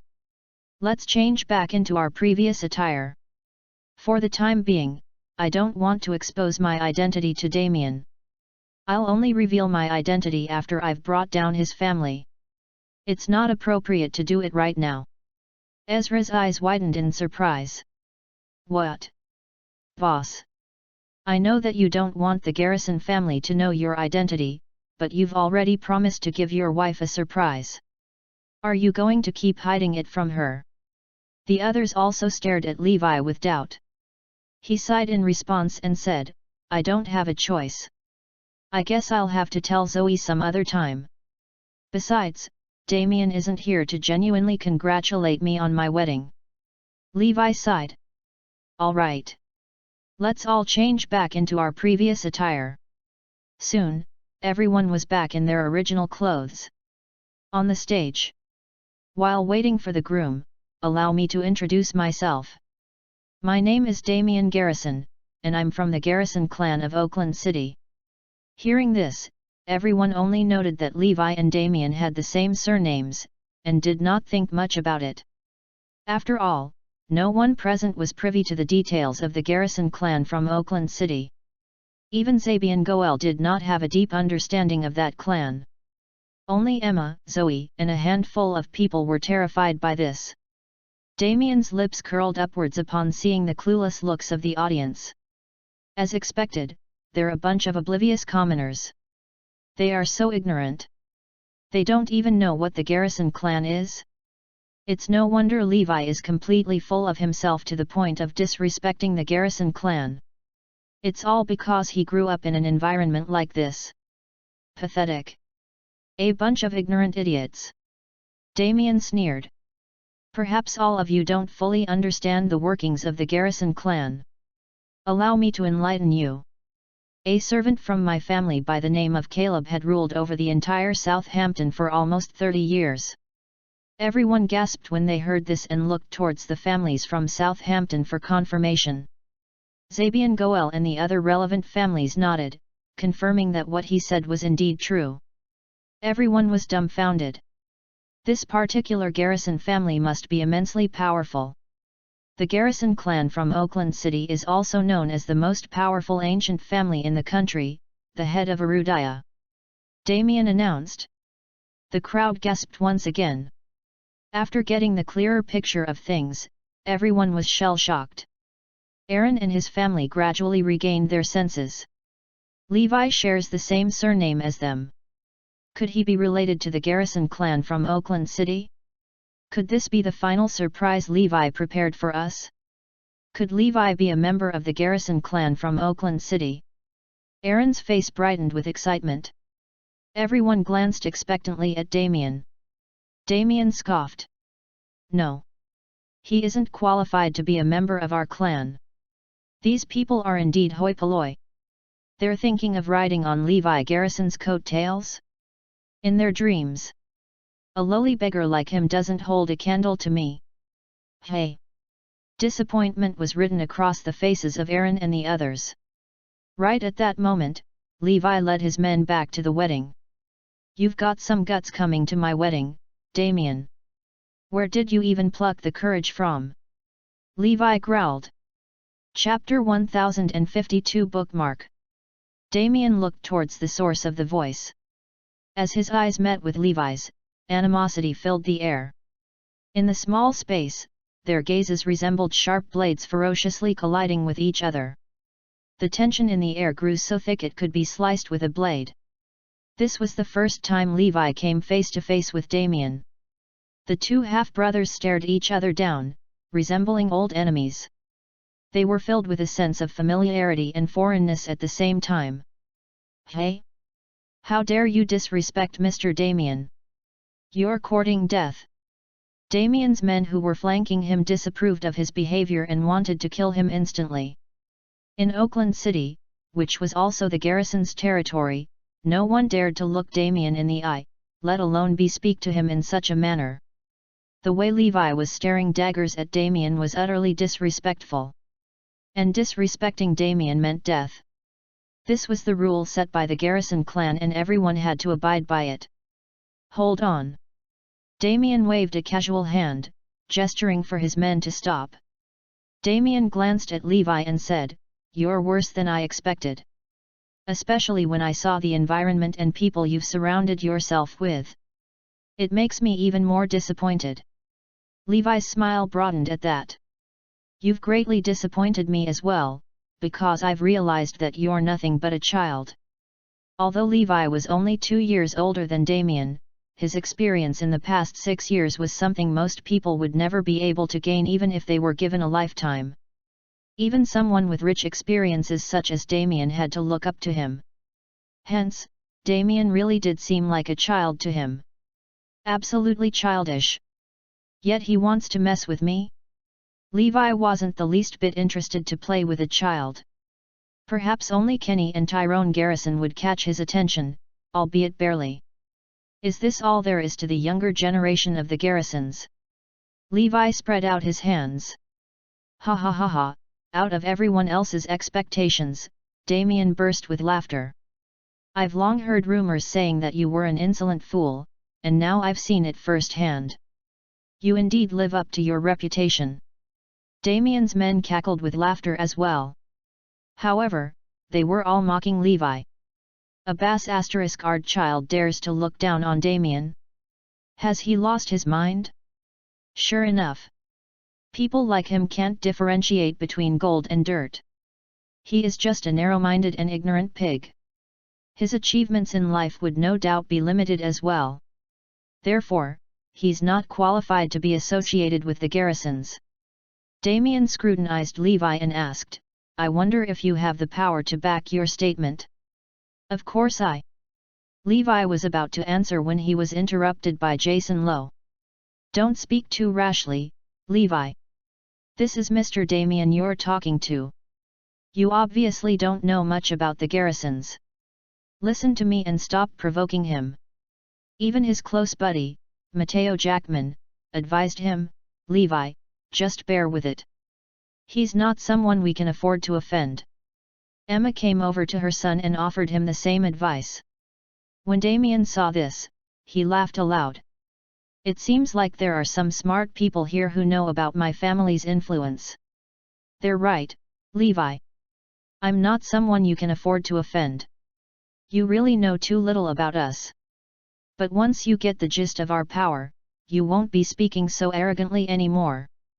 Damien looked down his nose at Levi, sizing him up. A murderous glint appeared in Levi's eyes as one side of his mouth quirked up into a cold smirk. Emma was holding onto him with a death grip. "Son, don't. We can't offend them, so please bear with it." Damien's gaze abruptly landed on Emma just then. "So you're Emma Jones?" Tisk, tisk, tisk. "To tell you the truth, my father's taste back then was pretty bad. Or perhaps he was a blind fool. I mean, how could he have fallen for you? Oh, I get it. You must have found a way to seduce my father, right?" The moment these words left his lips, Damien felt the temperature around him drop sharply. Chapter 1053 Bookmark. In an instant, Damien felt as if he was in the North Pole. He shivered as a chill penetrated his body and seeped into his veins. This was not simply a feeling, but something far more substantial. Everyone present could feel the drastic drop in temperature. One glance at Levi showed how livid he was. Damien had spoken about his mother in such a way right in front of him. Death was the only thing waiting for him. Seeing Levi's rage, Damien couldn't help but smirk. "What? Are you angry? Well, this is a fact. If it weren't for Emma Jones seducing my father, how could he have fallen for her? How could you have come to exist? *tch giving birth to a bastard. What a joke! Damien's men snickered alongside him. You're courting your own death, you know that. Levi's voice deepened. His eyes flashed menacingly. Boss, you can't. This is your wedding. Ezra and the others who knew Levi well could tell that he was well and truly enraged this time. Damien had really pushed all of his buttons. Based on how Levi usually reacted on the battlefield, he would definitely go on a full-blown massacre. Damien and his men would not be able to walk away alive today. However, this was a wedding and Levi could not afford to ruin it. Zoe and Emma were desperately holding Levi back, afraid that he might do something reckless on impulse. Calm down. This is your wedding. Don't ruin it. Only then did Levi put a lid on his anger. He did not wish for his and Zoe's wedding to become a bloodbath either. What? Are you angry? Do you want to kill me? Damien laughed evilly. As expected of an impulsive person. I was able to provoke him with just a couple of words. Why don't you take a good look at who you're facing, hey? I'm Levi Garrison. I'm a descendant of Erudia's #1 ancient family. It was at this moment that everyone gradually understood. Levi was indeed a member of the Garrison clan from Oakland City. However, he was an illegitimate child. A surprise? This was indeed an earth-shattering surprise. Meredith and the others were not angered or fearful in the least. On the contrary, they were brimming with excitement. So what if he's an illegitimate child of the Garrison family? He's still part of the Garrisons from Oakland City. Perhaps he's not welcomed by Oakland City's Garrisons, but with his status as part of their family, Levi would be able to get whatever he wants. Putting aside everything else, one word from Levi would be enough to place the Lopez and Black families on the throne overseeing the South. This was indeed a surprise. It turned out that Levi did not lie to them. Levi, this surprise of yours is too perfect. I can't believe you're a member of the Garrison clan from Oakland City. Aaron almost gave Levi a thumbs up. A member of the Garrison clan from Oakland City? Ha ha ha. Who said that? Damien scoffed. Isn't he your older brother? That means he's a member of the Garrison clan, Aaron said matter-of-factly. Two laser beams seemed to shoot out of Damien's eyes. The Garrison clan does not acknowledge him as one of us. Not just any Tom, Dick, and Harry can enter our clan. He's just a ************************************************ What right does he have? Hey? Mr. Damien, that can't be right. Of course he has the right to be a part of your clan. At the very least, my son-in-law has the Garrison blood flowing in his veins, does he not? Aaron and the rest looked at Damien expectantly. Yes, yes, yes. We beseech you, Mr. Damien. Allow my son-in-law to enter your clan. He's actually quite capable and can definitely contribute to your clan. Meredith and a few of them quickly pleaded with him, so that they could ride the coattails of the Garrisons from Oakland City. They were so eager that they were about to grovel at Damien's feet. How could they let this once-in-a-lifetime opportunity slip through their fingers? Damien touched his nose and smirked. Allowing Levi to enter the Garrison clan isn't completely impossible, but he has to fulfill some conditions. Chapter 1054 Bookmark. Hey? What conditions? Please tell us, Mr. Damien. Meredith blurted out. Everyone cast curious glances at Damien. Damien looked at Levi with a smug smile. I want Levi to kneel at my feet and beg me. If you can kneel for half a day and beg me, perhaps I'll let you off the hook, and even acknowledge you as part of our clan. It's either that, or getting each and every member of the Garrison clan to acknowledge you, if you have what it takes, of course. Then only can you be qualified to enter the clan. Everyone completely dismissed the second condition upon hearing it.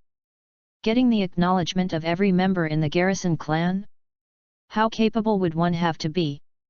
How could Levi possibly be able to do that? His biggest accomplishment was Levi Group from 6 years ago. However, Levi Group was nothing but a speck of dust to the Garrison clan. Hence, everyone had come to the same conclusion. There was only one way Levi could only enter the Garrison clan, by begging on his knees. Although this way was slightly humiliating, it was nothing compared to the glory of entering the Garrison clan. Honestly speaking, many of them wouldn't mind eating sh*t if it meant being a part of the Garrison clan, let alone getting on their knees to grovel a little. Almost everyone present shared similar thoughts on this. Once a person officially became a part of the clan, he or she would have an insurmountable position and receive infinite glory and wealth. In fact, that description barely scraped the tip of the iceberg. At that moment, everyone wished that they were Levi, so that they could kneel before Damien at once. Meredith stared at Damien and asked, "Mr. Damien, you can't go back on your words. If Levi gets on his knees to beg you, can you really fulfill your earlier promise?" "Ha ha ha. Of course. I'm Damien Garrison. So of course I have a responsibility to stay true to my words." He chuckled and continued, "Besides, there are so many people here to bear witness. Would I dare to ruin my family's image?" "That's great." Meredith was so excited she could barely stay still. The opportunity to be associated with the most powerful family in Arudaya was right within their grasps. Meredith, Harry, and the rest of them turned towards Levi. "Well, what are you waiting for? Hurry up and kneel before Mr. Damien." "That's right. Don't be so slow-witted, boy. Quickly get on your knees. Mr. Damien has already said that he'll let you enter the Garrison clan if you beg him on your knees." Faced with the crowd's urging, Levi did not move a muscle. All he did was pin Damien a frosty stare. "Levi, stop pretending. I know you're eager to enter the Garrison clan. Why are you still pretending at a time like this? I'm telling you, you get one chance at this. If you miss it, that's it. Besides, once you kneel and beg me, I'll write off all your past mistakes too. You don't want your mother and wife to get hurt because of you, right?" Damien said.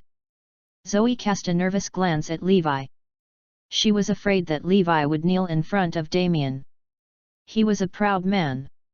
If he got on his knees, Zoe might even have to reconsider marrying him. Levi would have completely lost her respect if that happened. At the same time, she believed that Levi would not kneel. However, the circumstances were different right now. Faced with a powerful figure such as Damien, Levi might really give in for the sake of his mother and her. She was very worried. "Levi, what are you waiting for?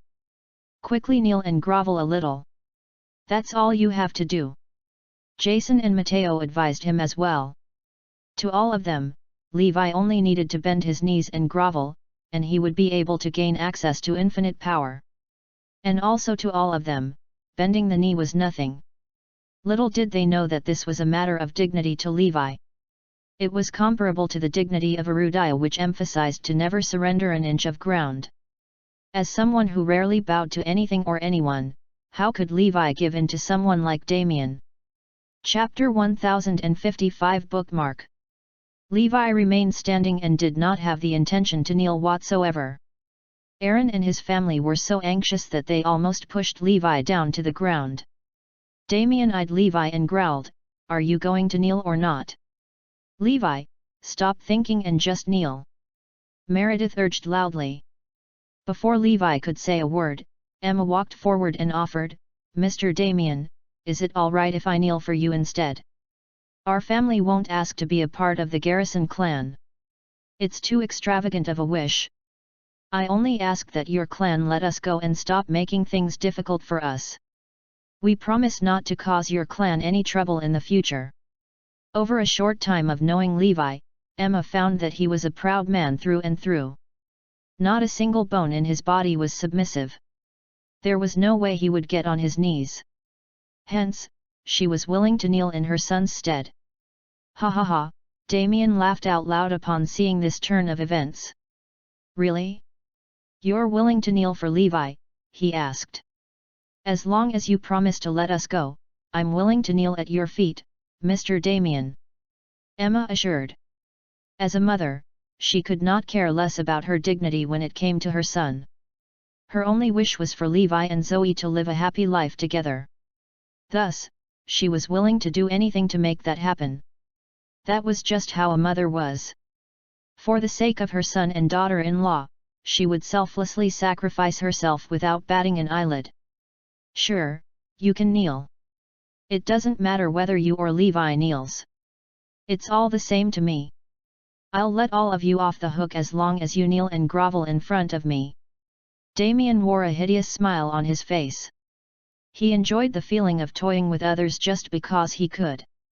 He knew that to Levi, allowing his mother to kneel in his stead was even worse than him kneeling himself. After all, no one could bear to watch their own mother being humiliated. It was especially true for a proud man like Levi. The humiliation he felt would be tenfold. Damien smirked at Levi. Levi, your mother is going to kneel in your place. Are you just going to watch? Nonetheless, the effect would be same. Whether you or your mother kneels, I'll let all of you go. I'll even allow you to enter our clan. Damien was actually openly goading Levi. Levi, since you're not going to kneel, your mother will have to do it.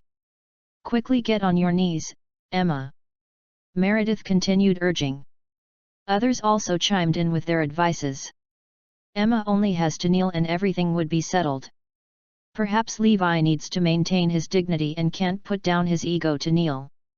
But what dignity does Emma have? She should just kneel right now. Don't kneel. Michael and Mia hastily advised Emma against it. How could the mother of the revered god of war kneel before another person? Does the Jones family really want to side against the Garrison clan? Damien sneered. You must not kneel, Ms. Jones. You must not. Zabian Goel and the other leaders of Southampton's prominent families raised their objections one after another. They were adamant on stopping Emma from kneeling. Damien took note of everything. Very well. All of the prominent families from Southampton must have gone mad, hey? I will make sure to settle the scores with each and every one of you. Damien's gaze returned to Emma as he stated, there's a limit to my patience. I'll count to 3. If you don't kneel, that's it. Mr. Damien, don't do this. Please heed my advice and leave at once. This is a wedding, after all. Jonah Garrison stepped forward to warn him. He was really afraid that Damien would lose his life here. Ha ha ha ha, wedding? Well, gate-crashing his wedding is exactly what I want to do. Damien guffawed. Chapter 1056 Bookmark. Damien was a tyrant and a bully. He did not even bother to hide it. Above all, he was the descendant of the most powerful ancient family in Arudia. Even the second most powerful ancient family had to answer to him. Who in Arudia would dare to offend him? That was the reason he pranced around on his high horse and did whatever he liked. Everyone was beneath him. Especially back in Northampton, no one could stop him. Ruining a mere wedding was child's play to him. Jonah heaved a sigh and silently retreated to the back. What could he do if Damien refused to heed his advice? He was just asking for it at this point. Aren't you going to kneel yet, Emma? Meredith yelled, along with several others. The fate of Levi, as well as the Lopez and Black families rested on Emma's shoulders now. She had the power to help them soar through the ranks. Hence, they were more frantic than anyone else at the scene after all, this involved their own interests. Emma inhaled deeply and was about to kneel when a large palm held her back. My mother will never kneel before anyone. Not even when the sky falls and the earth crumbles. Levi stated coldly. As for me kneeling before you? You can forget about it. But if you kneel before me right now, perhaps I'll spare your pathetic excuse of a life. His words startled everyone. The moment he spoke those words, the entire venue was filled with gasps. Everyone stared at him in wide-eyed disbelief. Isn't he openly challenging Damien? He even wants Damien to kneel? He must be kidding. Is he insane? Ha ha ha ha, booming laughter escaped Damien's lips. Great! I see you have a spine. Or to be more precise, you're an arrogant fool who knows no better. You don't realize how powerful the Garrison clan is and the dangers you would be facing. An ignorant person knows no fear. Damien's lips curled into a sneer. Meredith and the others were utterly disappointed. Just like that, the opportunity to make it big slipped away. Levi clearly had it right in the palm of his hand, but he threw it away. Mr. Damien, please give us one more chance. Why don't we kneel for you? We will definitely discipline Levi after this, Meredith and some of them begged. They were unwilling to let such an opportunity slip away. Damien looked at Levi and said, "See? They're more sensible than you. But I told you that you'd only have one chance. I've given it, so there are no more chances now." The Lopez and Black families were unable to accept how things had turned out. Disappointment flooded them, utter disappointment. Is Levi a idiot? How could he turn down such a good opportunity? What's he acting all high and mighty for? His damned pride cost us a once-in-a-lifetime opportunity. Damien smiled. You're as stubborn as a mule, Levi, but you will kneel at my feet. Damien, today is my wedding day, so I won't hold this against you. Now, leave at once. Levi lowered his voice the best he could as he spoke to Damien. If today wasn't his big day, he would have shred Damien into pieces right in front of everyone. He had messed up his wedding with Zoe once. He did not want it to happen a second time. Hence, he would spare Damien's life this time around and settle the scores after everything was over. How dare you chase Mr. Damien away, Levi? Are you mad? Of course, Meredith and the rest did not dare to step on Damien's toes. Damien feigned a sigh. I never wanted to attend this wedding. I only came to take a look and present you a huge gift. With that, he ordered his men, bring the gift over. He fixed his gaze on Levi with a grin. This is a gift I've specially prepared for you. I hope you like it. A car drove in. An object was carried down the car and moved into the wedding venue. Upon seeing the gift prepared by Damien, everyone's expression changed drastically. Especially Levi. Chapter 1057 Bookmark. It wasn't because of him, but the present that Damien gave. He had given the couple a funeral wreath, a coffin, and a gravestone. Both the gravestone and the wreath had Levi's name clearly written on them. It was preposterous for Damien to gift him something like this on his wedding day. It was quite obvious that he had cruel intentions. A hush fell over the entire room. Instantly, the temperature in the room fell by a few degrees. Everyone was shocked by Damien's gift. Who in their right mind would send these as wedding gifts? Zoe was furious, too. She had her perfect wedding all planned out nicely. Now, she would have to live with this unhappy memory for the rest of her life. Azure Dragon, Kieran, Ezra, and the others were so livid they were about to burst. Who dared to stir up trouble at the God of War's wedding? They could not tolerate it. No matter how they tried to hold back their anger, they felt as though they were about to explode. White Tiger, who had the fiercest temper among all of them, gazed at Damien with his eyes full of murderous hatred. His thoughts now were very simple. First, he would kill Damien.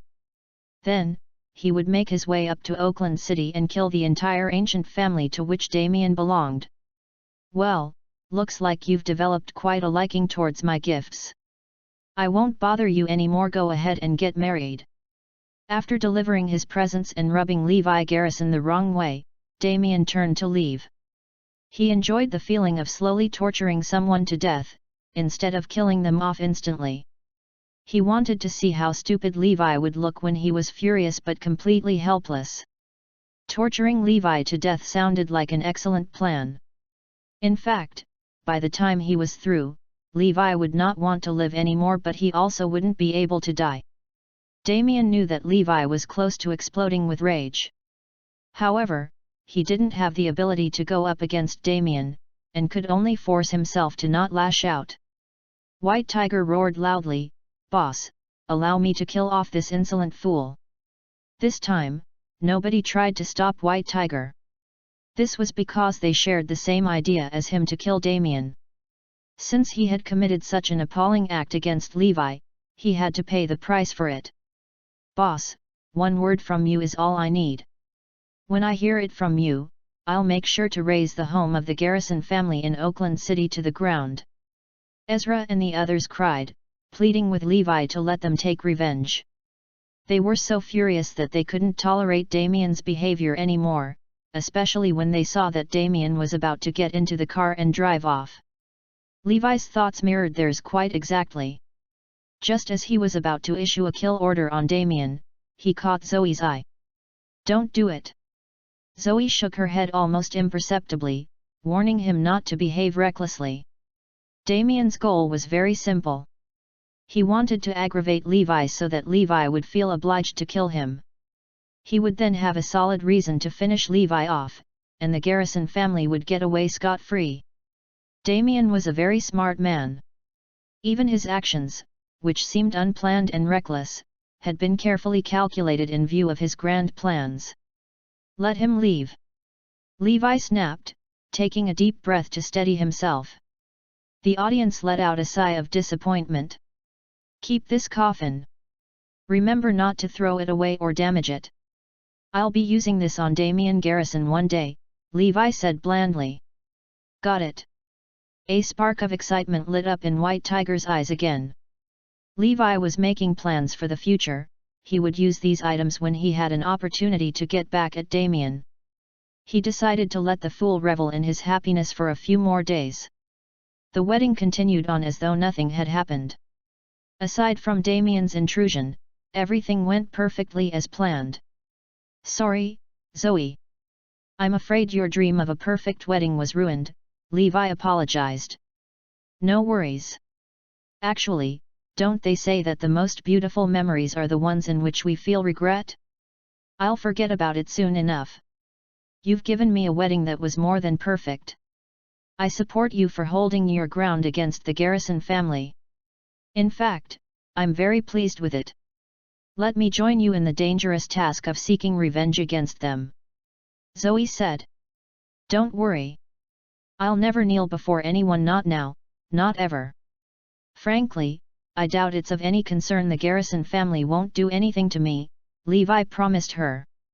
"Yes, I know that. Even if you were to start a fight against the Garrison family, they have no reason to respond to you." Changing the topic naturally, she continued, "By the way, where's the surprise you promised me?" Chapter 1058 Bookmark. "Ah, the surprise. Of course." Levi laughed brightly. Everyone in the audience turned to look at them. Under all their gazes, Levi took out a customized necklace along with a ring and helped Zoe put them on. Seeing the necklace and ring made out of reconstituted ammunition cases, Zoe felt extremely touched. These were much more valuable than necklaces and rings that cost millions. Zoe grabbed the necklace tightly in her hands. "This is the best gift I've received in my entire life." She then glanced at Levi and commented, "But this can't be the surprise you were planning on giving me, right?" Levi had put in so much effort to organize the wedding. There was no way these two pieces of jewelry were his surprise. Levi had announced to everyone that he had not been to jail at all. Perhaps he would use this time to explain everything to them once and for all. "Well, go ahead and tell me. I hope you'll personally let me know what this surprise is. I've been waiting for this for so long." Zoe looked at him in eager anticipation. Levi's expression looked rather conflicted. If Damien hadn't intruded on their wedding today, he would have told Zoe all of his secrets and revealed his true identity. After all, he was already wearing his military uniform. Now that the arrow was already on the bow, he had no reason not to fire. If he didn't reveal at least a little something, Zoe was bound to be very confused. "To tell you the truth, I'm the mysterious boss of the Morris Group," Levi blurted out. Because of the matter with the Garrison family, he was temporarily unable to reveal his identity as the god of war. However, it was now the right time to reveal his identity as the boss of Morris Group, since the Garrison family already knew about it anyway. Hearing this, murmurs ran through the crowd. The audience was stunned by what he had just said. The Lopez and Black families were especially flabbergasted. Slowly, they all turned to look at Levi with disbelief on their faces. This man, whom we've always regarded as a beggarly loser, turns out to be the mysterious boss of Morris Group? That Morris Group to which Triple Group could barely hold a candle? Meredith and the others were so stunned that they stood up from their seats. They were all trembling from head to toe, especially Aaron and Caitlin. Thinking back to the incidents that had happened back in Northampton, both of them felt thunderstruck. They gazed at Levi as though their eyeballs were going to pop out of their sockets. The Lopez and Black families gazed at each other in fear. Before this, they had found no explanation for the preposterous acts Levi had been displaying. Now, they finally realized what had been going on all along. He was the boss of Morris Group, there was no need for him to be afraid of anyone. He also had no special reason to fear the Lopez and Black families, either. When Zoe heard this, she burst into a loud wail. Her body trembled as she cried, tears cascaded down her face uncontrollably. It was as though a dam had burst inside her. This was why the boss of Morris Group had kept helping her without any demands for compensation. This was why Levi had been working at Morris Group under his disguise of a nobody. This was why Iris stammered like an idiot and spoke vaguely and evasively after she came back from meeting the mysterious boss. This was why Levi Group had changed its name to the Morris Group. Everything had been pointing to the fact that Levi was the head of Morris Group. Aside from Levi, nobody else in the world would treat Zoe so well. Actually, when Levi informed her that he had a surprise for her, she had already had her suspicions about what he was going to tell her. The signs had been there all along. With hindsight, it was painfully obvious. In fact, Zoe's suspicion started when she noted Iris's strange expression after the latter learned of the identity of that mysterious boss. When she thought back on it, all the signs led to Levi being that person. Hence, even before the wedding, she had already guessed that the surprise would have something to do with his identity. But she still wanted to hear the confession from Levi himself. Finally, she received the confirmation that she wanted. Zoe threw her arms around Levi and cried, "Levi, you're still the biggest hero to me." Chapter 1059 Bookmark.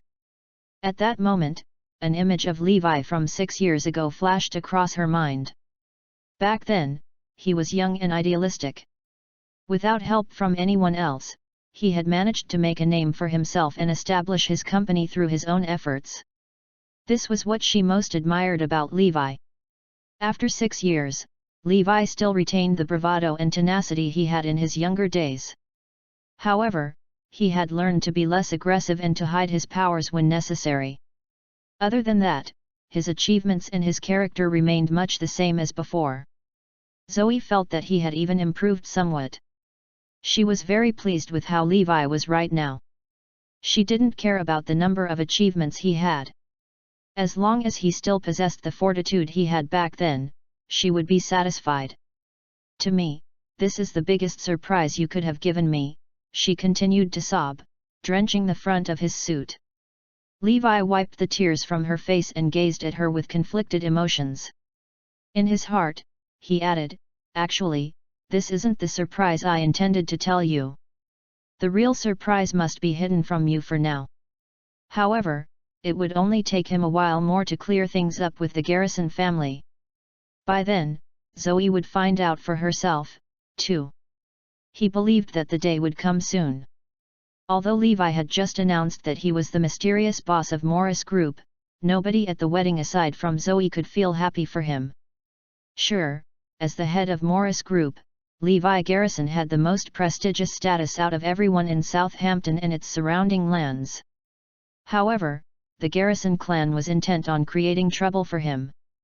This lent a touch of sorrow to Levi's small bit of achievement. In front of a tremendously powerful clan like the Garrisons, the Morris group was practically nothing.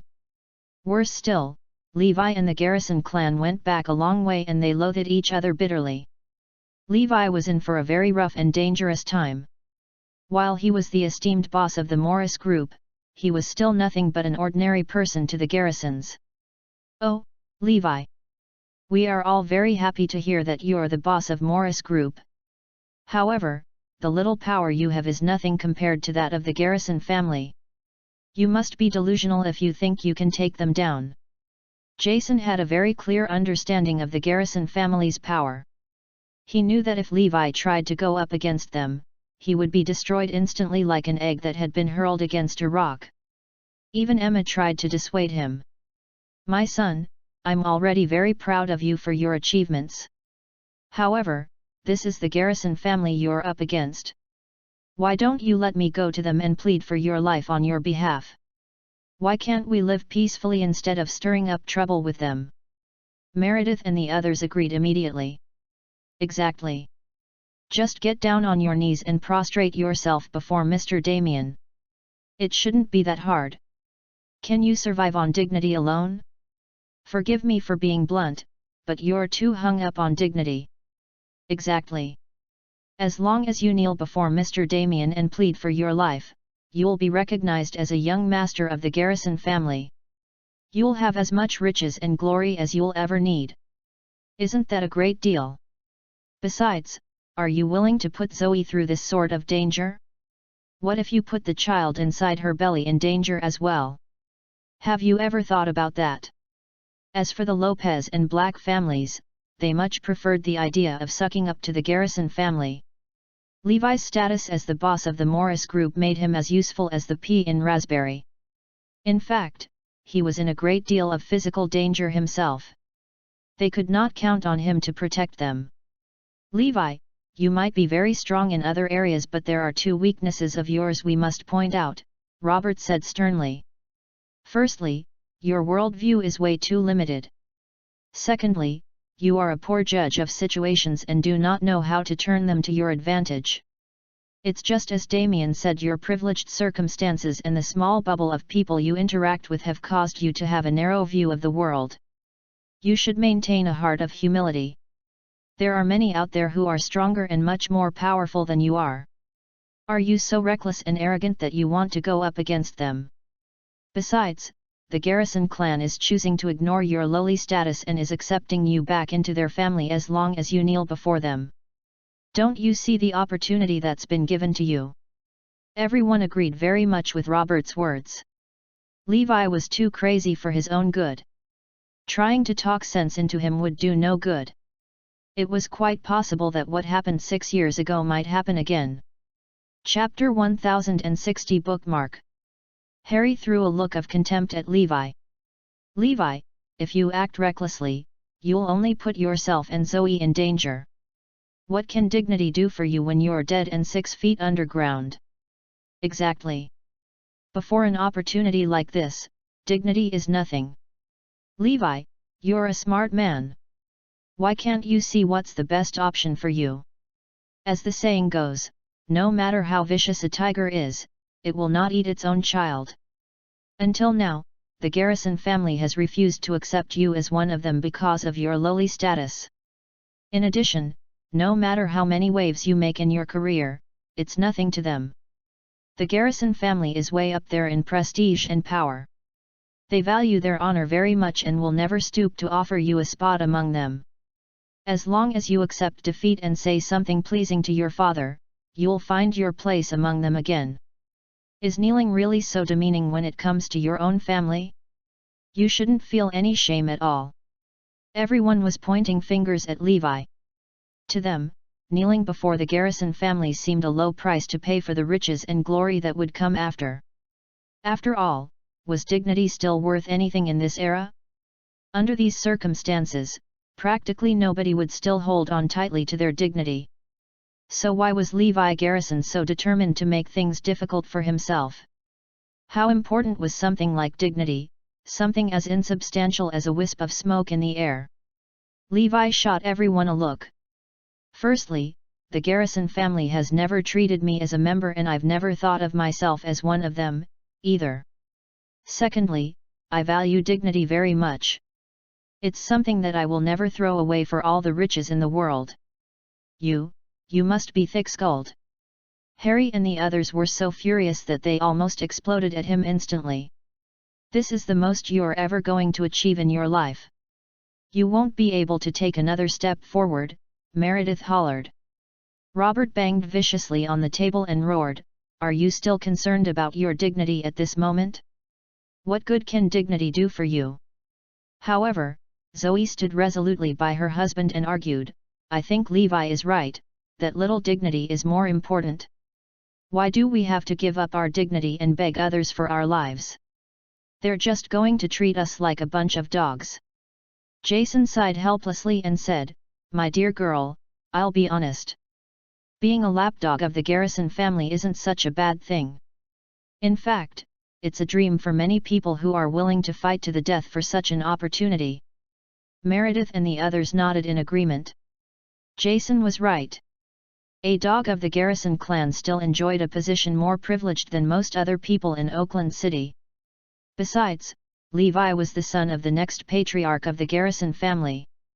"You're still too young to understand what we're talking about. You're too idealistic about these sorts of things. You should face reality.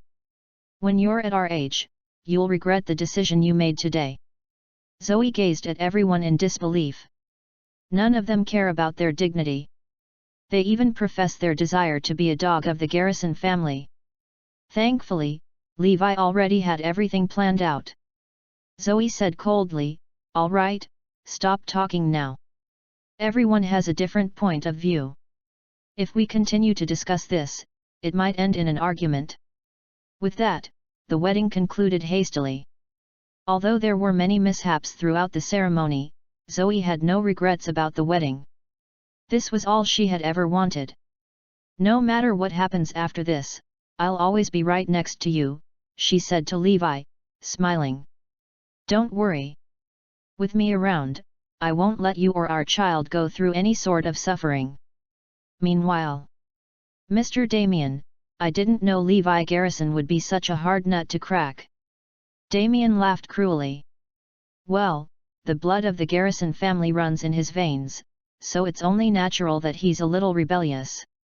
But I'd like to see how long he can keep up that act of his. I'll make him face the cruel reality of life. He'll end up kneeling before me and throwing away his dignity. Mr. Damien, we're all looking forward to that. Haha." Chapter 1061 Bookmark. Levi Garrison is still too weak. Wouldn't it be more fun if he posed a little more of a challenge? Damien sighed resignedly and replied, "I have so many ways of taking him down right now. Take Zoe Lopez and that child inside her, for example. If I wanted to, I could make sure that the child won't be born alive." "Exactly. Mr. Damien, we await your orders. One word from you and we'll head off to torment him immediately." However, Damien shook his head. No. Where's the fun in that? I want to torment him to death slowly. By the time I'm through with him, he'll realize how foolish he has been to hold on so tightly to his pride. As for his wedding night, I'll make sure nothing goes well for him, either. Tell my men to go." Levi was having drinks with his friends. It was rare that his friends of special status could meet up. The fact that his beloved mentor, Angus Belford, was also present made Levi feel overwhelmed with pleasure. Angus said, "Levi, I understand your situation now. To tell you the truth, the Garrison clan of Oakland City aren't ordinary folks. They have been around for 1,000-odd years and numerous generations. Their fighting prowess is top-notch. Shall I tell you some statistics? You know about Arudia's Saber leaderboard, don't you?" Levi nodded. Arudia's Saber leaderboard was a ranking of Arudia's best warriors. Everyone on it was the creme de la creme among experts. However, warriors like Levi and those in the Iron Brigade were ranked in a separate and confidential list and not on the Saber leaderboard. All they knew was that those on the saber leaderboard were very strong, they only had a vague understanding of how powerful those warriors truly were. On Arudaya's saber leaderboard, the disciples of the Garrison clan take up a grand total of 21 spots, while the warriors related to the Garrison clan take up 46 spots in total. This means that about half of the warriors on the saber leaderboard have connections to the Garrisons. After hearing these statistics, Levi and the others were stunned. The warriors on the saber leaderboard were vicious military warriors. All of them were devils on the battlefield and had gained quite a reputation even overseas. Not only were they loaded with military accomplishments, but those warriors were also full of power and talent. Were there really so many of them with connections with the Garrison clan? Evidently, the clan was powerful beyond belief. However, Levi had already had a taste of their power for himself before. One of the servants of the Garrison clan had the power to make an entire city yield to him. It was unimaginable what the real power of the Garrison clan could be if they turned it out in full force. Not only that. The Garrison family has other warriors with different areas of expertise, too. They are excellent fighters. There's a reason for the Garrison family's fearsome reputation in Arudaya. They are more frightening than even I could imagine.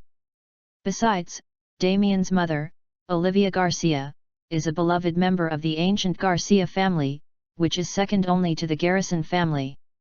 The Garrisons and Garcias are in this together. If we strike against the Garrisons, we'll have two ancient families after our blood. Angus turned to look at Levi. I hope that you, as the god of war, will exercise some caution while taking down the Garrison clan of Oakland City.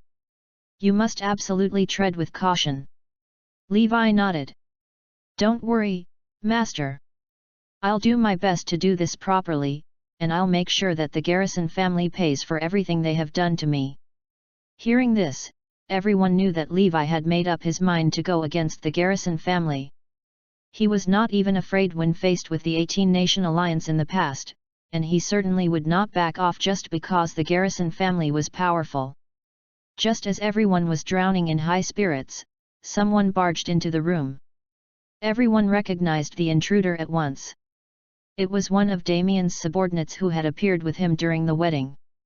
Upon seeing him, White Tiger growled, "What are you doing here?" Damien's subordinate, Vincent Garrison, looked at him and smirked. "Levi Garrison, I've been sent to tell you something." "What?" Damien's subordinate laughed. "The person you owe your life to is in danger at this very moment. Do you wish to save this person?" Levi's expression changed. "The person I owe my life to? Yes, indeed. He's on the brink of death right now, I might add." Chapter 1062 Bookmark. "Who is it?" Levi asked. Shaking slightly, Emma asked, "Could it be Dexter?" If there was someone in the Garrison family whom Levi owed his life to, it had to be Dexter, the Garrison's butler. Back then, Dexter had treated Emma like his own daughter. He had helped her numerous times, often secretly. And hence, he had a huge role to play in the fact that she was still alive today. After Emma gave birth to her child, the child was taken away by Tyrone Garrison. She had feared for her child's life and wondered if he could live on. However, Dexter promised her that he would find a way to ensure that her child lived. Right on the first try. "Yes, it's Dexter." Vincent laughed coldly. "I'll tell you guys the truth. Initially, the Garrison family had no plans of letting Levi Garrison live. They took him and abandoned him in the mountains, leaving him to die. However, Dexter, that old hag, secretly left him on the streets of Northampton instead. If not for him, Levi would have died a long time ago." A hush fell over the room. Emma felt as though she had just been struck by lightning. The Garrison family had been lying to her all along. Tyrone had tricked her. They never had any plans to let Levi off the hook. Back then, Tyrone hadn't had the heart to kill off his son by himself, so he simply abandoned him in the wild. But how was this any different from committing murder with his own two hands? The Garrison family had never planned on letting Levi live from the beginning. Emma had thought that Tyrone would at least feel some sort of affection for his son and let him live. However, things had not gone the way she imagined they would.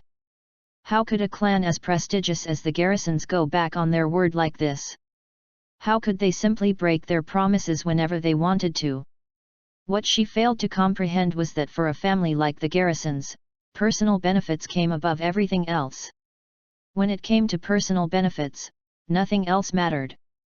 Besides, Tyrone had gone behind everyone else's back to do this. Tyrone, I've finally seen you for the brute you are. So much for tigers not eating their own children. You're the worst savage I've ever had the misfortune to meet. Zoe clenched her hands into fists as her body began to shake with rage. This is saddening, awfully saddening.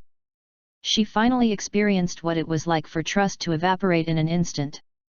Levi felt extremely stunned by the news of his father's cruelty too. Had he really tried to kill me when I was a child? He finally understood everything. This was why it had always been the Garrison family's servants who were sent to deal with him in the past. Apparently, everyone in the Garrison family already thought he was dead. Tyrone Garrison, how cruel of you! As a father yourself, how could you have done something so horrible to your own flesh and blood? What a father you are! Vincent snorted derisively. You have that stupid Dexter to thank for all this. If not for him, there would be less trouble for all of us. As for you, Levi Garrison, you can decide for yourself whether you want to save Dexter. I'll give you 3 hours. If you don't come by then, I'll make sure to bleed out every last drop of blood from his body. Vincent gave one last cackle before he turned around and left. Levi turned to Emma and asked if what Vincent said about Dexter was true. My son, it seems that it's really true. Dexter was the one who saved you from dying. Emma said confidently. Levi said coldly, all right, then. Since he was the one who saved my life and he's now in trouble because of me, I must save him. I'll get going now. My son. Emma racked her brains to think of how best to deter her son from going to Dexter's rescue. She understood what Damien's plan was. He meant to lure Levi straight into his trap, where he would have the perfect opportunity to kill him off. This way, the Garrison family would escape the consequences of his murder. If Levi were to walk straight into Damien's trap, he would be putting himself in great danger. Besides, he had just gotten married today. There was no need for him to put himself into this sort of situation immediately. As his mother, Emma was very reluctant to let him do it. On the other hand, however, she wished for Levi to be a man who knew the value of courage and gratitude. Since Dexter was the person who had saved his life, Levi should go ahead and rescue him. Don't worry, Mom. Damien and I are bound to meet each other before long anyway. With that, Levi turned and left to search for Damien. Dexter was somebody he had to save. Nobody, not even his mother, could hold him back from doing so.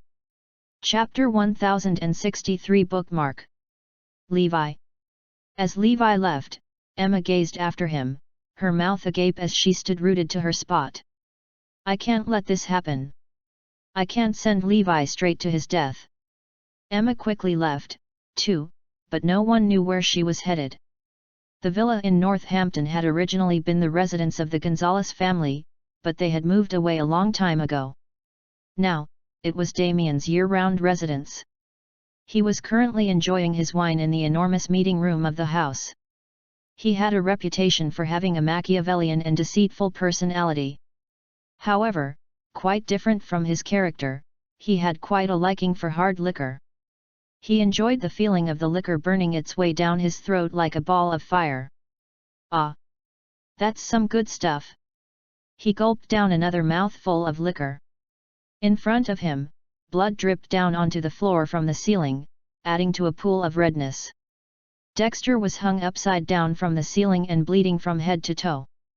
Damien had just sliced another wound across his abdomen, blood could be seen gushing out of it.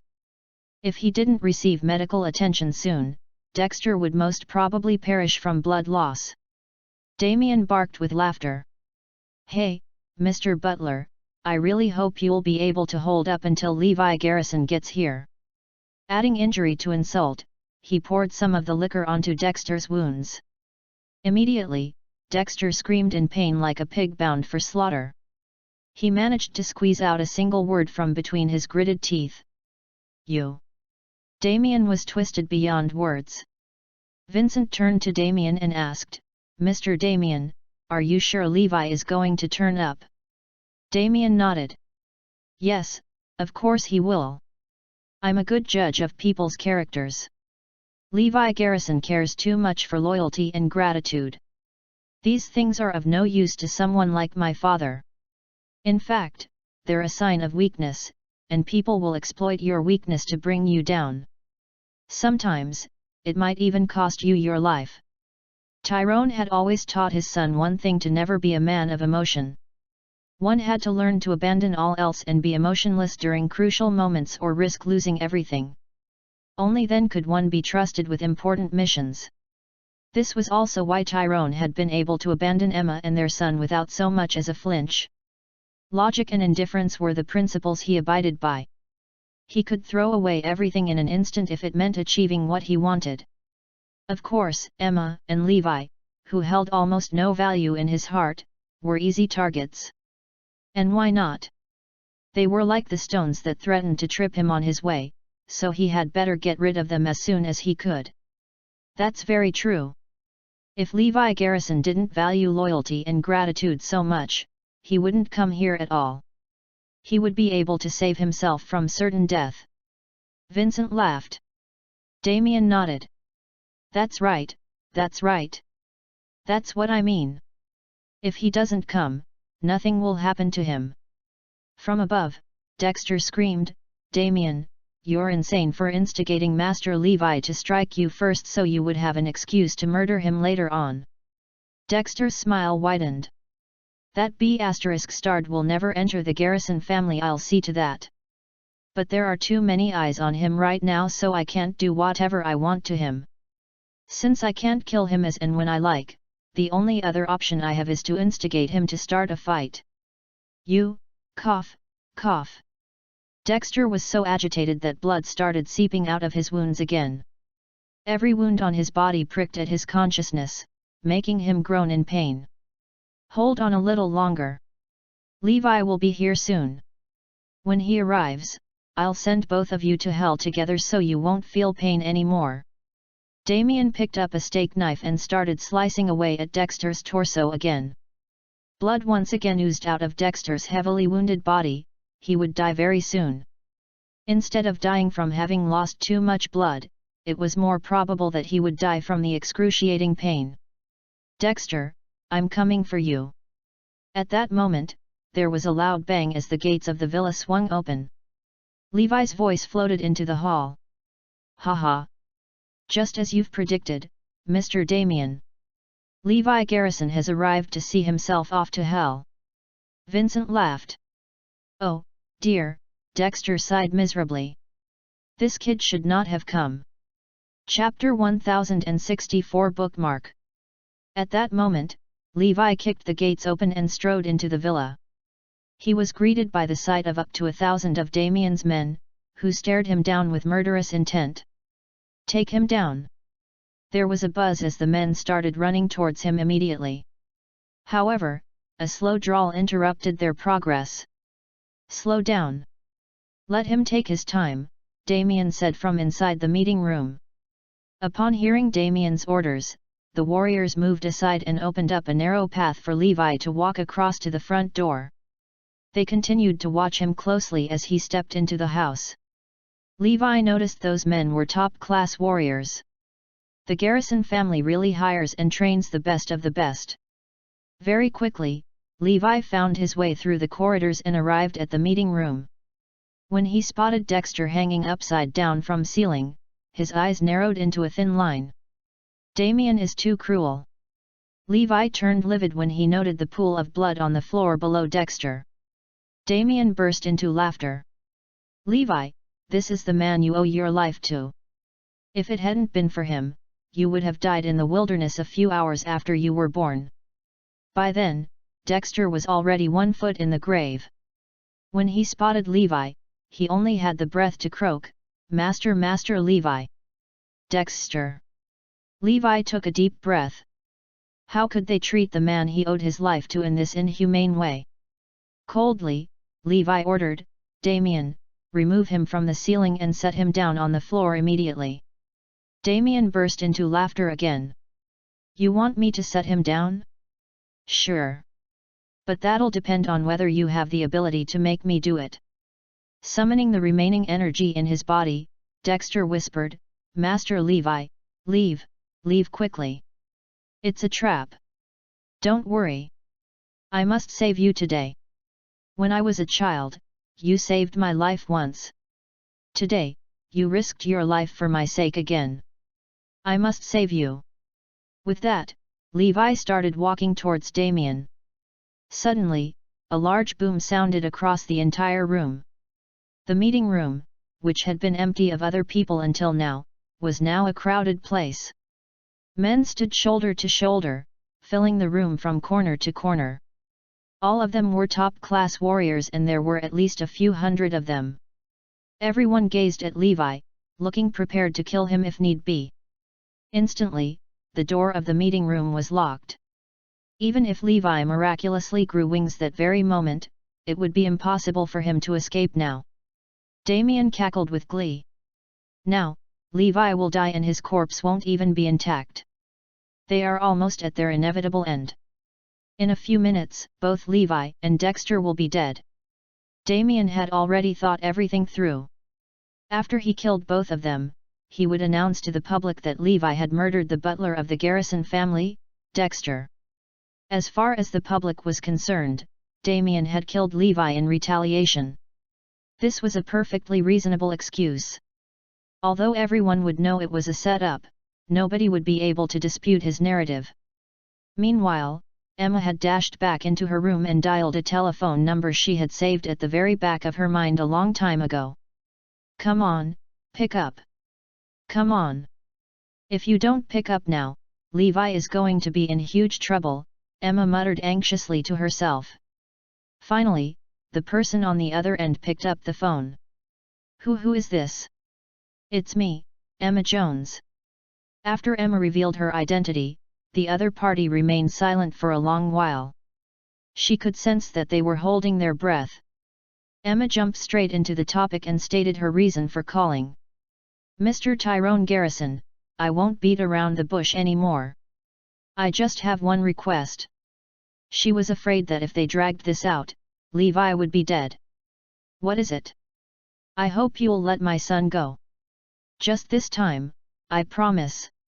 As long as you let go of my son this once, both my son and I will never have anything to do with the Garrison family again. You know I'm a person of my word.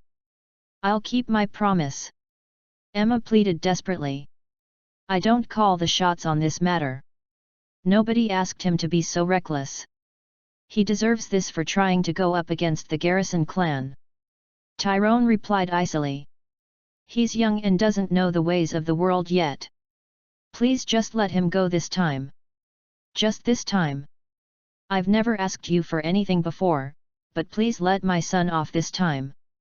I can even die in his place. Please, I beg of you, I'll even kneel before you." Emma was crying so hard that her face was practically soaked with tears. Chapter 1065 Bookmark. However, Tyrone turned her down immediately. "Even if I let him off the hook, I can't promise you that the other Garrison family members will do the same. Tyrone Garrison. If you don't promise me this, I'll expose that secret of yours to the world." Emma suddenly exclaimed. "You?" Tyrone's tone underwent a profound change when he heard that.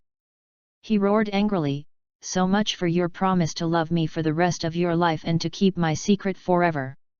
How dare you threaten to expose it to the world now, you wretched B***tch. Emma was forced into a corner. "I'm willing to do almost anything if it means saving my son's life. If there's anything that can get him out, I'll do it. All right, I'll let him off, all right? I'll make sure to keep him alive. But there's still a problem. How will I know that you won't use this secret to threaten me again? Tyrone asked. I swear I'll never use this secret against you again. However, Tyrone replied in a low and dangerous voice, preposterous. I've long understood that only the dead can keep secrets. A shiver ran through Emma's body. She felt a little panicked by the implications of his words. All right, here's my proposal. Trade your life with your son's. When Levi makes it out of there, I'll send someone to fetch you back to Oakland City. There was no way Tyrone would allow his secret to be leaked to the public. This had never been a source of concern for him before, because Emma loved him way too much and would take his secret to her grave rather than exposing him to the world. However, now that her son's life was at stake, it was a different story altogether. Hence, Emma needed to die. Fine. I promise you. In order to save her son's life, Emma didn't care if she lived or died anymore. Back at the villa in Northampton, Levi smiled as he gazed at the hundreds of warriors surrounding him. Blandly, he announced, "Today is my wedding day, so the last thing I want to see is bloodshed. However, some people are pushing me too far. I have no choice but to pull out all stops and kill all of you." Damien laughed shrilly. "Levi Garrison, that silly bravado of yours has always been a source of admiration for me. Look where you are now. Do you still dare to make those silly proclamations of yours? And guess what, I arranged for all this to happen today, just for you. 6 years ago on this very day, you had your limbs broken by my men and were left for dead on the streets. Today, I'll see to it that you're beaten to death. Haha, life comes a full circle, doesn't it?" Damien threw his head back and guffawed. Dexter was livid. "This devil is downright disgusting. What a tyrant." Damien's subordinates laughed next to him. "Hey, kid, did you bring the coffin, gravestone, and funeral wreath we gave you earlier today? We prepared that especially for you." Levi's expression remained placid. He said, "Damien, the biggest mistake you made in your life was to come to Northampton." A mistake?" Damien asked in confusion. "Because you're going to die. Even though it's my wedding day today, I'm going to bash your head in and make sure I decorate these walls with your intestines." Levi had already made up his mind to kill him. Damien must die. "Men, go." Just as Damien was going to order his men to kill Levi, he received a phone call from his father. "What? Are you serious? But why?" "Oh, all right, I understand, father." Damien hung up the phone and gazed at Levi with disbelief. Vincent urged him, "Mr. Damien, your orders, please." To their surprise, Damien waved a hand dismissively and snapped, "All right, that's enough. We won't be killing Levi Garrison today." "Hey!" Everyone was stunned. Why did he suddenly change his mind about killing Levi? In a very disgruntled voice, Damien grumbled, "Levi, count yourself lucky for escaping death today. I won't be killing you for now. As for Dexter, you can have him, too." So there. He didn't understand why his father had suddenly ordered him to spare Levi's life. Back then, his father had also given him the order to murder Levi without much explanation, either. However, Levi didn't move from his spot. He glared angrily at Damien and spat, "That won't do. You might not want to kill me anymore, but that doesn't mean I'm going to let you off the hook." Chapter 1066 Bookmark. Levi thought the whole situation ridiculous. Does Damien really think he'll emerge from this without any consequences? Has he ever considered what I might have up my sleeve? Damien has no clue as to who will be killing who. Damien froze. "I have already agreed to spare Levi's life, but this incorrigible jerk is trying to push it." "All right, everyone heard that, right? He said he wanted to kill me, didn't he? If I kill him now, I doubt my father will blame me for it." Haha. Just now, Damien was feeling despondent when he realized there was no way he could kill Levi without angering his father. However, Levi had decided to dig his own grave. This is excellent. Damien burst into laughter. Levi Garrison, you're asking to be killed, aren't you? Don't blame me for being too awful to you. Men, go. Empty out his guts. Immediately, there was a loud clang as the men drew their swords. At that moment, someone yelled, Mr. Damien, there's a woman outside who seeks your audience. Her name is Emma Jones. Very quickly, Emma arrived at the meeting hall. She cried, Mr. Damien, your father has already agreed to let the both of us off. You can't go back on his word. Yes, I've already let him go, Damien said agreeably. Mom, leave by yourself first. He might have let me go, but I sure haven't let him go. Levi was adamant about killing Damien before leaving the place. Emma threw herself onto the floor and grabbed the leg of his pants. My son, I beg of you to stop kicking up a fuss. We need to leave now. Stop trying to play the hero. It's your wedding day today. Think about Zoe and your child she's bearing. Levi seemed to hesitate. He turned to gaze malevolently at Damien and spat, all right, count yourself lucky today that you managed to keep yourself alive. Now get out of my sight immediately. If I change my mind, I'm afraid you won't get to leave Northampton alive. Damien burst into laughter. Haha, to tell you the truth, I've never met anyone as self-deluded as you are. Don't worry, Levi. I'll leave today, but there will come another day when I'll have you in the palm of my hand. Still guffawing, Damien continued, didn't you say you wanted to go up against the Garrison clan itself? I'll wait for you at the gates of the Garrison residence, then. Be there or be square. Don't worry about it. I'll definitely be there.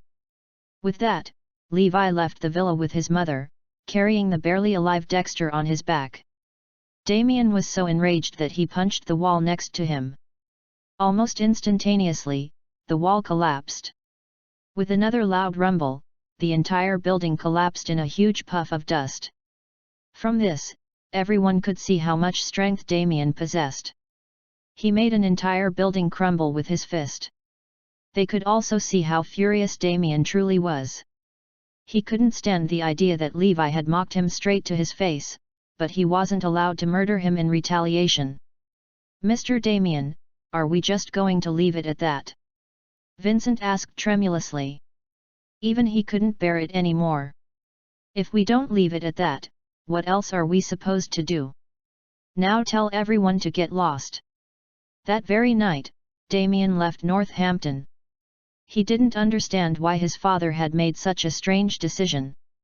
When Damien asked his father previously, the latter gave him his permission to murder Levi. After they finished making arrangements for Dexter, Emma received a phone call from Tyrone. I've let your people go. Isn't it time for you to uphold your end of the bargain? He asked coldly. Yes, I gave you my word. But I sure hope you won't go back on yours. Emma warned. She was reminding him of the promise he broke years ago, when he said he would keep their son alive but then dumped Levi in the wilderness. Tyrone replied frostily, oh, don't worry, I won't do that. Prepare yourself. I'll be sending someone to pick you up soon enough. All right, then. The next morning, news spread all over town. Emma Jones was missing. This is bad. Levi exclaimed, alarmed by the news. Was this why Damien let me off so easily last night? There must be a reason. It seemed the reason had something to do with his mother. There was a possibility that his mother was in grave danger right now. It was quite evident to Levi that Emma Jones had some past dealings with the Garrison family. Otherwise, Damien would never have let him off so easily. Chapter 1067 Bookmark. Emma was now on her way to Oakland City. She was brought before Tyrone Garrison. It had been 20 years since the last time they met. Now that they met each other again, Tyrone observed that the woman had changed drastically since he last saw her. Tyrone still looked elegant and polished as ever. He still had that commanding vibe, albeit it had become more mature and made him seem even more impressive. Tyrone had lived a perfect life from all perspectives. Besides, he was currently poised to become the next patriarch of the Garrison family. When that happened, he would become the most respected man on earth. On the other hand, age had significantly altered Emma's beauty. The wrinkles that crept across her entire forehead made her seem older than she really was. She was so skinny that she looked like a walking skeleton. She was once as beautiful as a flower. Now, she simply looked like an old hag. The two of them were a glaring contrast to each other when they stood together. Nobody would have thought they used to be a couple. When she saw Tyrone again, a complicated mix of emotions welled up within Emma. However, when Tyrone gazed down at her, his eyes were only full of mockery and contempt. He mocked himself for falling for this woman in his younger years. He had been too naive in the past.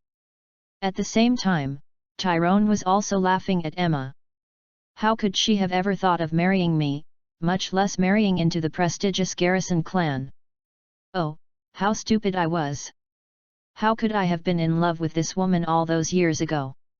I nearly missed out on my future with Olivia. Yes, I was too young and foolish. Oh, just look at Emma now. She's no match for me at all. Not even a little bit. Compared to his present wife, Olivia, Emma was practically nothing. The difference between the two women was simply too great. With a little exaggeration, Tyrone would even say that looking at the present Emma made him feel like throwing up. If he were a bird soaring high up in the sky, she would be a filthy bug crawling on the ground. Did this loser of a woman think she's suitable to be my wife? Dream on. She will never become my wife. Tyrone would only regard her with contempt. However, he had forgotten that he had a role to play in Emma's current predicament. Emma used to be a rose, too.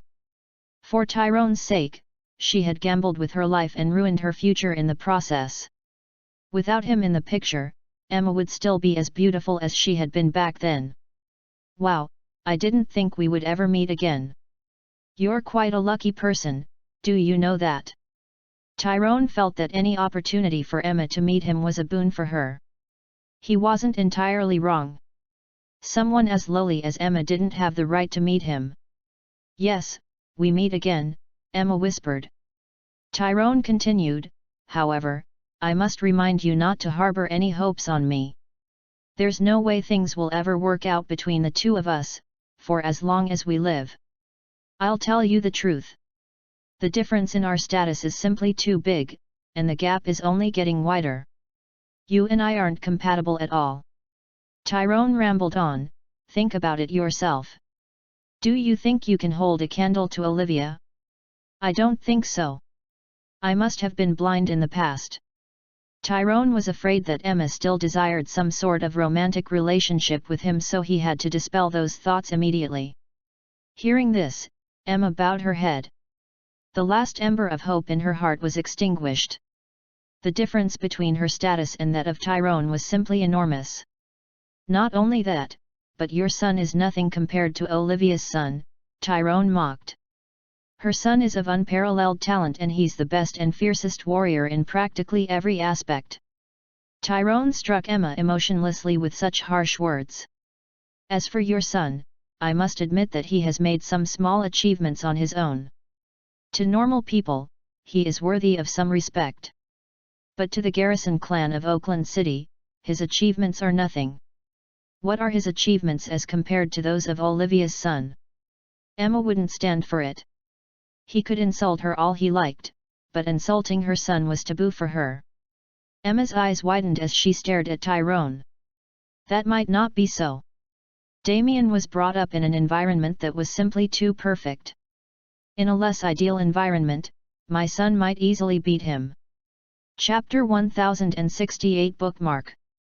Suddenly, a cold voice sounded at the door. Ridiculous. Who said my son was brought up in a perfect environment? The woman sent an intimidating vibe as she glided into the room. Olivia appeared, looking as regal as a queen. The difference between Emma and herself was obvious. Tyrone laughed. Olivia, I made the best decision of my life when I chose you to be my wife all those years ago. Olivia walked in front of Emma and said coldly, Emma, let me tell you something that might shock the skin off those pathetic bones of yours. My son, Damien, was never brought up in the warm environment of the Garrison residence, like you imagined. From the time he was born, Damien was abandoned at a training ground in the frigid north. During his time in training, he never knew his true identity and the Garrison family never provided him with any help. Instead, we made sure to place all sorts of obstacles in his way to ensure that he grew up strong. Olivia continued, Damien managed to survive those challenges because of his own strength and intelligence. We only accepted him into the family when he came of age and proved himself to be a capable warrior. His achievements surpassed those of others in his generation, no one ever came close to defeating him. Olivia went into greater detail. In order to create challenges for him, the Garrison clan spent tens of billions and lost more than 3,000 of our men. Back at the training grounds, there were about 80 other recruits who trained alongside Damien, but only one could emerge alive. Damien was the one who killed off the rest and walked away as the victor.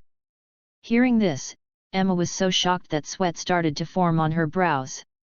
It was evident that Damien's experiences before he came of age were even worse than what Levi went through. If he lost focus for even one moment, he would have died. The Garrison's brutal training had produced a genius like Damien. Even Emma had to admit that Levi's achievements paled in comparison to what Damien had achieved. Olivia continued, Do you really think that B*****starred son of yours can be compared to Damien? What rubbish!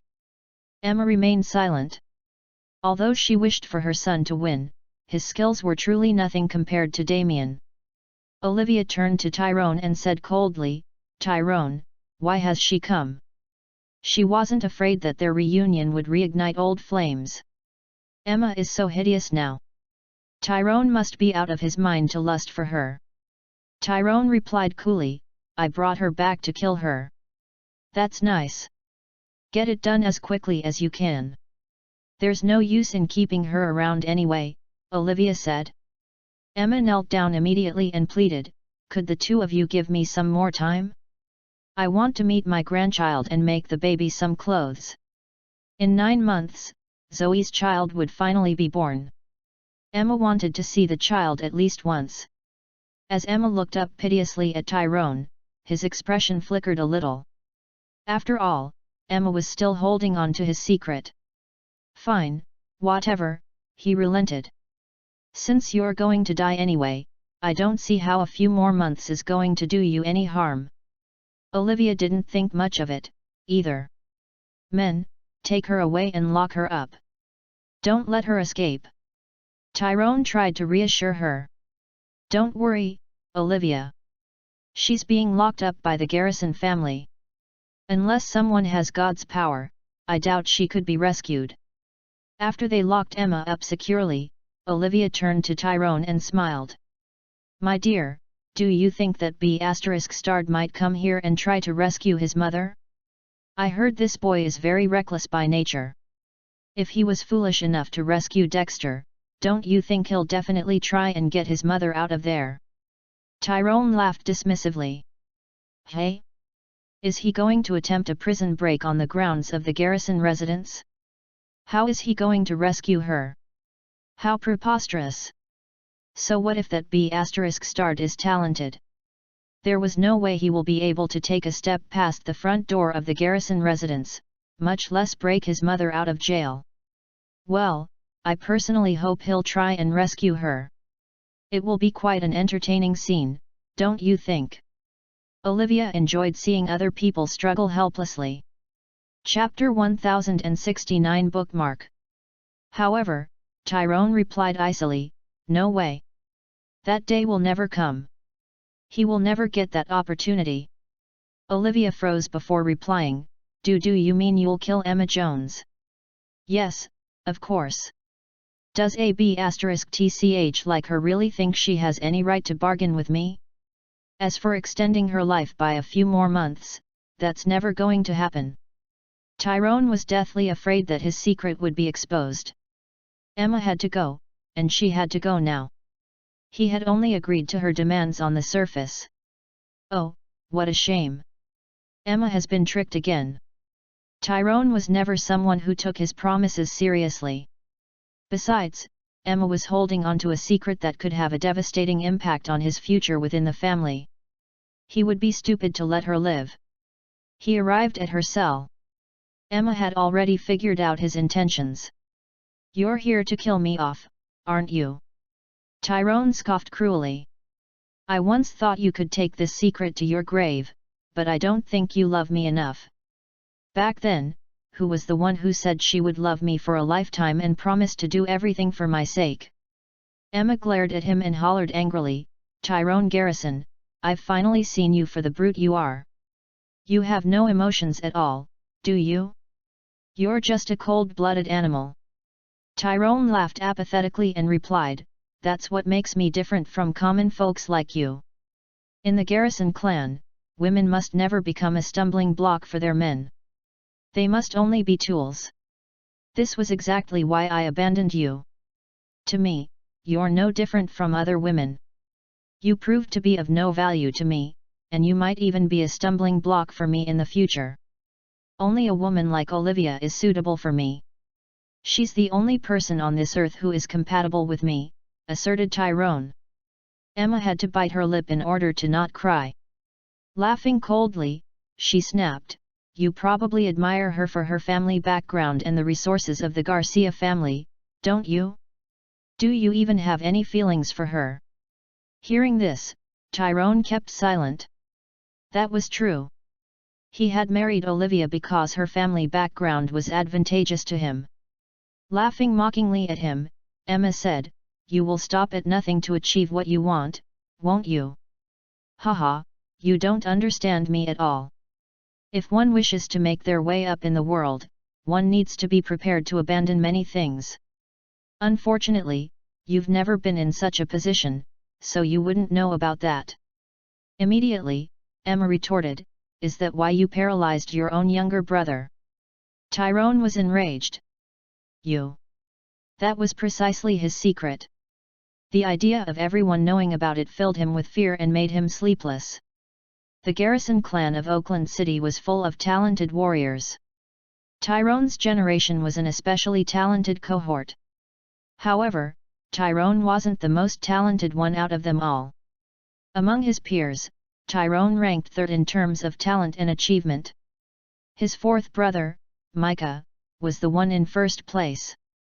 While Micah was alive, his powers surpassed everyone else's. He was practically the next patriarch of the family. Tyrone could only watch and stew in jealousy as everyone lauded his brother with praise. Finally, when he could stand it no longer, he set a trap and paralyzed his brother. Till this day, Micah was still confined to his bed. Everyone in the Garrison family believed that Micah's fall and subsequent paralysis was an accident.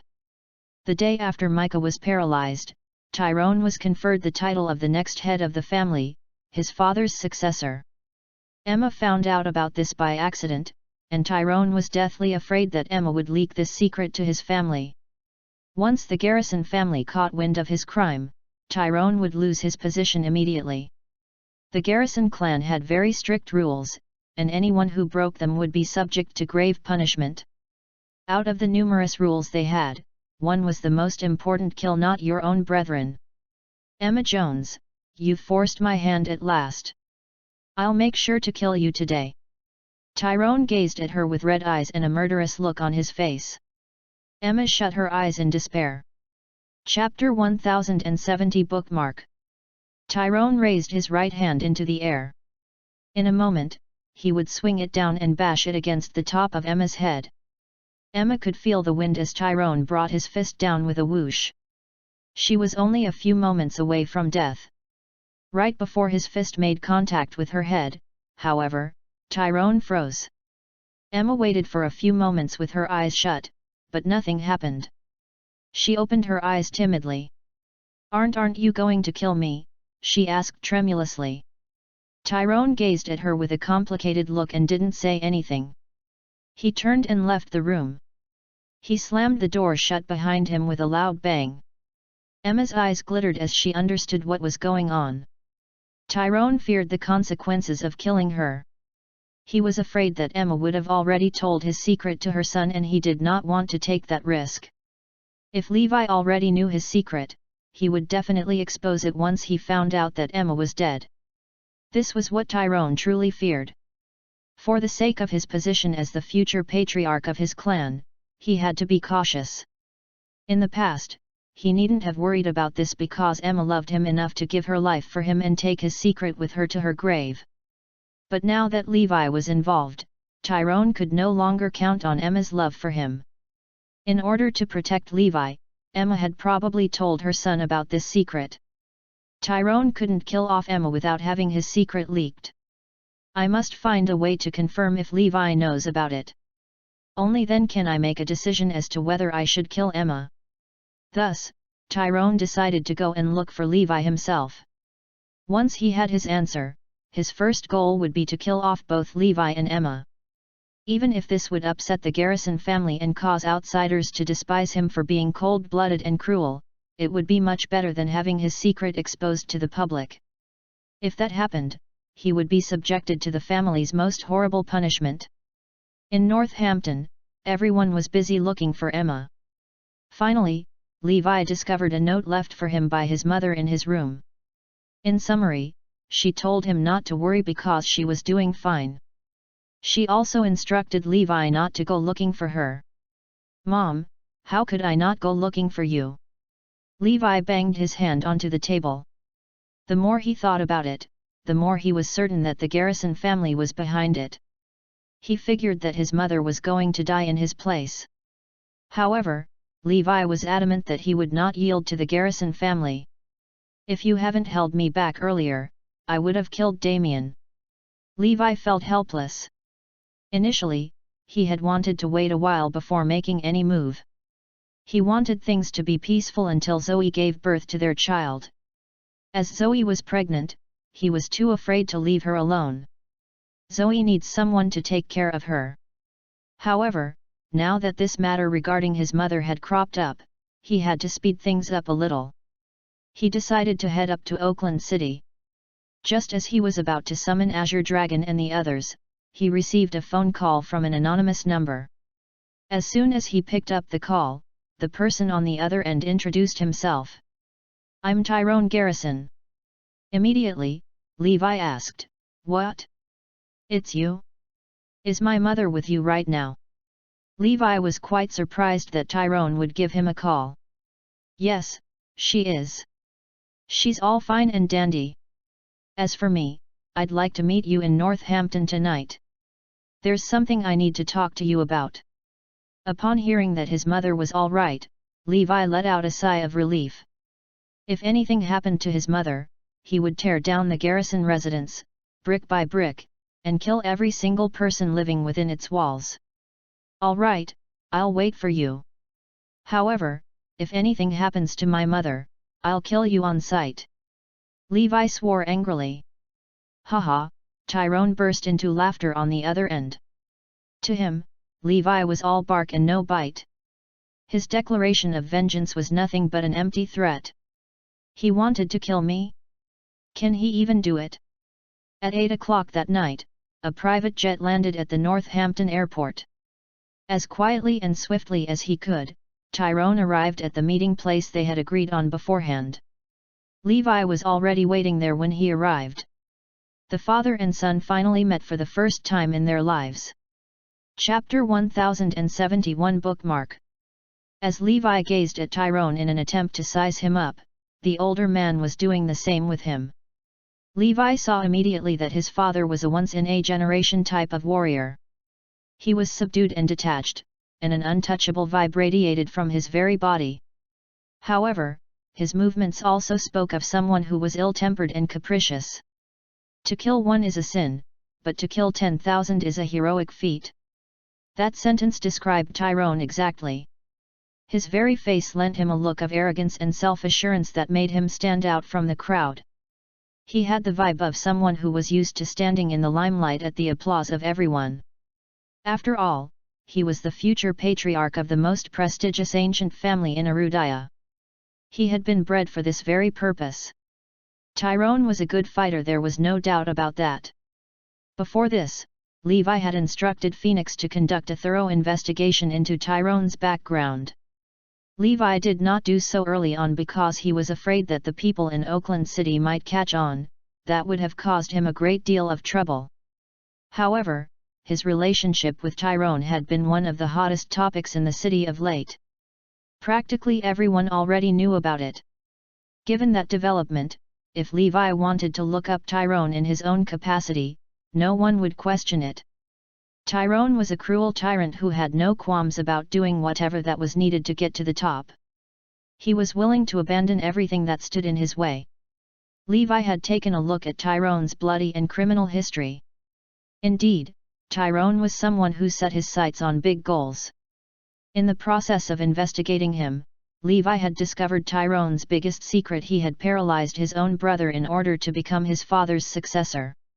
In order to ensure the prosperity of their clan, the garrisons of Oakland City had established an ironclad rule. It was also the most important one in their book of rules: kill not your own brethren. Those who violated it would be the harshest of punishment. This rule had been established so that the garrison clan would unite with each other rather than being divided by petty fights and jealousy. Hence, the garrison clan was renowned for their unity, which had seen them through over 1,000 years. There had never been an instance of family members killing each other, until now. This was also why the Garrison clan was so powerful. However, Tyrone had violated this sacred rule in order to pursue his own selfish interests. He had very extreme beliefs. To him, love, family ties, and friendships weren't important. What was important, however, was the benefits he could reap. One look at his father was enough for Levi to see him for who he was. To Tyrone, however, Levi was just an arrogant and reckless troublemaker. Tyrone had seen his share of this sort of youngsters. A little taste of achievement was enough to send them into a downward spiral of haughtiness. In the end, however, their wild ways would be tamed by the harsh reality. There was nothing wrong with being arrogant, of course, but if one overdid it, the consequences would be extremely dire. From his observation of Levi, Tyrone could tell that this B***** son of his wouldn't last very long in the real world. Compared to Damien, he was nothing but a small fry. Damien was every bit as arrogant as Levi was, but at least he had talent and ability. With the two most powerful ancient families in Erudaya backing his every move, Damien's power was simply unimaginable. Although the blood of the Garrisons flowed through Levi's veins as well, he wasn't suited to be Tyrone's son at all. Tyrone would never acknowledge him as one of his own. If Levi really wanted to become a member of the Garrisons, he had to first prove himself. Otherwise, in no way would they accept him. "Did you bring my mother along?" Levi asked. "Don't worry, she's fine. She's very safe as well. I can give her a video call if you don't believe me," Tyrone replied. Levi asked again, "All right, then, what are you here for?" Suddenly, Tyrone smiled and said, "I'm here for a very simple reason. I'm here to meet you. I wanted to see for myself how reckless and foolish the son of Emma Jones is." As expected, my men weren't exaggerating at all when they described you. You seem to be even more arrogant than I thought. Levi grinned. "You aren't just here to see how reckless and foolish I am, are you? Why don't you tell me what you're really here for? Stop beating around the bush." Levi refused to believe the heap of rubbish Tyrone was feeding him. As if Tyrone has come here so secretly. Evidently, he doesn't want anyone to know he is in Northampton. Chapter 1072 Bookmark. Besides, he hasn't yet made a move to kill Mother. Therefore, there is only one possible reason for his appearance. He wants to find out for himself if I know his secret. Levi made up his mind immediately. His mother had saved herself with that secret. Tyrone's expression was rather unnatural. He looked pallid and nervous, and rather hesitant to open his mouth. Finally, he decided to allude delicately to the matter. Sighing deeply, he asked, "Has your mother ever told you anything about me?" Levi continued grinning. "Yes, she has." "Well, has she ever told you anything that she should have kept a secret?" Tyrone held his breath and gazed intensely at Levi. Levi smiled. "Of course she has. She has told me all sorts of secrets about you." Seeing the damning smile on Levi's face, Tyrone felt as though he had been struck by lightning. His heart sank a little. Levi had given him a very vague answer, but he had a nagging suspicion that the young man already knew about his secret. However, he could not be absolutely certain of that. What if Emma had told him other secrets about me? Gritting his teeth, Tyrone asked, "What exactly did she tell you?" Levi smiled. "Don't you know your own secrets?" "Well..." Tyrone was so nervous that sweat was beading on his brows. He still couldn't confirm if Levi knew that dark secret of his. To kill or not to kill? That is the question. Levi suddenly spoke up, his voice sending shivers down Tyrone's spine. "What? Are you thinking of whether you should kill me?" Did Levi sense my intention? "If you wish to kill me, do it. After all, you've never hesitated to do something when it comes to achieving your own goals." Hearing this, Tyrone became certain that Levi already knew the damning secret he had been hiding for decades. Now, he was afraid that Levi was going to use this secret against him for the rest of his life. What if he tries to threaten his way into the Garrison family? This B** has no right to enter the Garrison family. The Garrison family valued their honor over anything else, after all. "I'll tell you this, Levi Garrison. Don't you dare use this to threaten me and force your way into the Garrison family. Even if the clan decides to punish me and my reputation takes a serious hit, I will never let you become one of us." Tyrone made a very serious declaration. He'd much rather have the clan find out about his secret than let this B** taint the halls of the Garrison residence with his filth. There was no way Levi Garrison could become a member of the clan.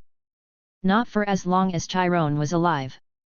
Hearing this, Levi burst into laughter. Coldly, he said, "Do you think I'll use this secret against you just so I could enter the Garrison family? How ridiculous! Tyrone Garrison, listen to me, I couldn't care less about a pathetic family like yours. Even if all of you come begging at my door for me to join the clan, I'll turn you down."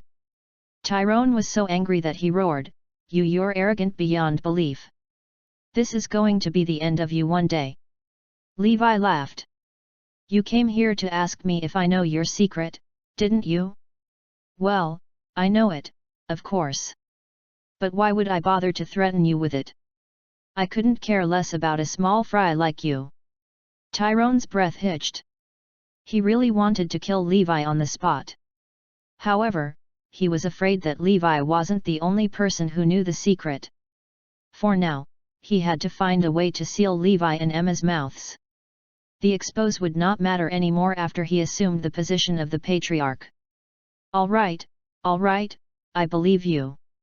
As long as you don't leak my secret, I promise not to lay a hand on your mother," Tyrone said. He would tolerate it for a while longer.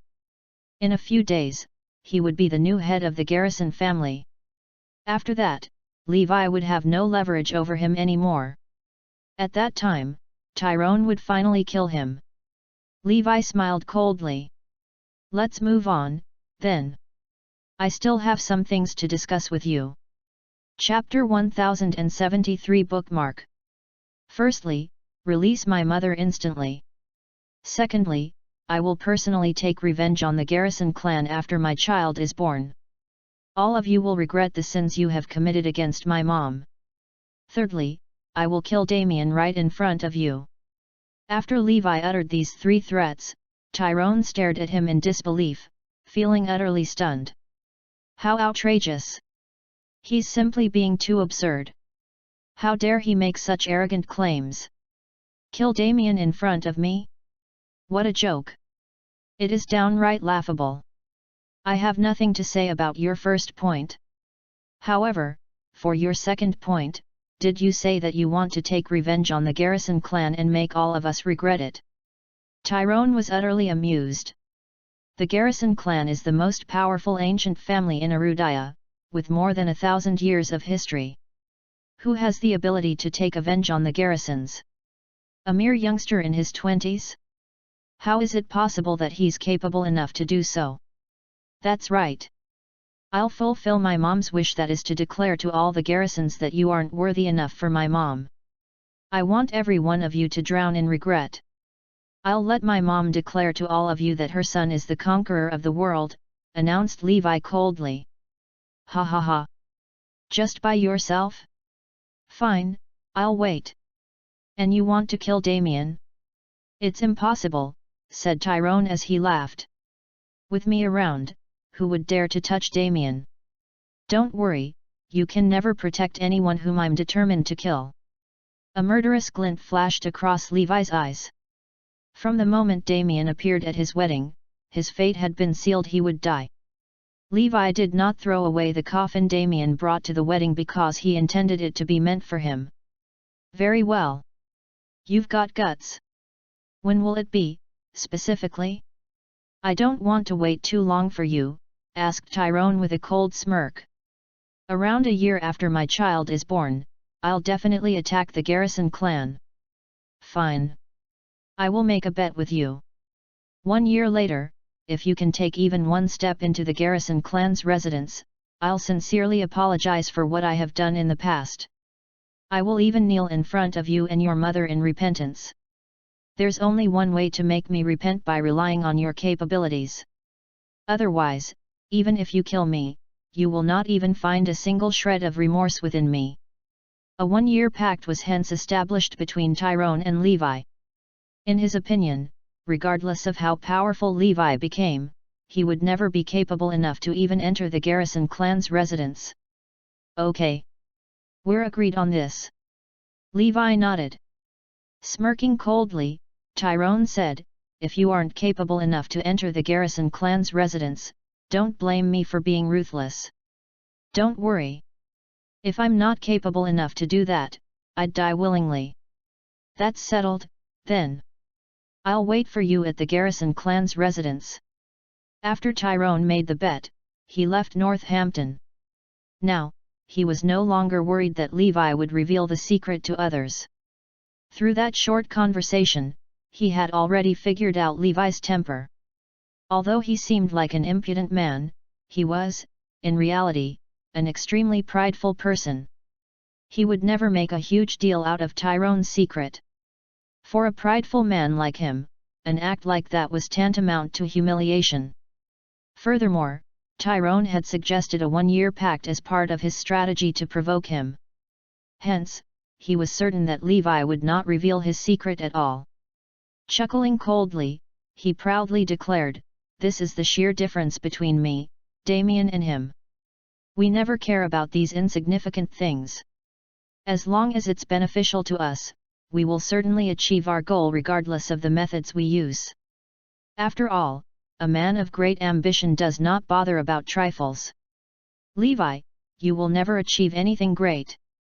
A year later, I will witness the sight of you pathetically groveling in front of the Garrison clan's residence." Chapter 1074 Bookmark. Tyrone was quite accurate in his judgment of people.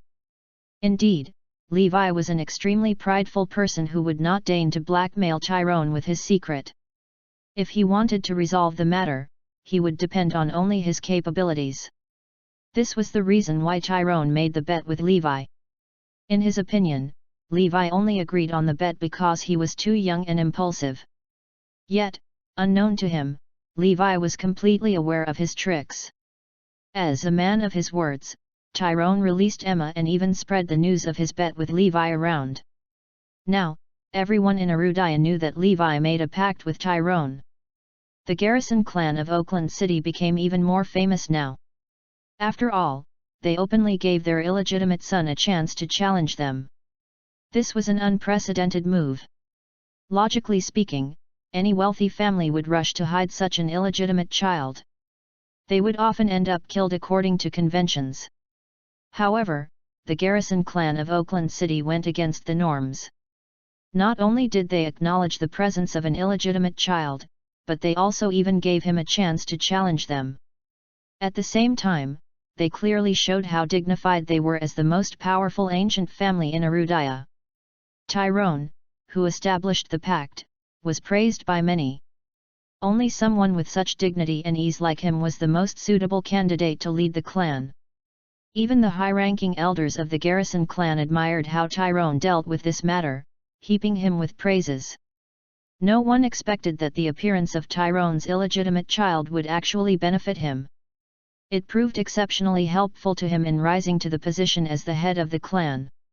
Even Tyrone did not expect that he could benefit from it.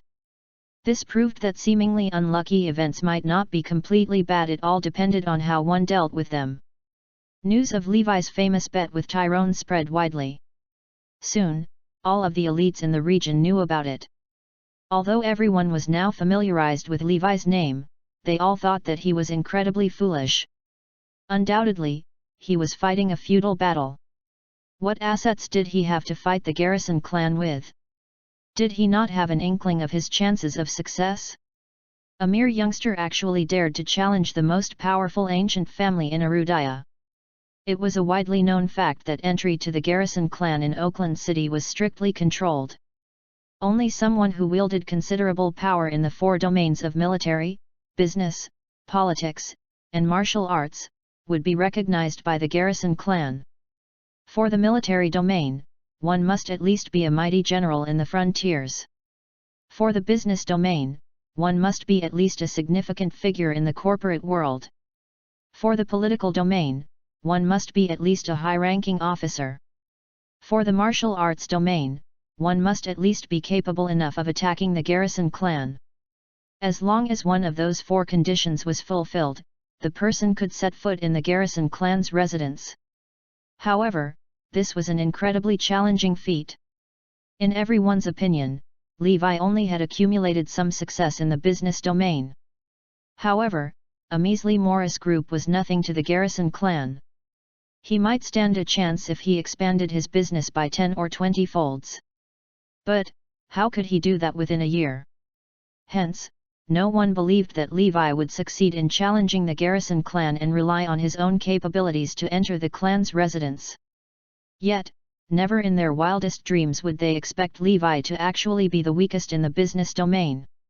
Needless to say, his influence in the military and the political domain was unparalleled. He was the Arudaya's god of war. His martial arts strength was undeniably matchless as well. After all, he had trained himself by fighting in 2,000 battles over a span of 6 years. In fact, he could conquer almost everything. As for now, he did not need to act personally. There were too many skilled experts working for him now. After Emma returned, she looked at Levi with an indecipherable look. "Levi, you shouldn't have done it. If you agreed to his bet, it means that you have fallen for his trick. He knows your personality, so he's using it to constrain you." "Mom, it's going to be fine. It's true that this is a trap he set up for me. However, he doesn't know that I'm actually capable enough. Don't worry, I'll definitely fulfill your wish." Chapter 1075 Bookmark. This was a dream that Emma knew was absolutely impossible, yet she was content to just fantasize about it. Hence, she named her son Levi, a name that signified harmony and unification. She hoped that he would preside over the world and let the Garrison clan realize their mistake. "Okay, Levi. I'll look forward to 1 year later." Emma smiled. Regardless of what the outcome would be next year, she could still accompany Levi, Zoe, and the soon-to-be-born baby this year. Life went back on track afterward. The Lopez family and the Black family were extremely unhappy with Levi. He could have chosen to kneel in forgiveness and remain content as a member of the Garrison clan. However, he insisted on challenging them. They were certain that he was crazy. The Garrison clan of Oakland City also specified the conditions of the challenge for Levi. In the military domain, he must surpass Hugh Garrison. He was the chief of the Grey Wolf Squad from the north. In fact, the god of war personally bestowed the title upon him. In the political domain, he must surpass Finnick Garrison, a high-ranking politician of Oakland City. In the business domain, his corporation must perform better than 5% of Damien's business. After all, Damien owned countless assets, with the Pinnacle Group alone strong enough to completely trump the Morris Group. In the martial arts domain, he must be able to defeat Titus Garrison, one of the Garrison clan's youngest guards who had perfected his martial arts skills.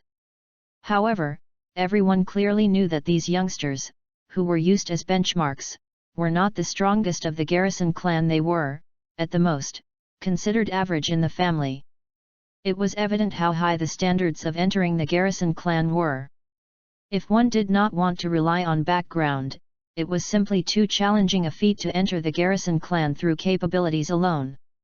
In fact, for the business domain, the standards were only 5% of Damien's business. It was obvious how strong Damien was. They purposely set the benchmark as 5% of Damien's business, intending it to be a constant reminder to Levi and Emma. As quoted from Tyrone and Olivia, if Levi could not even achieve 5% of what Damien could, there was nothing for Emma to be proud of. Everyone knew that should Levi fail in his challenge, his demise was certain. Do your best, Levi. I'm sure that you can achieve it within a year. Iris and I will assist you to develop Morris Group even further. When Zoe heard this bet, she gave Levi tremendous encouragement. Right now, their only hope was Morris Group. There was not much time left for them. They must accomplish everything within a year. Otherwise, certain death awaited them. On the other hand, Levi was overjoyed. That period of 1 year was meant for the Garrison clan to have a breather before the battle ahead. It was not the case of the Garrison clan giving him 1 year to pathetically cling onto his meager chance of survival. He was waiting for Zoe to give birth to their child. Otherwise, he would have just attacked the Garrison clan directly. Hence, Levi felt no sense of urgency. For the following days, he stayed by Zoe's side constantly. Zoe and her child were the most important priority for him. As for the Morris Group, he left everything in the hands of Iris. Although Zoe was unhappy about it, she was helpless to do anything. If Zoe's not pregnant with your child, we'd certainly have forced you to cut off all ties with her. Even though the Lopez family and the Black family were upset by this incident, they had no choice but to turn a blind eye. Soon, it was time for the appointment of the next successor of the Garrison clan. Tyrone was unanimously voted to become the head of the clan. In order to maintain the clan's constant development, the head of the Garrison clan could only keep his position for a term of 20 years. Tyrone's age was just right. At this moment, Tyrone had finally achieved the highest position of the Garrison clan. Well, I have you to thank, Levi. He was right. Previously, there were many respected elders in the family who opposed Tyrone being the patriarch. However, after his 1-year pact with Levi, many people started looking at him in a different light. Chapter 1076 Bookmark. It could be said that Levi helped tremendously in letting Tyrone become the head of the clan. This was the only help he offered as Tyrone's biological son. Ha ha ha. So this illegitimate bastard can benefit me in this way too, hey. Tyrone even specially called Levi. From this moment onward, I'm the mighty head of the Garrison clan. The secret you know no longer poses any threat to me. You've missed the perfect opportunity. Tyrone's voice was filled with arrogance and pride. The head of the Garrison clan? Congratulations, then. Levi smiled. Yeah, that's right. The most powerful family of Erudia is now completely in my control. I've already reached the apex. But don't you even dare to imagine that I'll validate your identity. It is impossible. I will never acknowledge you as my child. I only have one son, Damien. So, stop dreaming, scoffed Tyrone. A trace of mockery crept into Levi's smile. Tyrone, do you know what kind of person you are? What? Asked Tyrone curiously. A self-righteous person. You always view things from such a myopic point of view, oblivious to the fact that there are always people stronger than you. Perhaps, you are nothing but a measly ant to others. Tyrone could not help but burst into laughter. Ha ha ha. I'm a measly ant to others? Do you still not understand who I am now? I'm the patriarch of the most powerful ancient family in Erudaya. Okay. Well, there's not much time left for the Garrison clan now. You should accumulate as much power and social connections as you can to fight me. Otherwise, when the deadline is up, the Garrison clan will not even stand a chance. Levi remembered that this was the second time he had said this to the Garrisons. They all probably harbored the same attitude towards him: disdain. Ha ha ha. Are you talking about yourself? Everyone in Erudaya knows about this bet. It'll be your death day by then. Shouldn't you be thinking about how to extend your pathetic life? Indeed, Tyrone was filled with disdain. No matter what, he believed that Levi would never succeed. Hence, he posed no threat at all. Ha ha ha. Levi burst out laughing loudly. You madman, cursed Tyrone before hanging up the call. To him, Levi was nothing more than an unreasonable madman. That was why he dared to keep provoking Tyrone. There was a saying that ignorant people were more confident than the wise. Levi was one of such ignorant people. Don't be angry, Dad. One day, this illegitimate bastard will understand what true power means. If he wants to succeed, he can only strive in the business domain. However, I'll deliberately make things difficult for him. I guarantee that within a year, the Morris Group will worsen, promised Damien with an assured smile. He would never give Levi any chances. Tyrone was satisfied with Damien's words. Only by resorting to unscrupulous means could one accomplish great success. Damien was truly his son. For the following days, the Morris Group kept facing setbacks in their business development. It was simply too difficult to expand their business. They had no choice but to remain stuck within Northampton and Southampton. Iris immediately called for a meeting with Zoe and Levi. It is most likely the Pinnacle Group who is suppressing us. They severed all possible pathways for us to access the external markets. If this continues, we will remain stagnant. It'll be impossible for us to expand our business, Iris explained her thoughts. Everyone knew that it was the Garrison clan who was suppressing them, so Levi would fail in his challenge. Zoe bit her lips and glanced at Levi. Levi, I want to hear your opinion. What do you think we should do? Chapter 1077 Bookmark. Unable to think of any solutions, everyone turned their gaze toward Levi. He smiled and said, My suggestion is very simple. You should just rest well and not fuss over this. Just let them suppress us. We can just continue with our business as usual. As Zoe was still pregnant, Levi did not want any troubles to arise. All he wanted was to take care of Zoe until their child was born. Everything else was insignificant in comparison. However, Zoe interpreted Levi's attitude in a different manner. This was the time when Levi should strive hard, stand up to the challenge and solve the problem. Yet, he had such a pessimistic attitude. When he was faced with a problem, he was actually backing away and neglecting it. In fact, he still had a one-year pact with the Garrison clan. Even if he might not succeed, he should at least have the right attitude. He should strive till the last moment with his best effort. This was a way for him to prove himself and make the rest acknowledge him. Even if they lost, they would just admit defeat. However, this attitude was simply unacceptable. 1 year later, how could Levi challenge the Garrison clan? It would just be a complete joke. For this period of time, Zoe's health is my priority. Everything else is insignificant to me, said Levi honestly. Zoe and Iris sighed simultaneously. Indeed, Levi was backing away when confronted with the powerful Garrison clan. I know what you're afraid of. Don't worry. I'm not even concerned about the Garrison clan. They should be the ones worried. When Zoe heard Levi's arrogant words, she became angry.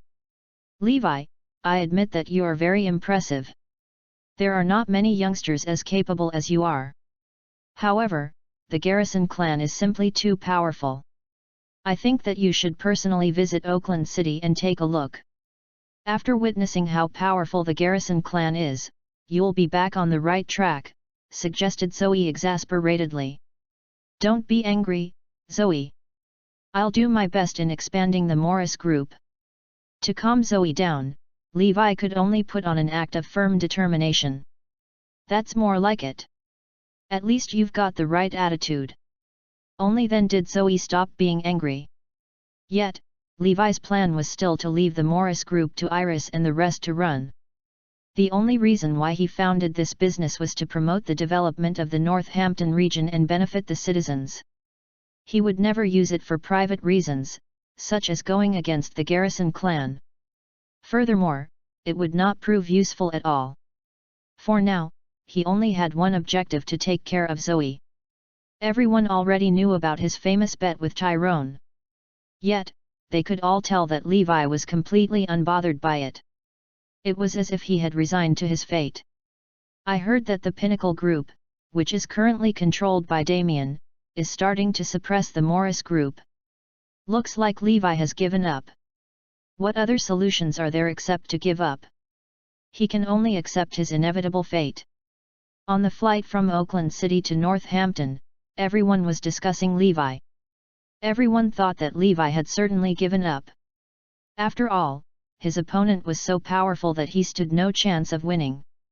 A few youngsters in the same flight were currently sitting in the first-class cabin. There were a total of 2 women and 3 men. From their appearance and demeanor, it was evident that these 5 youngsters came from elite families with high social statuses. When they heard the people beside them talking about Levi, they seemed to be extremely interested. In fact, they were all grinning. They listened to the discussions about Levi for the entire trip. Soon, the plane arrived at the Northampton airport. The 5 youngsters alighted the plane.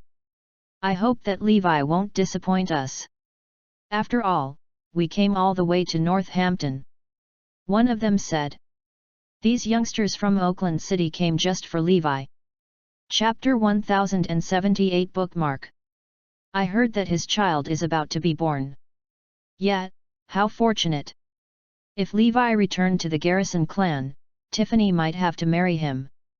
Him? How can he be worthy of Tiffany? A few of them mocked him. The 5 of the youngsters were Carl Mullins, Dominic Coleman, Eden Davey, Taylor Riley, and Leah Buxton. They all hailed from powerful families in Oakland City. Families in Oakland City were split into 5 categories. The first category was ancient families like the Garrison clan with more than 1,000 years of history. The second category was the imperial families. The third category was the royal families. The fourth category was the prominent families. Lastly, the fifth category was the other ordinary families. However, the prominent families of Oakland City were much more powerful than the royal families in Southampton. After all, as they were in the capital city, they needed to be powerful enough to gain a foothold there. These 5 youngsters came from royal families in Oakland City. Yet, their families surpassed even the imperial Garrison family in Haven. Hence, now that they were at Northampton, they acted in an extremely arrogant and domineering way, as if they were superior to the others. After all, they came from a place that was higher in the hierarchy than Northampton.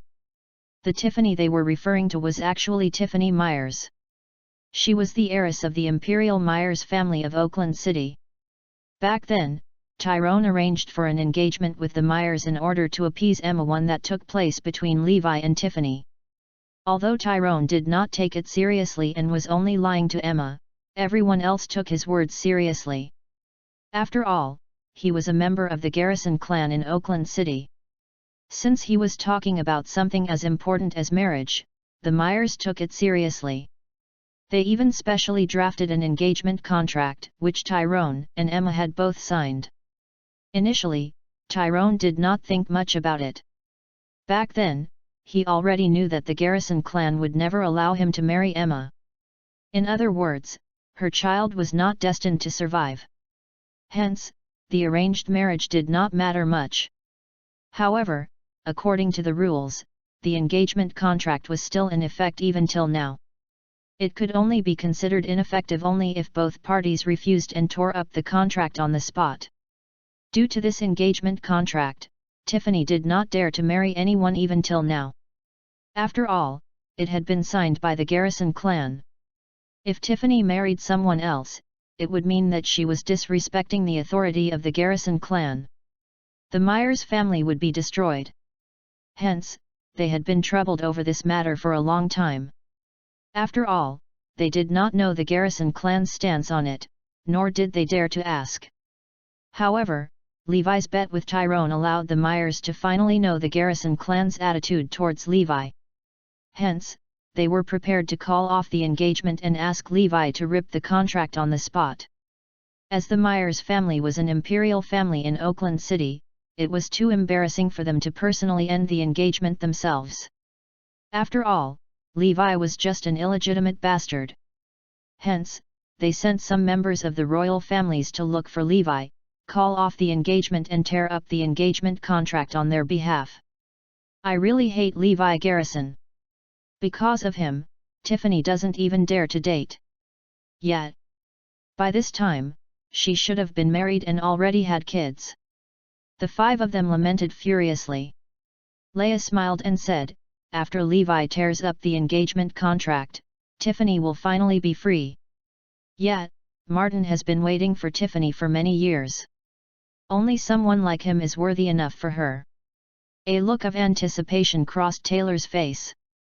Martin was ranked second in the heir leaderboard in Oakland City. The heir leaderboard ranked the top heirs, excluding those from the most powerful ancient families, in Oakland City. They were much more powerful than the Prince gang in Southampton. It could be said that the most powerful youngsters of Oakland City were all listed on the heir leaderboard. The five of them wanted to destroy the engagement contract as soon as possible so that Tiffany could marry Martin. Chapter 1079 Bookmark. Soon, Leia and the rest arrived at the Morris Group office building. Gazing up at the building, Carl scoffed, "To be honest, even the Mullins family can completely destroy the Morris Group. Yet, ruining the Morris Group is simply a piece of cake for us. Yet, they still want to challenge the Garrison clan. Isn't that completely absurd? How can such an insolent and arrogant madman be worthy of Tiffany?" Everyone mocked coldly. After witnessing Morris Group's scale of operations, they were even more certain that Levi's challenge to the Garrison clan was nothing more than a joke. Someone like he would never achieve much. Levi was wondering what he should cook for Zoe tonight when Seth suddenly called him, saying that he had some guests. Confused, Levi went to the waiting area in the lobby. He did not recognize the five youngsters at all. However, judging from their arrogant demeanor, it was obvious that they came from exceptional backgrounds. "So, you are Levi Garrison?" asked Carl disdainfully. "That's me." "Who are you?" asked Levi, feeling puzzled. "We come from Oakland City. We're here on someone's behalf to call off your arranged engagement." Taylor cut straight to the point. "An arranged engagement? What's it got to do with me?" Levi was completely befuddled by her words. "My child is about to be born, yet someone is telling me that I have an arranged engagement? Isn't this absurd?" "That's right, your arranged engagement. Your biological parents settled an arranged engagement for you before you were even born. Your fiancée is Tiffany Myers, the most beautiful woman of Oakland City," explained Leia with a cold smirk. They thought that Levi was putting on an act. Emma must have told him already. Yet, he's pretending to be ignorant. How annoying. "Hey? An arranged engagement? Wait a moment." Levi quickly contacted his mother and told her to come over. Soon, Emma arrived. "Mom, have you ever arranged an engagement for me?" asked Levi. Emma was shocked momentarily before nodding. "Yeah, that's right. Back then, Tyrone formed an engagement between you and a girl from the Myers family in Oakland City. Her name is Tiffany Myers. I've already forgotten about this. What's wrong?" Levi glanced at the 5 people and said, "They're here to call off the engagement on behalf of the Myers." Emma slapped her forehead in realization. "Oh my, I've completely forgotten about this. Regardless of what happened, this engagement is still in effect. Aren't we holding Tiffany back? As she's bound by the engagement, she probably can't even marry yet. I'm sorry, everyone. This is my fault." However, Leia and the rest scoffed at Emma's apology. "You've finally realized that it's your fault? Do you have any idea how many years Tiffany has wasted because of you? Till now, she doesn't even dare to marry or even date someone. You ruined half of her life. Someone like you will certainly face karma. You deserve a horrendous death. Yet, you sabotaged her. If it weren't for you, there wouldn't have been this engagement. You probably don't want to call it off, right? Do you still want him to marry Tiffany? We know your objectives. You still want to be part of the Garrison clan, right?" The 5 of them started to hurl accusations at Emma, which infuriated Levi. "Damn it! Tyrone's the one responsible for the engagement. Why didn't you look for him instead?" Levi's words rendered everyone speechless. Naturally, no one would dare to look for Tyrone. "What's it got to do with Mr. Garrison? It's all your mom's fault. Call off the engagement immediately and tear up the engagement contract in front of us." Chapter 1080 Bookmark. Even though everyone was well aware that Tyrone agreed to establish this arranged marriage, and that Emma had nothing to do with it, they all pushed the blame on her. Intimidated by power, none of them dared to drag Tyrone into this. Everything was Emma's fault. As she spoke, Leia passed the engagement contract to Levi and ordered him to tear it apart. The rest whipped out their phones to film it. Sighing, Emma said, "Levi, just tear it. We are indebted to Tiffany, so we should give her back her freedom. Yeah, this is the proper attitude of repentance. We won't blame you for wasting so much of Tiffany's time. Rip the contract now and don't pester Tiffany anymore," instructed Taylor arrogantly. "Tear it up. Why aren't you moving? Tear it now. We still have to return," urged the rest when they saw Levi standing there motionlessly. To their surprise, Levi crumpled the contract into a ball and shoved it into his pocket. Everyone was stunned. What is he planning to do? "Levi, what are you doing?" yelled Leia angrily. Even Emma was confused. "Listen up. I'll safeguard the engagement contract for now. I'm fine with calling off the engagement and tearing the contract up. However, you should tell Tiffany to come personally. Who are all of you? How dare you criticize my mom like that? Rather, you should directly find Tyrone and call off the engagement," said Levi sternly as he glared at the rest. If they spoke in a more courteous manner, he would just tear the contract up. Yet, since they dared to scold his mom, he would not agree to their request. It was not so simple to make him tear the contract. "You!" Everyone glared at Levi Garrison resentfully. "How dare you!" yelled Taylor. "Get lost! If you want me to tear up the contract, tell Tiffany to come personally. Anyone else will not count," ordered Levi furiously. You just don't want to call off the engagement, right? That's why you deliberately snatched the contract away. You want Tiffany to marry you, right? You shameless bastard! You aren't worthy enough for Tiffany. She's the most beautiful woman of Oakland City and the heiress of the Imperial Myers family. What right do you have to do this? Yet, you even have a pregnant wife. Even Martin, who has a crush on Tiffany, can kill you so easily." Everyone bellowed in fury. "Ha ha! The more you act like this, the more reluctant I will be to destroy the contract.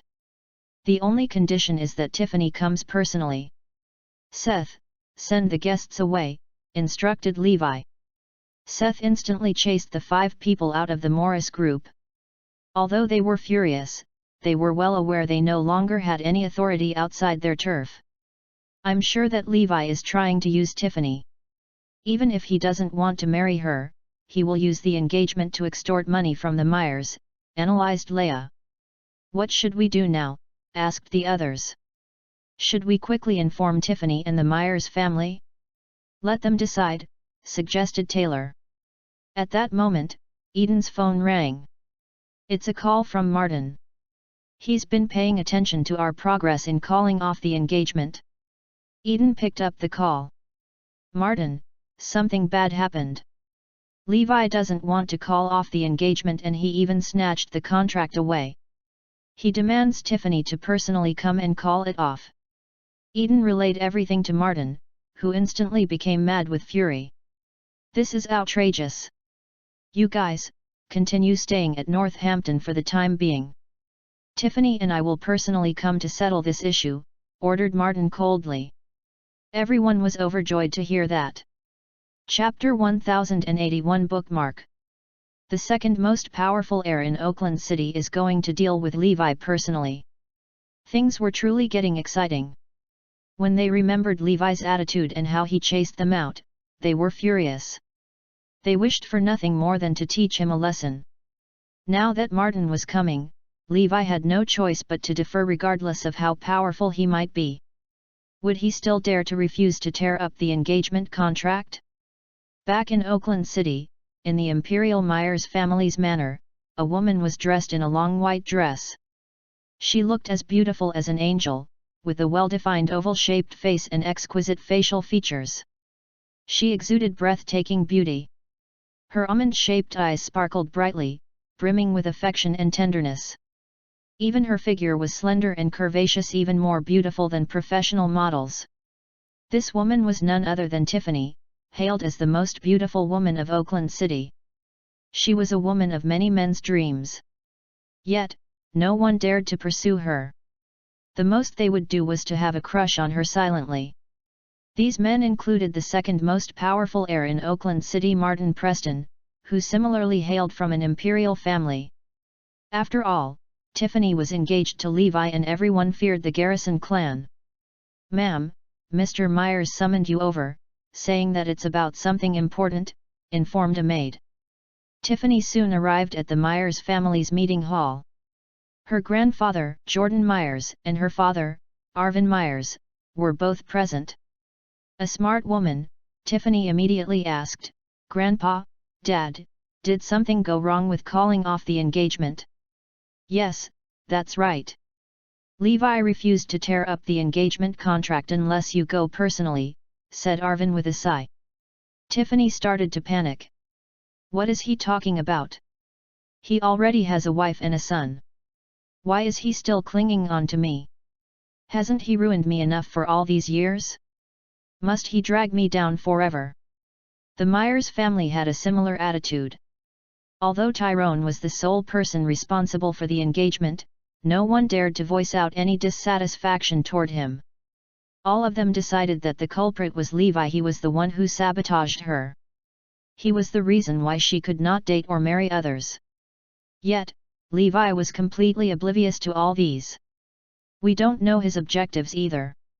As of now, we have only 2 guesses. Firstly, he wants to marry you and not call off the engagement. Secondly, he wants to extort a huge sum of money from us using the engagement as leverage, explained Jordan helplessly. This is ridiculous. How can there be a man like him? I'll never respect a person like that, spat Tiffany furiously. Grandpa, Dad, what should we do? She asked. Now, the only choice is for you to go to Northampton personally. As long as he doesn't request for anything unreasonable, we will fulfill his conditions to the best of our abilities, said Arvin. A worried look crossed Jordan's face. But I'll be worried if Tiffany goes alone. Don't worry, Dad. I'll send more people with her so she'll be safe, assured Arvin. No, I'm not worried about this. I'm concerned that she won't be able to settle the problem even if she goes there. Arvin frowned. But we can't possibly go with her, right? It'll be quite inappropriate. Mr. Myers, I'll accompany Tiffany there. A voice rang out as a burly figure appeared at the door. The young man had a handsome and cold look, exuding a dignified aura. He was none other than Martin Preston. When Tiffany saw him, her eyes lit up. Amongst all of her pursuers, she liked Martin the most. After all, he was nearly perfect in all aspects. Excluding the powerful ancient families, he ranked second amongst the other heirs. It's inappropriate for elders like both of you to turn up because you might be gossiped about. After all, this concerns the Garrison clan. I can go there personally to settle the issue. I promise that Levi will tear up the engagement contract. After that, the Preston family will propose a marriage with the Myers family, and I will take Tiffany as my wife, promised Martin. Chapter 1082 Bookmark. Jordan and Arvin were very satisfied. This is great. If Martin goes, he can definitely resolve this matter. Even if Levi were reluctant, Martin could just force him to rip the engagement contract. Everyone was very pleased with Martin. Excluding the heirs of those powerful ancient families, he ranked second in Oakland City. Naturally, he was worthy enough for Tiffany. He had also been waiting for her all this while. Okay, then. I'll leave this to you, Martin. You'll bring Tiffany there to settle the issue. Then, Martin and Tiffany headed to Northampton. Back in Northampton, Emma was very upset with Levi refusing to rip the engagement contract. By doing so, he was making more enemies. He could not afford to offend those people from Oakland City. Morris Group was simply too weak and vulnerable when compared to them. Even Zoe learned about this incident. She joked, "Did you keep the engagement contract because you still want to marry your fiancé? I don't mind as long as you agree." Haha. F you. Zoe pinched Levi forcefully. "I just dislike how arrogantly they acted. If they refuse to humble themselves, I will never call off the engagement. Anyway, it won't affect me at all. My child is going to be born soon," said Levi dismissively. "Deal with it properly, then. Just don't make things more troublesome than it already is," said Zoe exasperatedly. She was really afraid that Levi would make more enemies. After all, those people were from Oakland City.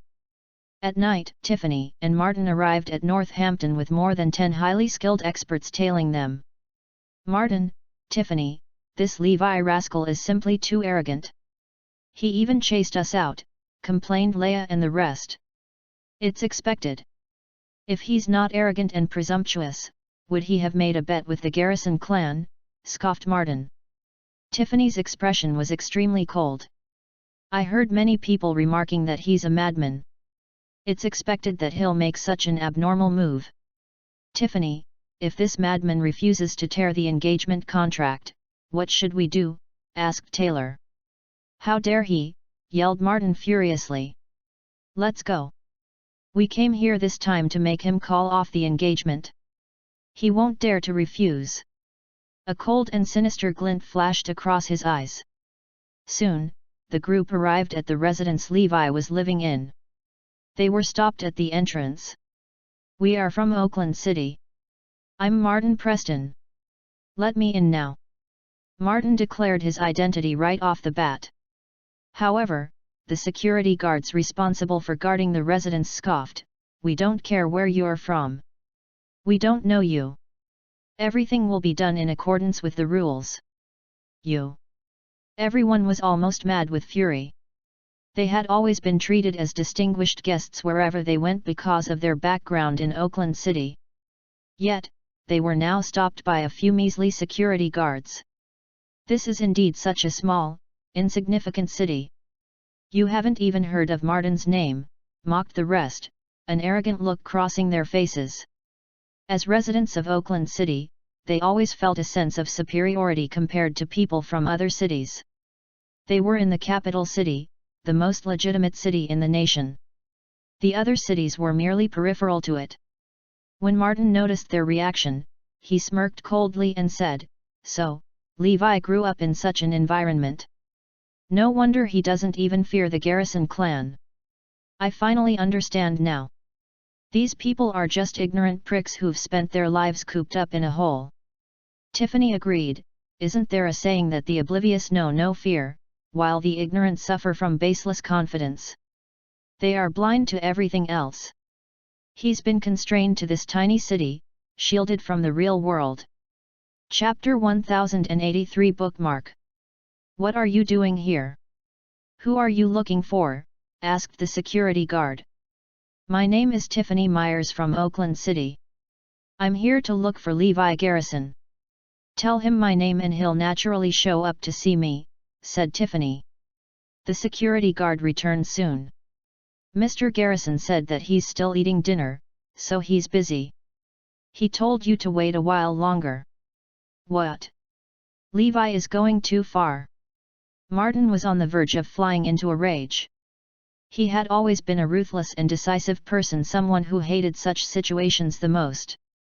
How dare he make us wait? Does he really think that he's a big shot? This is outrageous. He was the mighty heir of Oakland City's imperial family. Not only that, but he was also ranked second in the heir leaderboard. How was it possible for him to wait for someone else? This was a huge humiliation to him. Furious, Tiffany's expression also turned cold. "Forget it. Let's wait for a while longer.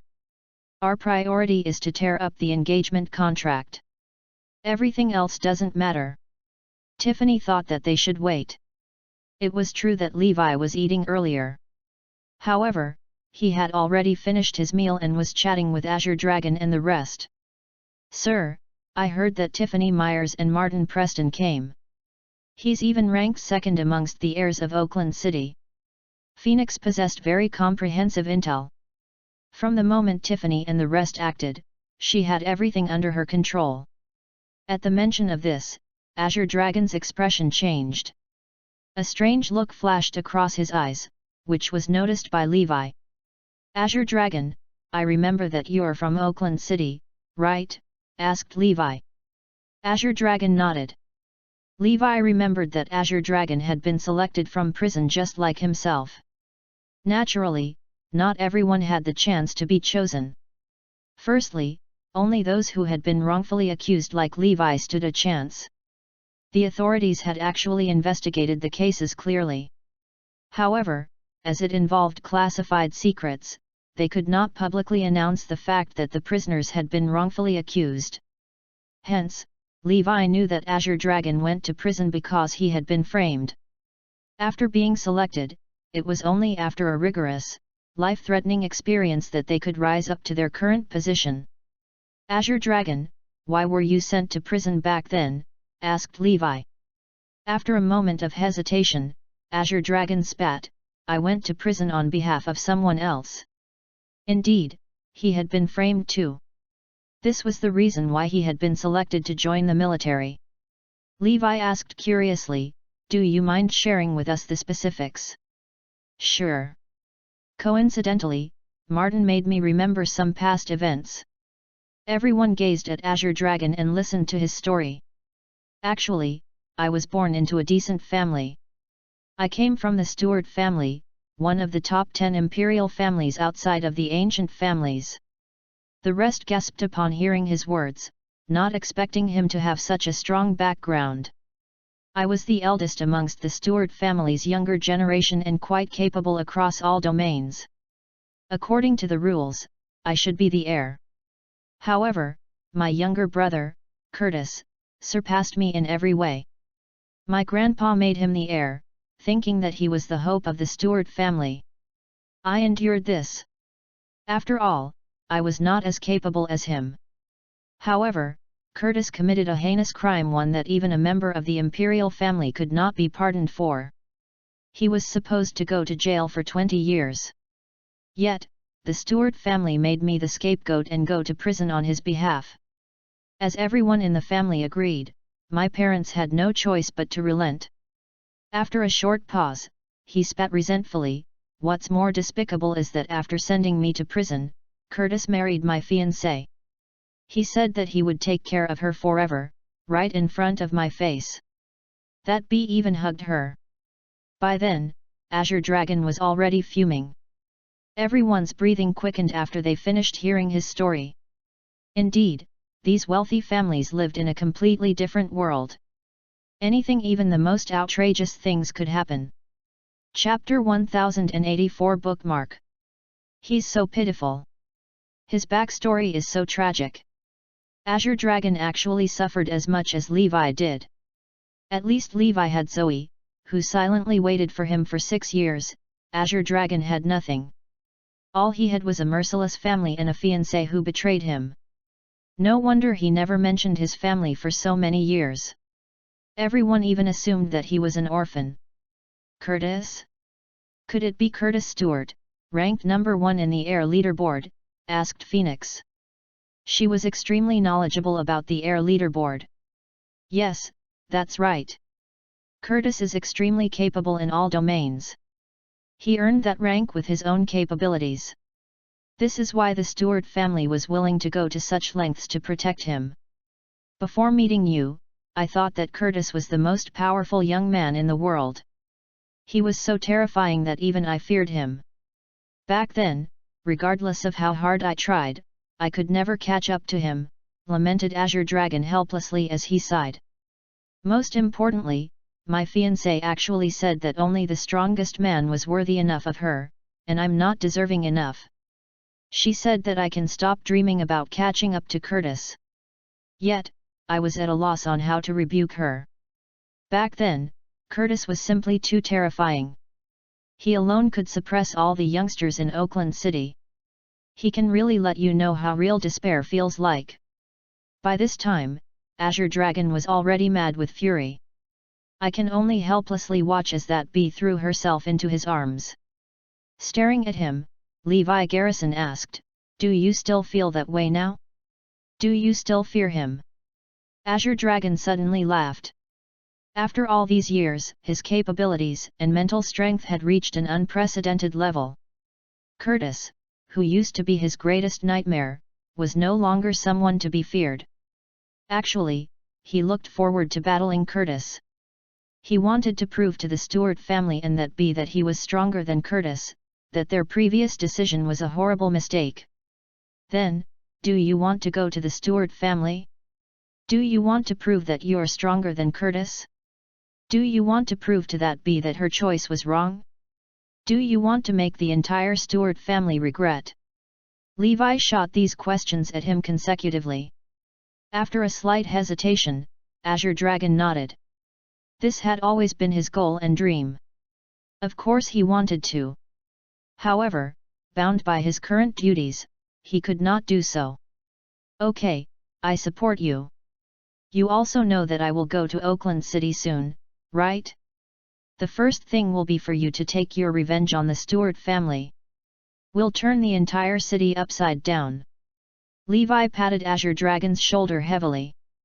Boss, with you supporting me, I have nothing to fear. I will definitely prove myself in this battle, and fight on your behalf as well. A determined look raged within Azure Dragon's eyes. He was already getting restless. Time passed quickly while Levi and his friends were chatting. Tiffany and the rest, who were waiting at the entrance of the residence, were already becoming extremely impatient. Half an hour passed, yet no one turned up. Even after 1 hour passed, Levi was still nowhere to be seen. Now, 3 hours had passed.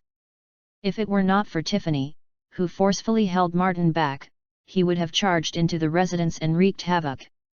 How can he eat for 3 to 4 hours? Who'll believe him? It's obvious that he's doing it on purpose. Everyone was almost fuming. After Tiffany tears up the engagement contract, I'll settle this score with Levi. I'll not let him off the hook until he grovels to me, bellowed Martin furiously. After another half an hour, Levi finally showed up. I'm sorry to keep all of you waiting, apologized Levi with a grin. Chapter 1085 Bookmark. I'm really sorry, I forgot that you guys are still waiting for me. Levi walked toward them with an apologetic look. However, when the rest heard his words, they felt like they were on the verge of flying into a rage. He actually forgot? It's been almost 4 hours. We've been waiting for too long. More importantly, it's so unbecoming of our status we've got the heirs and heiresses of 2 imperial families and 5 royal families of Oakland City here. Scrutinizing Levi, Martin's eyes blazed with rage. You've made us wait for almost 4 hours. Give me a reasonable explanation, bellowed Martin. He was never a patient person.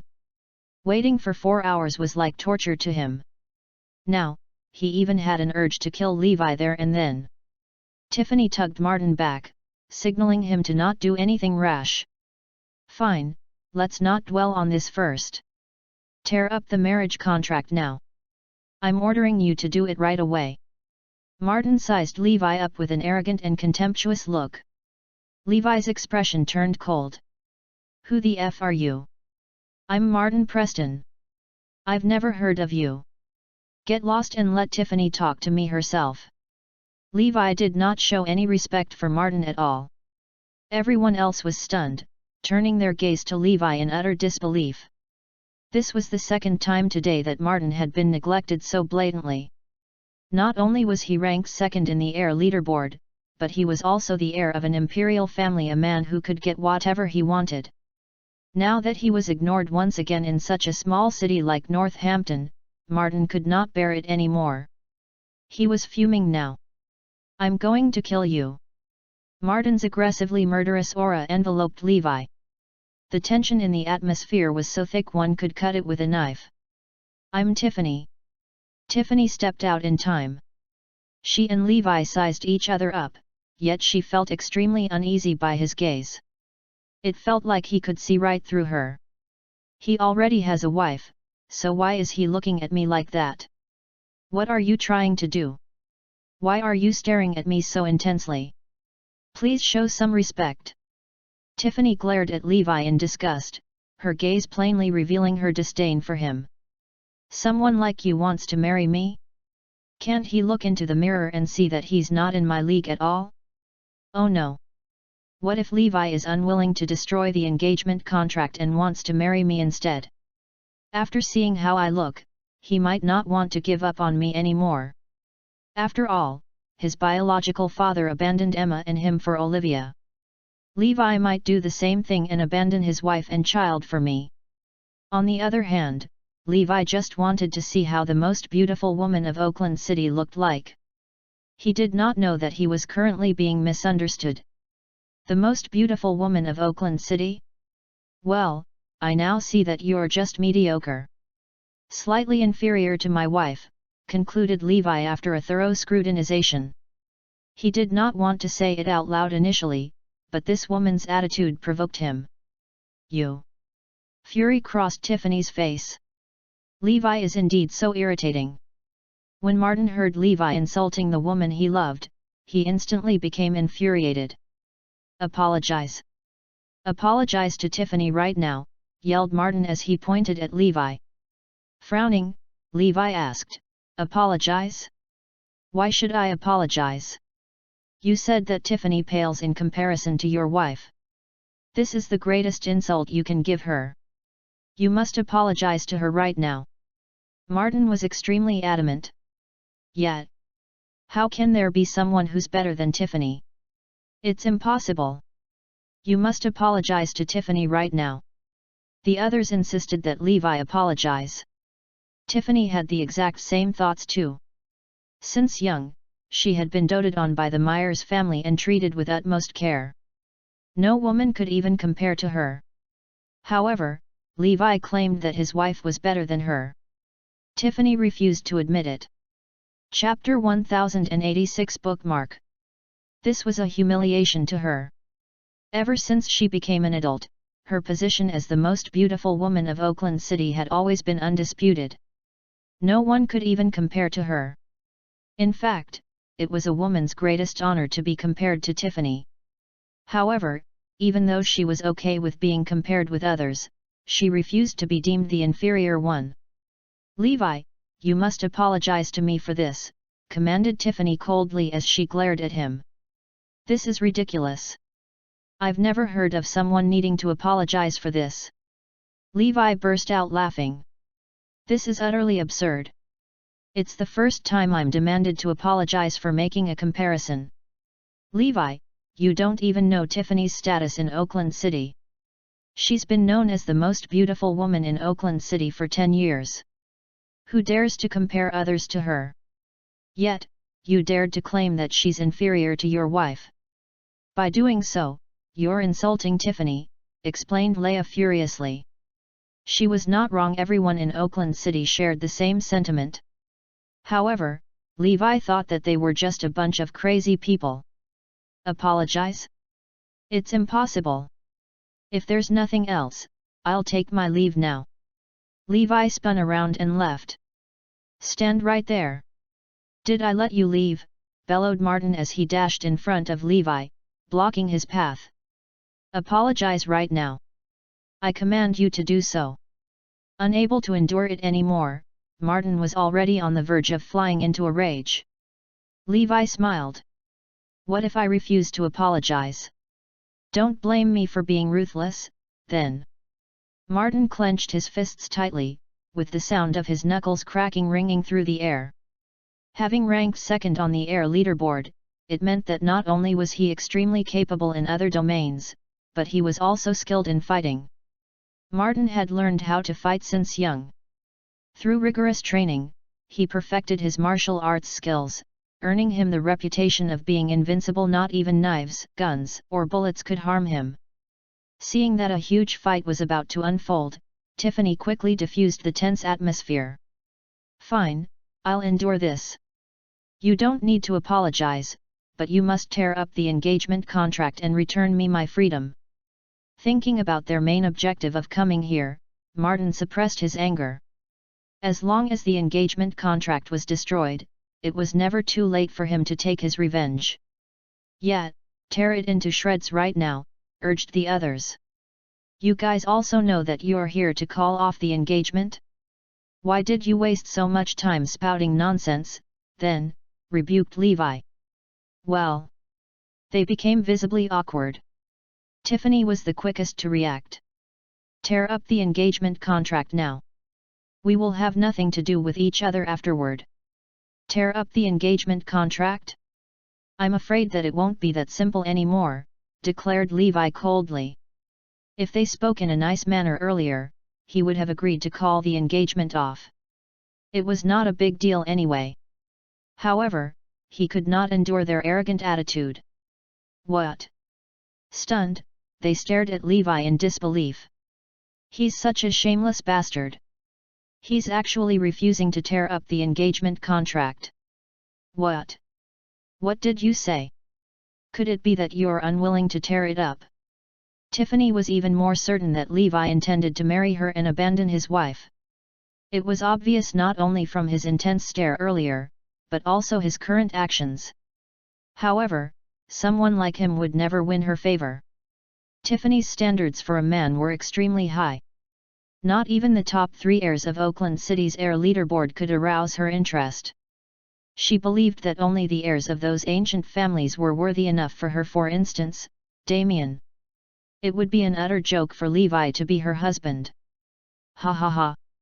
Levi, we have already expected you to do this. Tell us, under what conditions will you tear up the marriage contract?" "Obviously, we won't let you marry Tiffany," said Martin. Chapter 1087 Bookmark. Everyone knew very well that there were only 2 reasons why Levi refused to tear up the engagement contract: either to marry Tiffany or to extort a large sum of money from her. "Well, of course, I have some conditions," said Levi with a grin. Everyone flinched in disdain. "As expected. All of you must apologize to me and my mother before I tear up the engagement contract.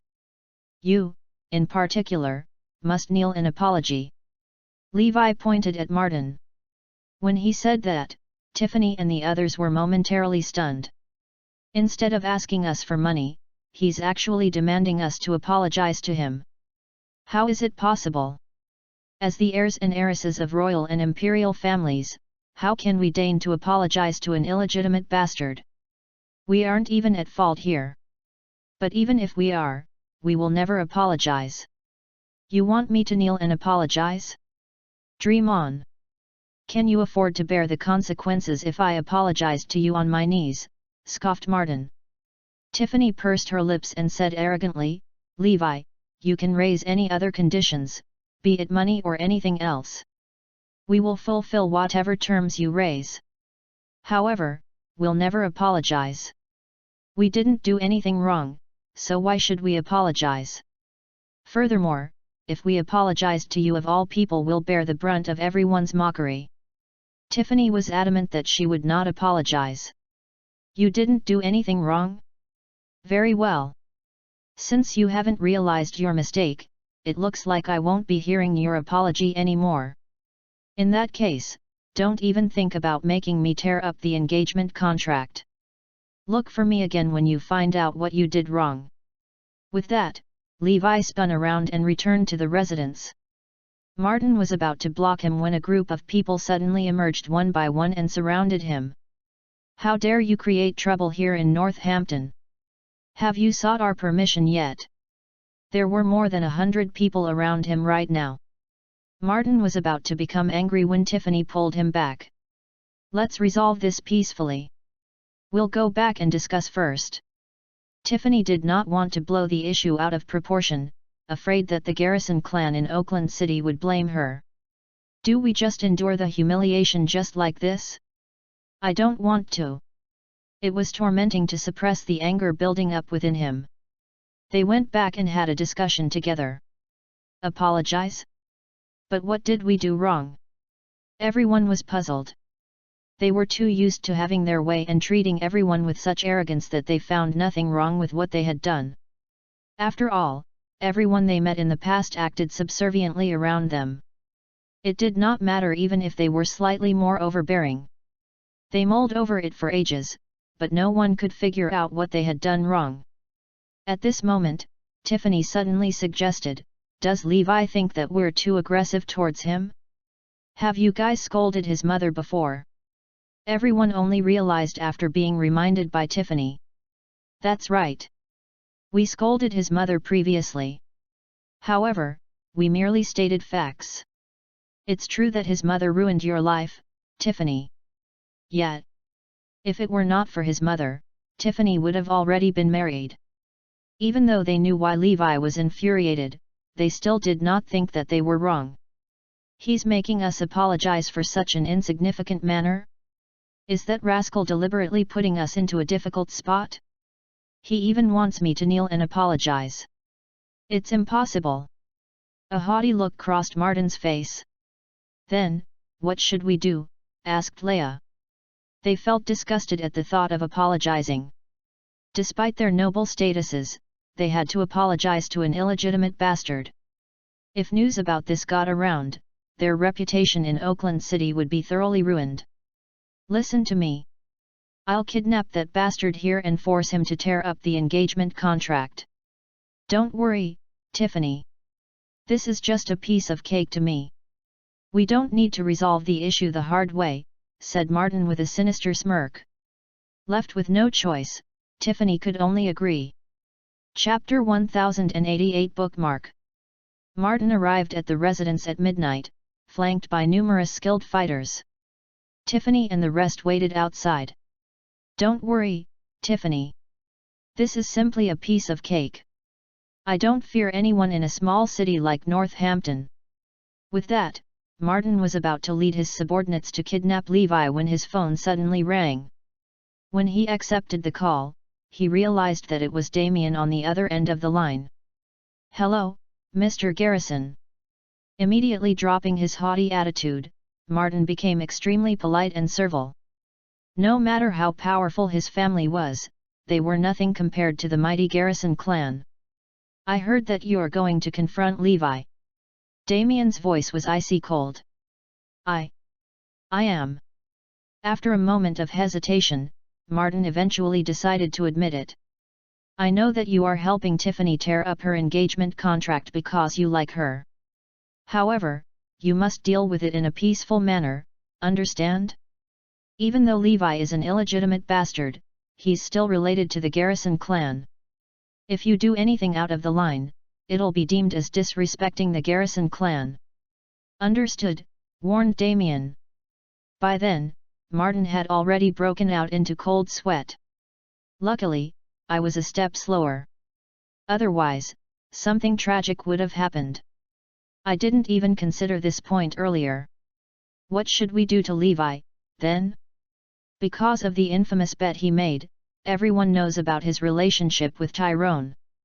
If I do anything excessive, it'll be seen as looking down on the Garrison clan. Even a simple action like this can lead to the demise of the Preston family. Understood, Mr. Garrison. Martin took a deep breath. What happened? When everyone gazed at Martin curiously, they noticed that his face was already pale. We cannot touch Levi. There's no choice but to think of another solution. Martin relayed Damien's threat to the rest. What should we do now? Is apologizing the only solution left? Everyone felt helpless. The next day, Levi took care of Zoe as usual, almost forgetting about what happened last night. After all, those irrelevant people were not important enough to concern him. At that moment, Tiffany and the rest visited him again. What's up? Have you realized your mistake? Asked Levi. This time, Tiffany's attitude was much more friendly. She nodded and said, Yes, we've realized our mistake. Mr. Garrison, I hereby apologize to you and your mother. Please forgive our rudeness earlier. In order to tear up the engagement contract and regain her freedom, Tiffany was ready to risk it all. Just bear with it. I'll simply treat this as a slight inconvenience. The others also apologized, albeit very reluctantly. It was simply too humiliating for them to apologize to Levi. However, in order to help Tiffany tear up her engagement contract, they risked it all. Even Martin mumbled, I'm sorry for being so rude earlier. What did you say? You were too soft, said Levi. I'm sorry. Martin was stunned for a while before quickly raising his voice. Levi smiled. Looks like you've really realized your mistake. Delighted, Tiffany immediately asked, So, are you willing to tear up the engagement contract now? Of course. However, your apologies are still inadequate, replied Levi coldly. What? Are you going to go against your words? We apologized to you already. Tiffany started to panic. Levi's gaze landed on Martin. Didn't I say that he must kneel and apologize? You. Martin was furious. Apologizing to a bastard like him was already the most humiliating thing he had done. It was impossible for him to kneel and apologize to Levi. If he kneels and apologizes, I'll tear up the contract immediately. Chapter 1089 Bookmark. After hearing Levi's assertive response, Tiffany and the rest simultaneously glanced at Martin. No way. How can I possibly kneel to him? Tiffany, I can't do it. He then looked at Levi. You rascal, raise another condition and I promise that I'll agree to it. No. I want you to kneel and apologize to me. Levi was very adamant. Martin wished for nothing more than to kill Levi there and then. However, recalling Damien's warning, he suppressed that urge. Martin, please help me this time. I really don't want to be bound by this engagement anymore, pleaded Tiffany earnestly. After hesitating for 5 minutes, he took a deep breath and finally agreed. Fine, I'll help you. Dropping to his knees in front of Levi, he yelled, Mr. Garrison, I was wrong. I'm sorry. Please forgive us. This act of kneeling was equivalent to having his pride trampled all over. It was as humiliating as having Levi stomp on his face. However, he endured it for the sake of the woman he so dearly loved. Now that's more like it. As he spoke, Levi took out the engagement contract and tore it into shreds right in front of Tiffany. Listen up, Tiffany. From now on, our engagement is called off. I have nothing to do with you, so I hope that you won't harass me anymore," said Levi coldly. "Hey!" Tiffany was stunned. "Shouldn't I be the one saying this? Why is Levi saying it instead?" "Don't worry.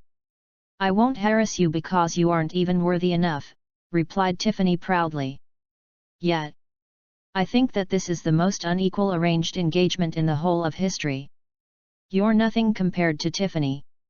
Stop trying to aim above your station." Leia and the rest chimed in angrily. Tiffany scoffed, "Levi, you said that I pale in comparison to your wife. I want to see how exactly I am inferior to her. Not to exaggerate, but I've never seen a woman more exceptional than me." Earlier, she did not dare to say anything because of the engagement contract. Now that it had been torn up, she had nothing else to fear. "Yeah, that's right. Anyway, I'm married now. Even if I wasn't, I'll still choose Zoe over you. The reason is simple, she's better than you," declared Levi. When he said that, everyone fell silent for a few seconds. A look of utter disbelief crossed Tiffany's face. Does Levi really think that I, the most beautiful woman in Oakland City, is inferior to his wife? "Is this the reason why you are willing to tear up the engagement contract?" asked Tiffany coldly. "That's right. You'll regret this when you go to Oakland City. You've made an extremely erroneous mistake.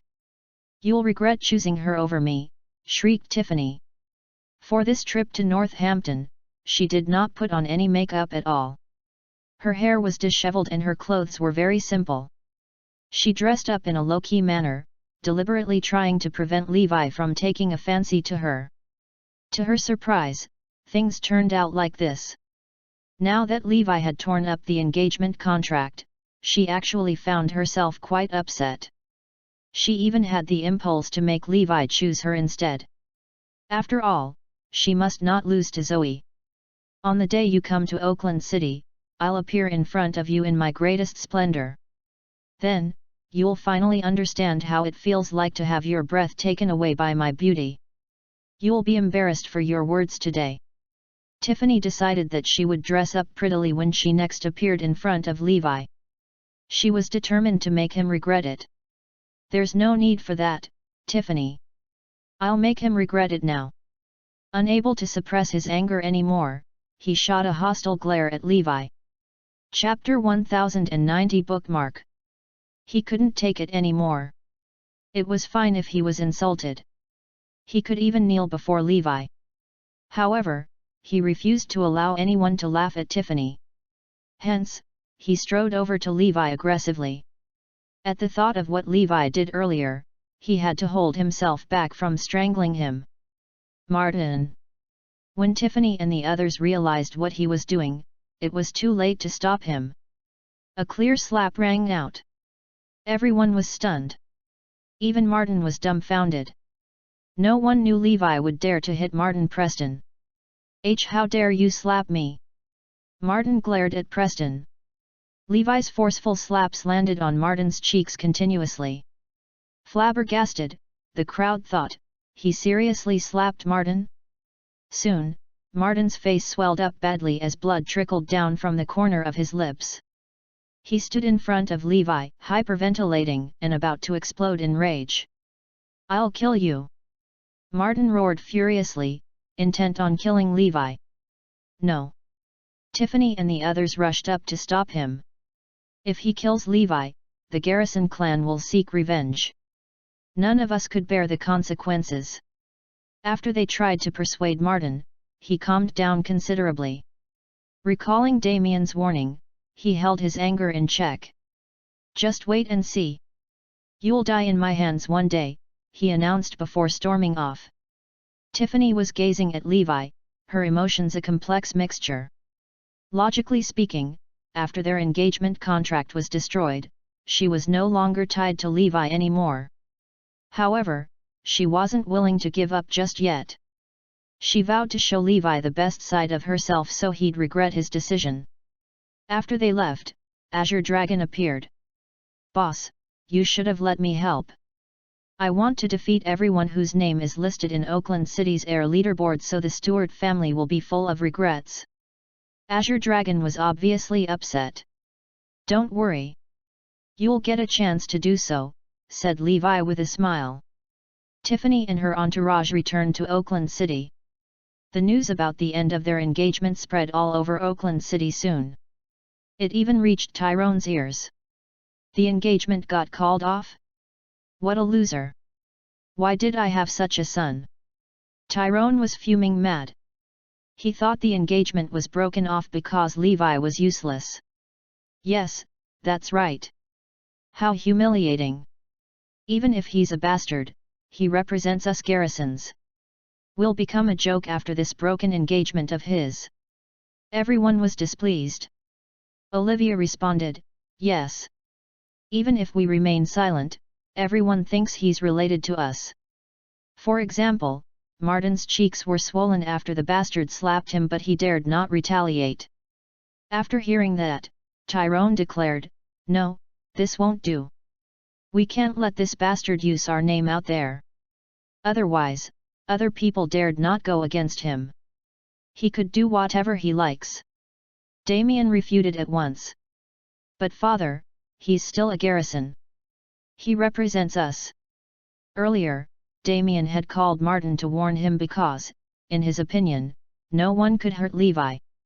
Says who? That will only be true if he succeeds in the challenge a year later. Right now, he has nothing to do with us. Chapter 1091 Bookmark. Tyrone ordered, Damien, post an announcement on my behalf.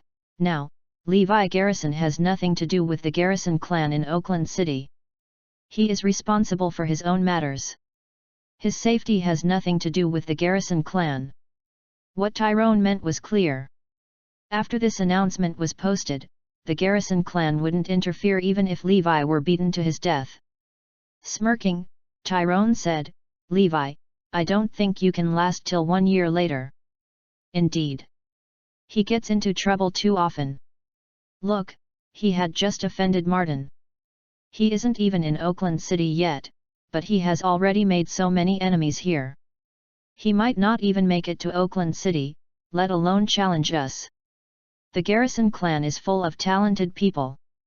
Levi Garrison is nothing to us. None of the Garrisons were afraid of Levi. After all, there were too many skilled experts in the Garrison clan working for them.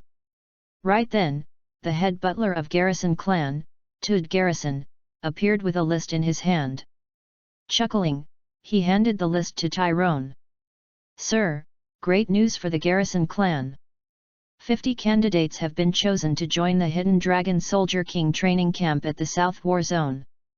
6 men from the Garrison clan have been selected, while 13 men from the families affiliated with our clan have been selected. The 6 men from our clan are in the top 10 of the list. They are all future Soldier Kings. I heard the Hidden Dragon Soldier King training camp will recommend a few candidates to the Iron Brigade. That's a tremendous opportunity for our clan. Tyrone was delighted after receiving the list. He was the head of the Garrison clan as of now. The stronger the younger generation of the Garrison clan was, the brighter their future would be. Good. Good job. In the future, the Garrisons will be listed in Arudia's Saber leaderboard. Tyrone guffawed out loud.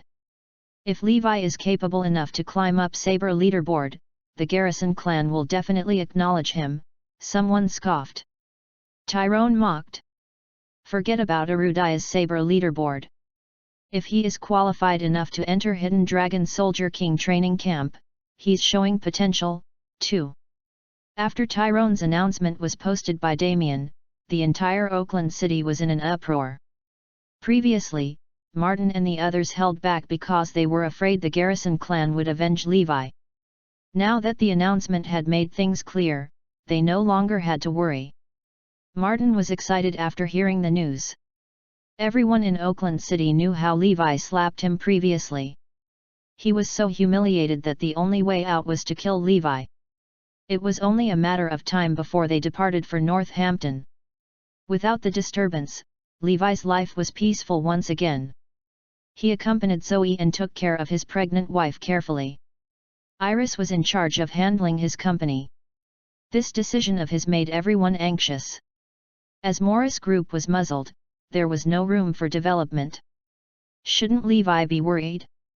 Did he forget about the bet? What will he use to challenge the Garrison clan 1 year later? Is he going to grovel at their feet to beg for forgiveness? By now, Zoe's belly was showing. She didn't want to get mad and affect her baby, so she turned a blind eye to this incident. One day, Levi received a call from the South War Zone's Commander-in-Chief, Darton Rogier. "Sir, we're going to hold the Hidden Dragon Soldier King training camp in South War Zone. From there, we will recommend a few talents to the Iron Brigade. If you're free, will you come and pick the talents yourself?" asked Darton. Chapter 1092 Bookmark. "Okay. I'll be there." Levi agreed.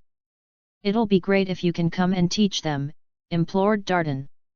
"Sure, Rogier. I'll be there." Darton was excited by his promise. "This will be the most impressive session of Hidden Dragon Soldier King training camp ever.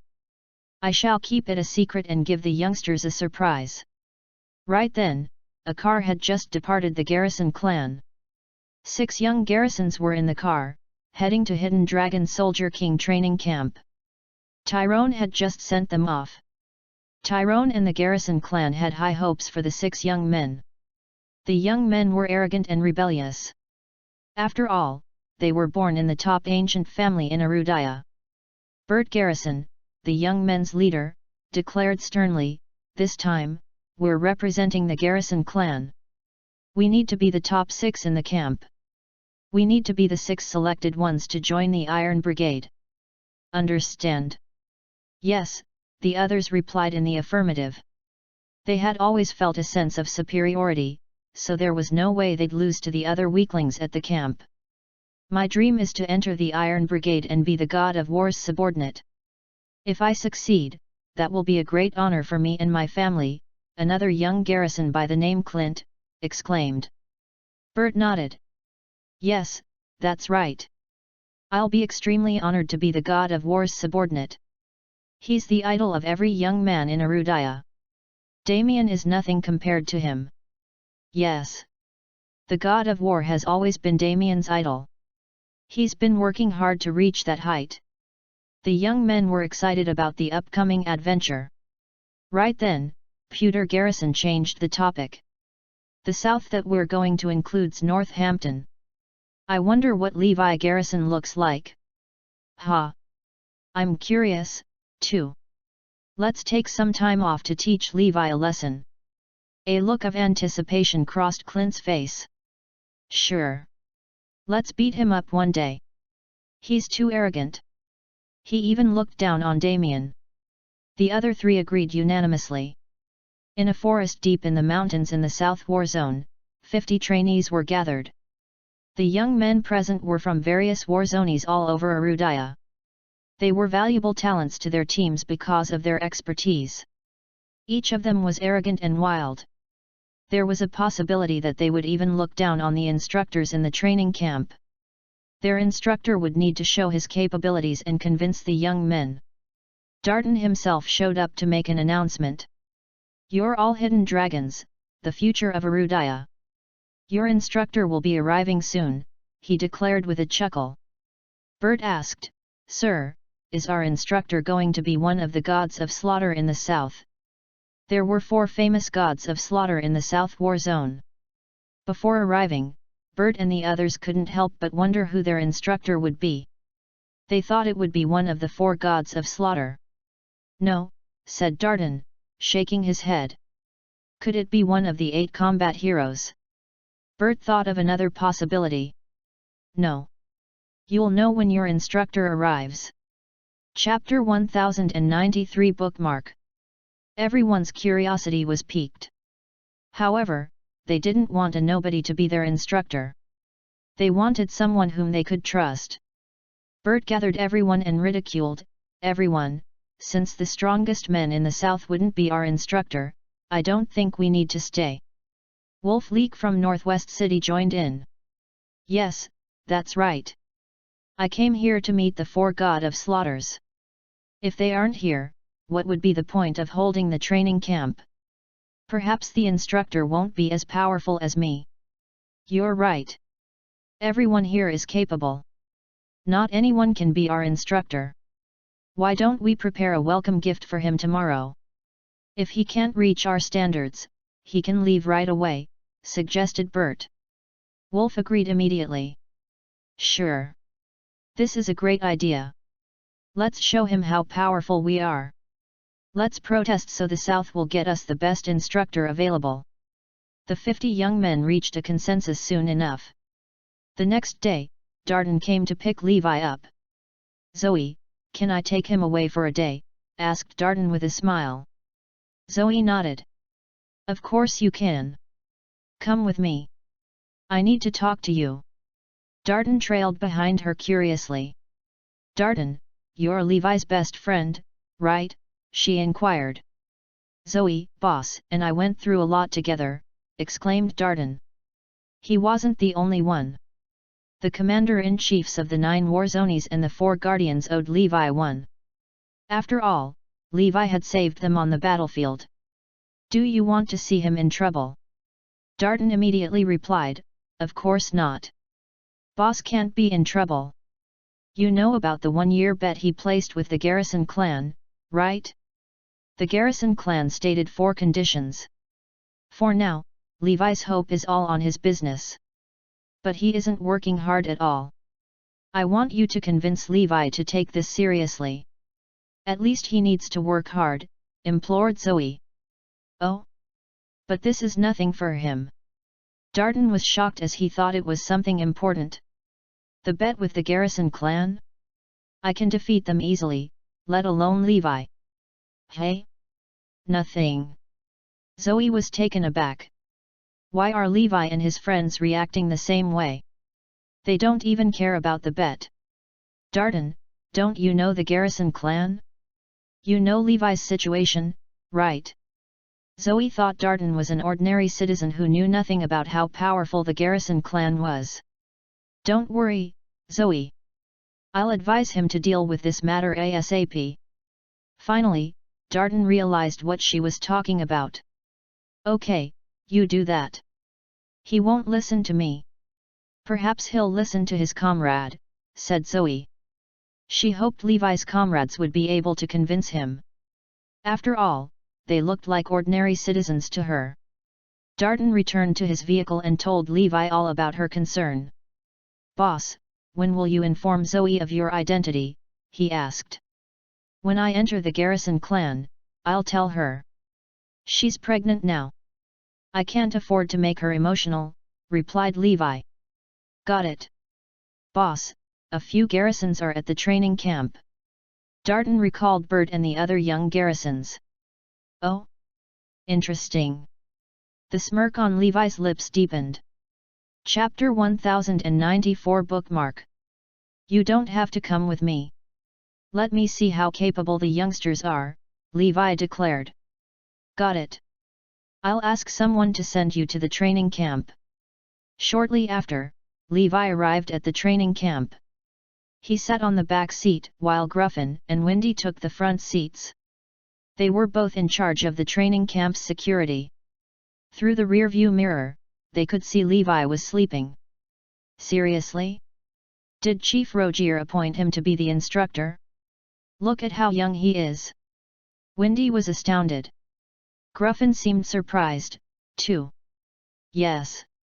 I've never heard of him. Where is he from? What is Chief Rogier trying to do? Windy scorned, the trainees of the training camp this time are all wayward and capable. As their instructor, he needs to be more powerful than them. But this man is going to humiliate us all. Gruffin chuckled. I heard the youngsters are going to show him who's boss. Can he take it? I think we'll be sending him to the hospital later. Chief Rogier made the wrong decision this time, declared Windy, who was prepared to give Levi a ride back later. In the training camp, the 50 young men were ready. However, they were idling lazily around. Some of them were even sitting on the ground, biting on grass casually. They were all being rude and arrogant as they were all tough nuts in their respective teams. Unless they met someone more powerful than them, they'd never admit defeat. "Remember, we'll give him a hard time," reminded Bert. "Don't worry. If he wants to teach me, he'll have to talk to my fists first," mocked Wolf, who was lying on the ground lazily. "They are here." Clouds of dust wafted in the air, signaling the arrival of the instructor. Everyone looked in that direction. When the car came to a stop, Levi was still asleep. Windy hollered unhappily, "We're here." "I know," said Levi as his eyes snapped open. Actually, he was just resting earlier. Hence, he had overheard Gruffin and Windy's conversation. After alighting the car, he followed Windy and Gruffin to the team's location. When he saw how lazy the trainees were, a furious glint flashed across his gaze. How unruly! As Erudian soldiers, they have to obey the military rules. They are acting all improper. We're in the training camp instead of a kitchen where you can do anything you like. In the meantime, Gruffin and Windy were delighted. The capricious young men are going to give this instructor a hard time. He's in deep trouble. When the youngsters saw that their instructor was a young and unfamiliar Levi, they were upset. Never mind if their instructor wasn't a famous mighty general. There was no way they would accept a young and ordinary man to be their instructor. What is this? Is this a joke? This instructor is worse than we had imagined. He's so young. Is he even capable? This is an insult. Gruffin coughed twice. Everyone, this is your head instructor at Hidden Dragon Soldier King Training Camp. Please give him a warm welcome. Alas, after Gruffin's announcement, everyone ignored him. Chapter 1095 Bookmark. They all glared at Levi arrogantly and didn't move an inch. Windy reminded them. Have some respect. He's your instructor. No one responded. Windy shot Levi a smug smile. It was as if she was saying, "Look. Not everyone can be an instructor." Levi stood there, saying nothing. Both Windy and Gruffin felt ashamed on his behalf. At the sight of the lazy young men, Levi was enraged. Respect. They didn't even have basic respect for their instructor. They had to respect his position as their instructor no matter what his ability was. Besides, Darton wouldn't just assign a nobody to be their instructor. Suddenly, Levi bellowed, "Stand in your positions." His yell shocked everyone. Wolf, Bert, and the others rose to their feet instinctively. The future Hidden Dragon Soldier Kings? You're even dreaming of entering the Iron Brigade? Look at you! Who do you think you are? Where is your respect? Levi scoffed. His roar had managed to intimidate some of them. Wolf wasn't one of them. He retorted at once. Look at you! Are you capable enough to be our instructor? Bert chimed in. We're here to improve our capabilities. We won't accept some nobody as our instructor. Pewter sneered, That's right. Respect you? You need to be capable enough to earn our respect. Levi flashed a smirk. You think I'm not capable enough to be your instructor? Of course. You're only in your 30s, right? How dare you take up the job to be our instructor? Are you even capable? Didn't you ask around before coming? We're the top experts in our respective teams all over Erudia. We have no other opponents. Hence, we came here to make a breakthrough. The young men expressed their thoughts haughtily. They were capable enough to be this arrogant. In the future, they would be leaders of this country, so there was no way they'd allow Levi to instruct them. Windy and Gruffin were elated at the sight. Frankly, they despised how cool Levi was. In this training camp, Levi had to show them how capable he was for them to listen to him obediently. Ha! I'm standing right here. You still think I'm not capable enough to be your instructor? Levi was amused. Of course. Our instructor should be one of the 4 gods of slaughters, or at least one of the 8 combat heroes, proclaimed Wolf arrogantly. Bert looked at him. Let's give him something specific. Our instructor shall be someone on Saber leaderboard. The men they talked of earlier were on this Saber leaderboard. Yes, that's right. You need to be a top fighter in Saber leaderboard. Wolf looked straight at Levi and inquired, what is your current ranking on Saber leaderboard? Both Windy and Gruffin burst into laughter. They knew everyone on Saber leaderboard. Obviously, Levi Garrison wasn't listed on the leaderboard. Levi shook his head. I'm not on Saber leaderboard.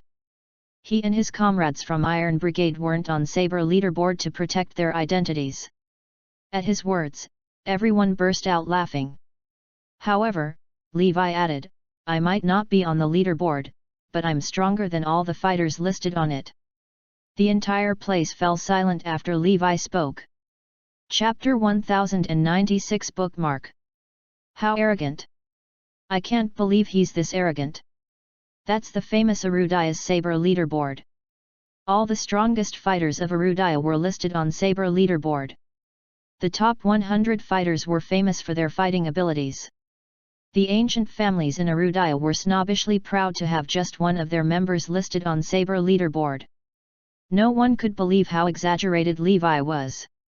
How could he say he's stronger than all the fighters listed on Saber leaderboard? What is Saber leaderboard to him? To Bert, Wolf, and the others, Saber leaderboard was a sacred existence. Their only goal was either to join the Iron Brigade or make it to Saber leaderboard. To be honest, making it to Saber leaderboard was harder than joining the Iron Brigade as there were only 100 spots on the leaderboard.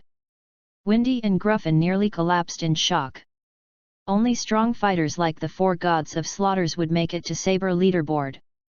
The 4 gods of slaughters were so strong that they emerged unscathed after battling against 30,000 men.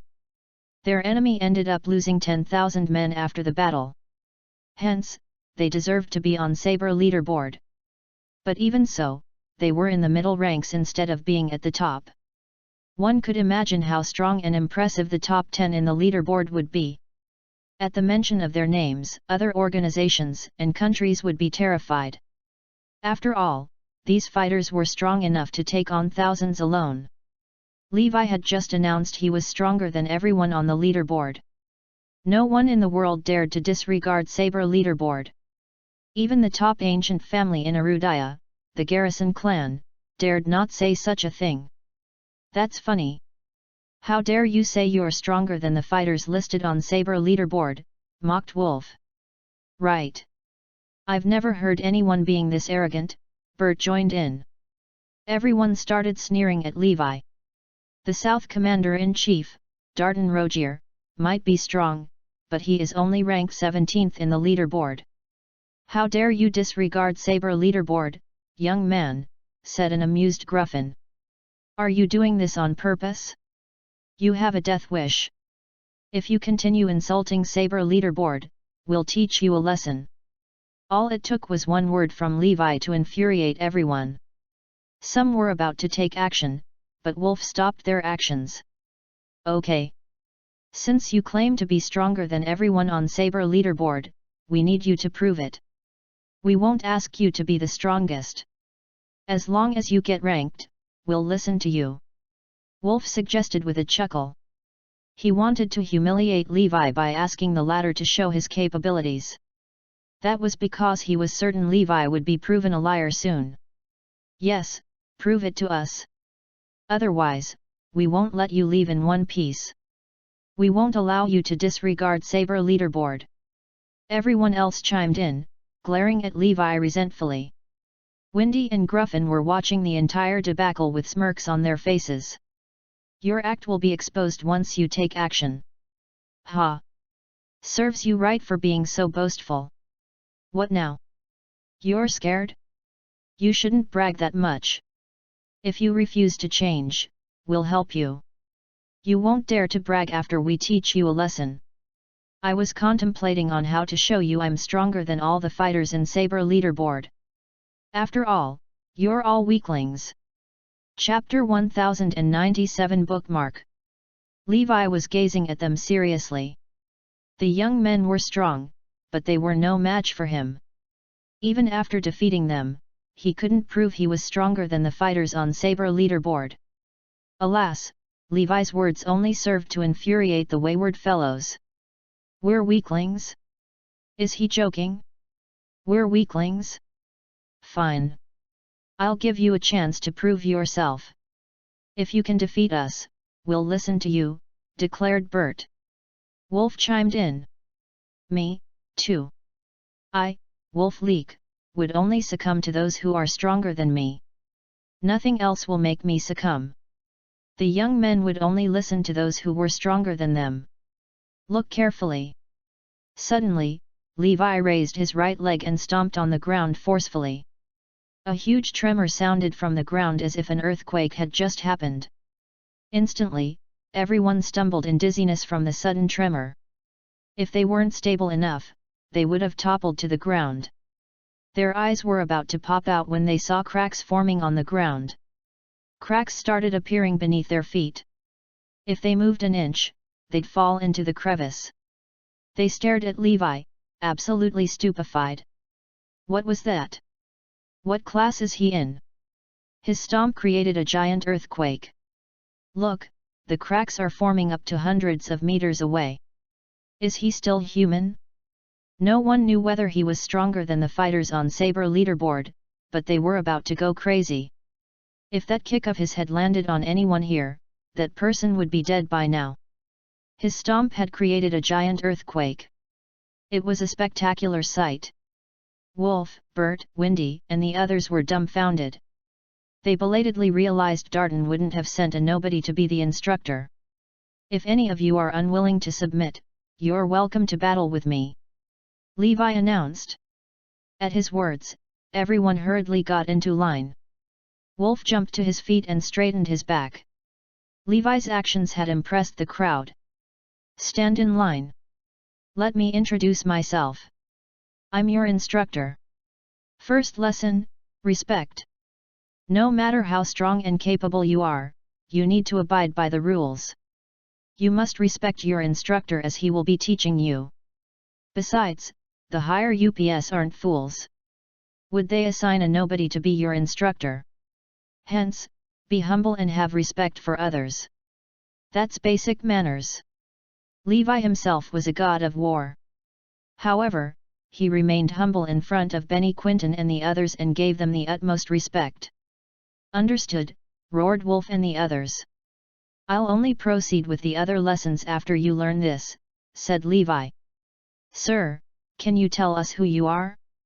"We don't know of your existence in Arudaya," yelled Bert. They knew everyone on Saber leaderboard and all the strongest fighters in Arudaya. As part of the Garrison clan, it was easy for them to gain this information. "Yes, sir. Please tell us who you are," the others implored. "Your instructor is none other than the god of war." Chapter 1098 Bookmark. Darton appeared and declared. "Gee, god of war." Bert repeated soullessly. "What? The god of war?" At the mention of the familiar but distant title, Wolf thought he was dreaming. Windy and Gruffin froze in their tracks, utterly stunned. "That's right. He is Arudaya's god of war," said Darton sternly. That got everyone silent once again. Darton had confirmed it himself. Levi was indeed the god of war. They felt goosebumps all over. "No wonder we've never heard of this young man. Turns out he's the god of war. No wonder he disregarded Saber leaderboard. He is stronger than all the fighters listed on Saber leaderboard, because the leaderboard was formed by his subordinates." "Greetings, god of war," everyone echoed in unison. After the initial shock, came their surprise. No one had expected that the god of war would be an instructor in the Hidden Dragon Soldier King training camp. At this point, they regretted treating him badly earlier. They lowered their heads and dared not look at Levi. It was a memorable lesson. They would remember to treat others with respect from now on. "Look up. Stand in line," commanded Levi. I'll only continue with the rest of the lessons after you've learned how to be respectful, he announced. I heard a few young men from the Garrison clan in Oakland City are here. Show yourselves. Bert and the others stood out arrogantly. Looks like our family is so powerful that even God of War notices us. Not bad. The Garrison clan of Oakland City has many talents. Levi nodded in approval. He might have a grudge against the Garrison clan, but he had to admit they were powerful enough to produce talented fighters for Arudaya. That was enough for him. Hence, Levi wouldn't spare his efforts to teach them. To him, they weren't part of the Garrison clan. They were the future fighters of Arudaya. He wouldn't treat them differently because of his grudge with the Garrison clan. Next, I'll teach you a training method. You'll be practicing this for the next month. When the time's up, I'll come for an inspection. Levi proceeded to teach them a special training method. Everyone was excited and astounded. They had no idea such a method existed. No wonder God of War is so powerful. It's because of this special training method. Sir, won't you be here every day? Wolf asked. He wanted to see the God of War every day. You need at least a year to master this training method. It'll be enough to occupy your time for a month, explained Levi. Understood. We'll do our best. We won't let you down, everyone promised. Good. I'll be here a month later to choose a few candidates for the Iron Brigade. Levi nodded approvingly. Bert finally plucked up the courage to ask. Sir, is your surname Garrison? Every other Garrison immediately glanced at him nervously. Chapter 1099 Bookmark. Previously, the Garrison clan had suspected that the God of War was a Garrison. Even if he weren't part of the main Garrison clan in Oakland City, he would be from a branch of the Garrison clan. Since the God of War's identity was highly classified, it had to be a secret at all costs. The Garrison clan couldn't find out anything. However, Tyrone was certain the God of War was a Garrison. You're right. Levi inclined his head. Bert and the other Garrisons heaved a sigh of relief. They were proud of the fact that Levi was a Garrison. After Levi departed, they threw themselves into training. Darton was pleased with their efforts. He knew they'd improve tremendously after a month.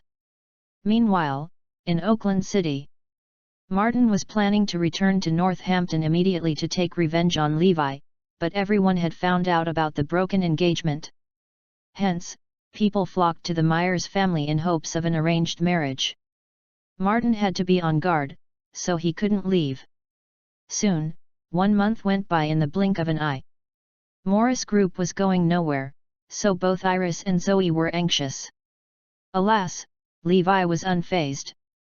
He was currently at the training camp to inspect the trainees' progress. For the past month, Bert and the others had trained vehemently. There was visible improvement. Not bad. Satisfactory, at least. Levi nodded. Well, they are still weak. When Kieran trained the beasts, the results were so much better. In the end, Levi chose 5 men to enter the Iron Brigade. Besides Wolf, the other 4 were from the Garrison clan. Levi couldn't be bothered about their status as long as they were capable enough. Thus, Hidden Dragon Soldier King training camp came to a fulfilling end. Bert and the others were thrilled.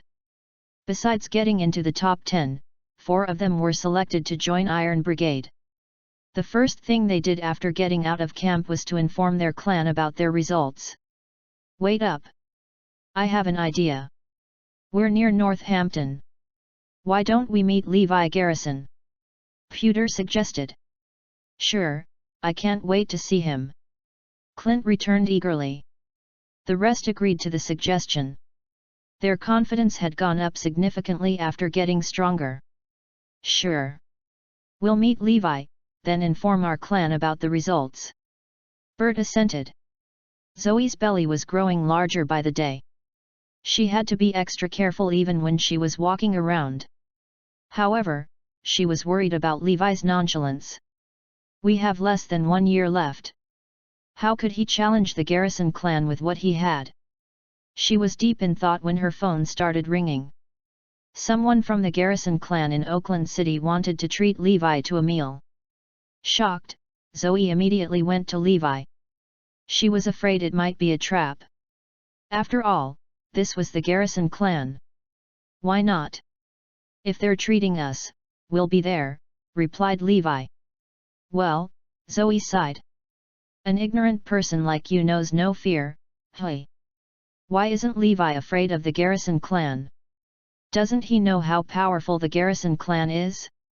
Even I know how dangerous they are. Why is Levi still clueless? In the meantime, Bert and the others were waiting in the restaurant. Levi agreed to come just like that? How brave of him, scoffed Clint. He's afraid of nothing. He isn't even afraid of the Garrison clan.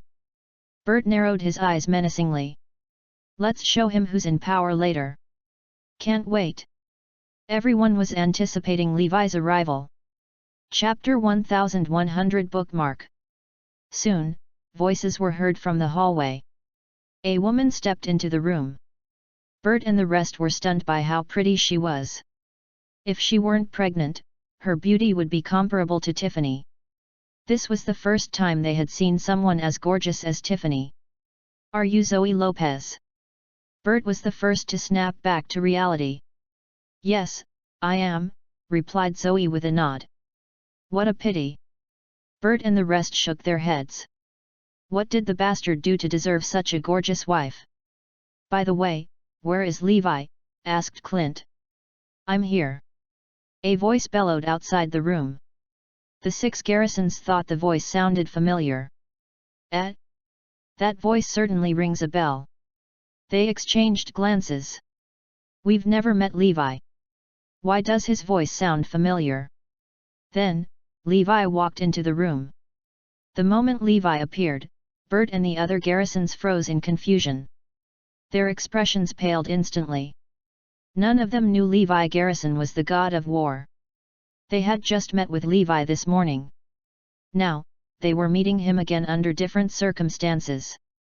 It was a mind-blowing sight. Right then, realization dawned on them.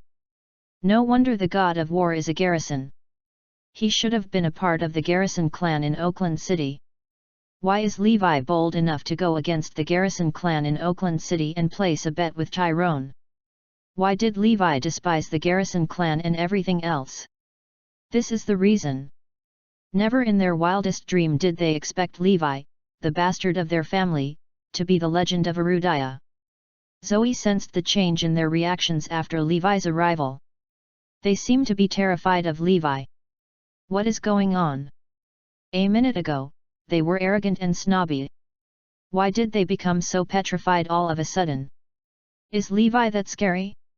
Or is there something I don't know? Sir, no, Mr. Garrison, Bert corrected himself immediately. They could address him as Sir in the training camp, but Levi's identity was a secret outside of camp. Indeed, Bert and the other Garrisons were shaking in fear. If they weren't sitting down, they would have fallen to their knees in fright. Did we just try to cower the god of war into submission again? For the second time? Alas, their plan had failed from the very start. Levi was surprised to see the young lads, too. Oh? Did they try to cower me into submission again? Is this meant to be a trap? Inquired Levi. And no. Of course it isn't a trap. We want to treat Mr. Garrison and Ms. Lopez to a meal. That's all. Bert hurriedly explained after regaining his composure in time. He wiped the sweat off his forehead. The others immediately welcomed Levi and Zoe warmly. Have a seat. Zoe was flummoxed at how respectful they were. Hey? What is going on? I thought the Garrison clan is at odds with Levi? Why are they being so polite? When she arrived earlier, she instantly realized that this was a trap. But everything changed after Levi showed up. She couldn't believe her eyes. After taking a seat, Zoe spoke. Be honest with me. Why are you terrified after seeing him? Bert and the others whipped their heads to look at Levi.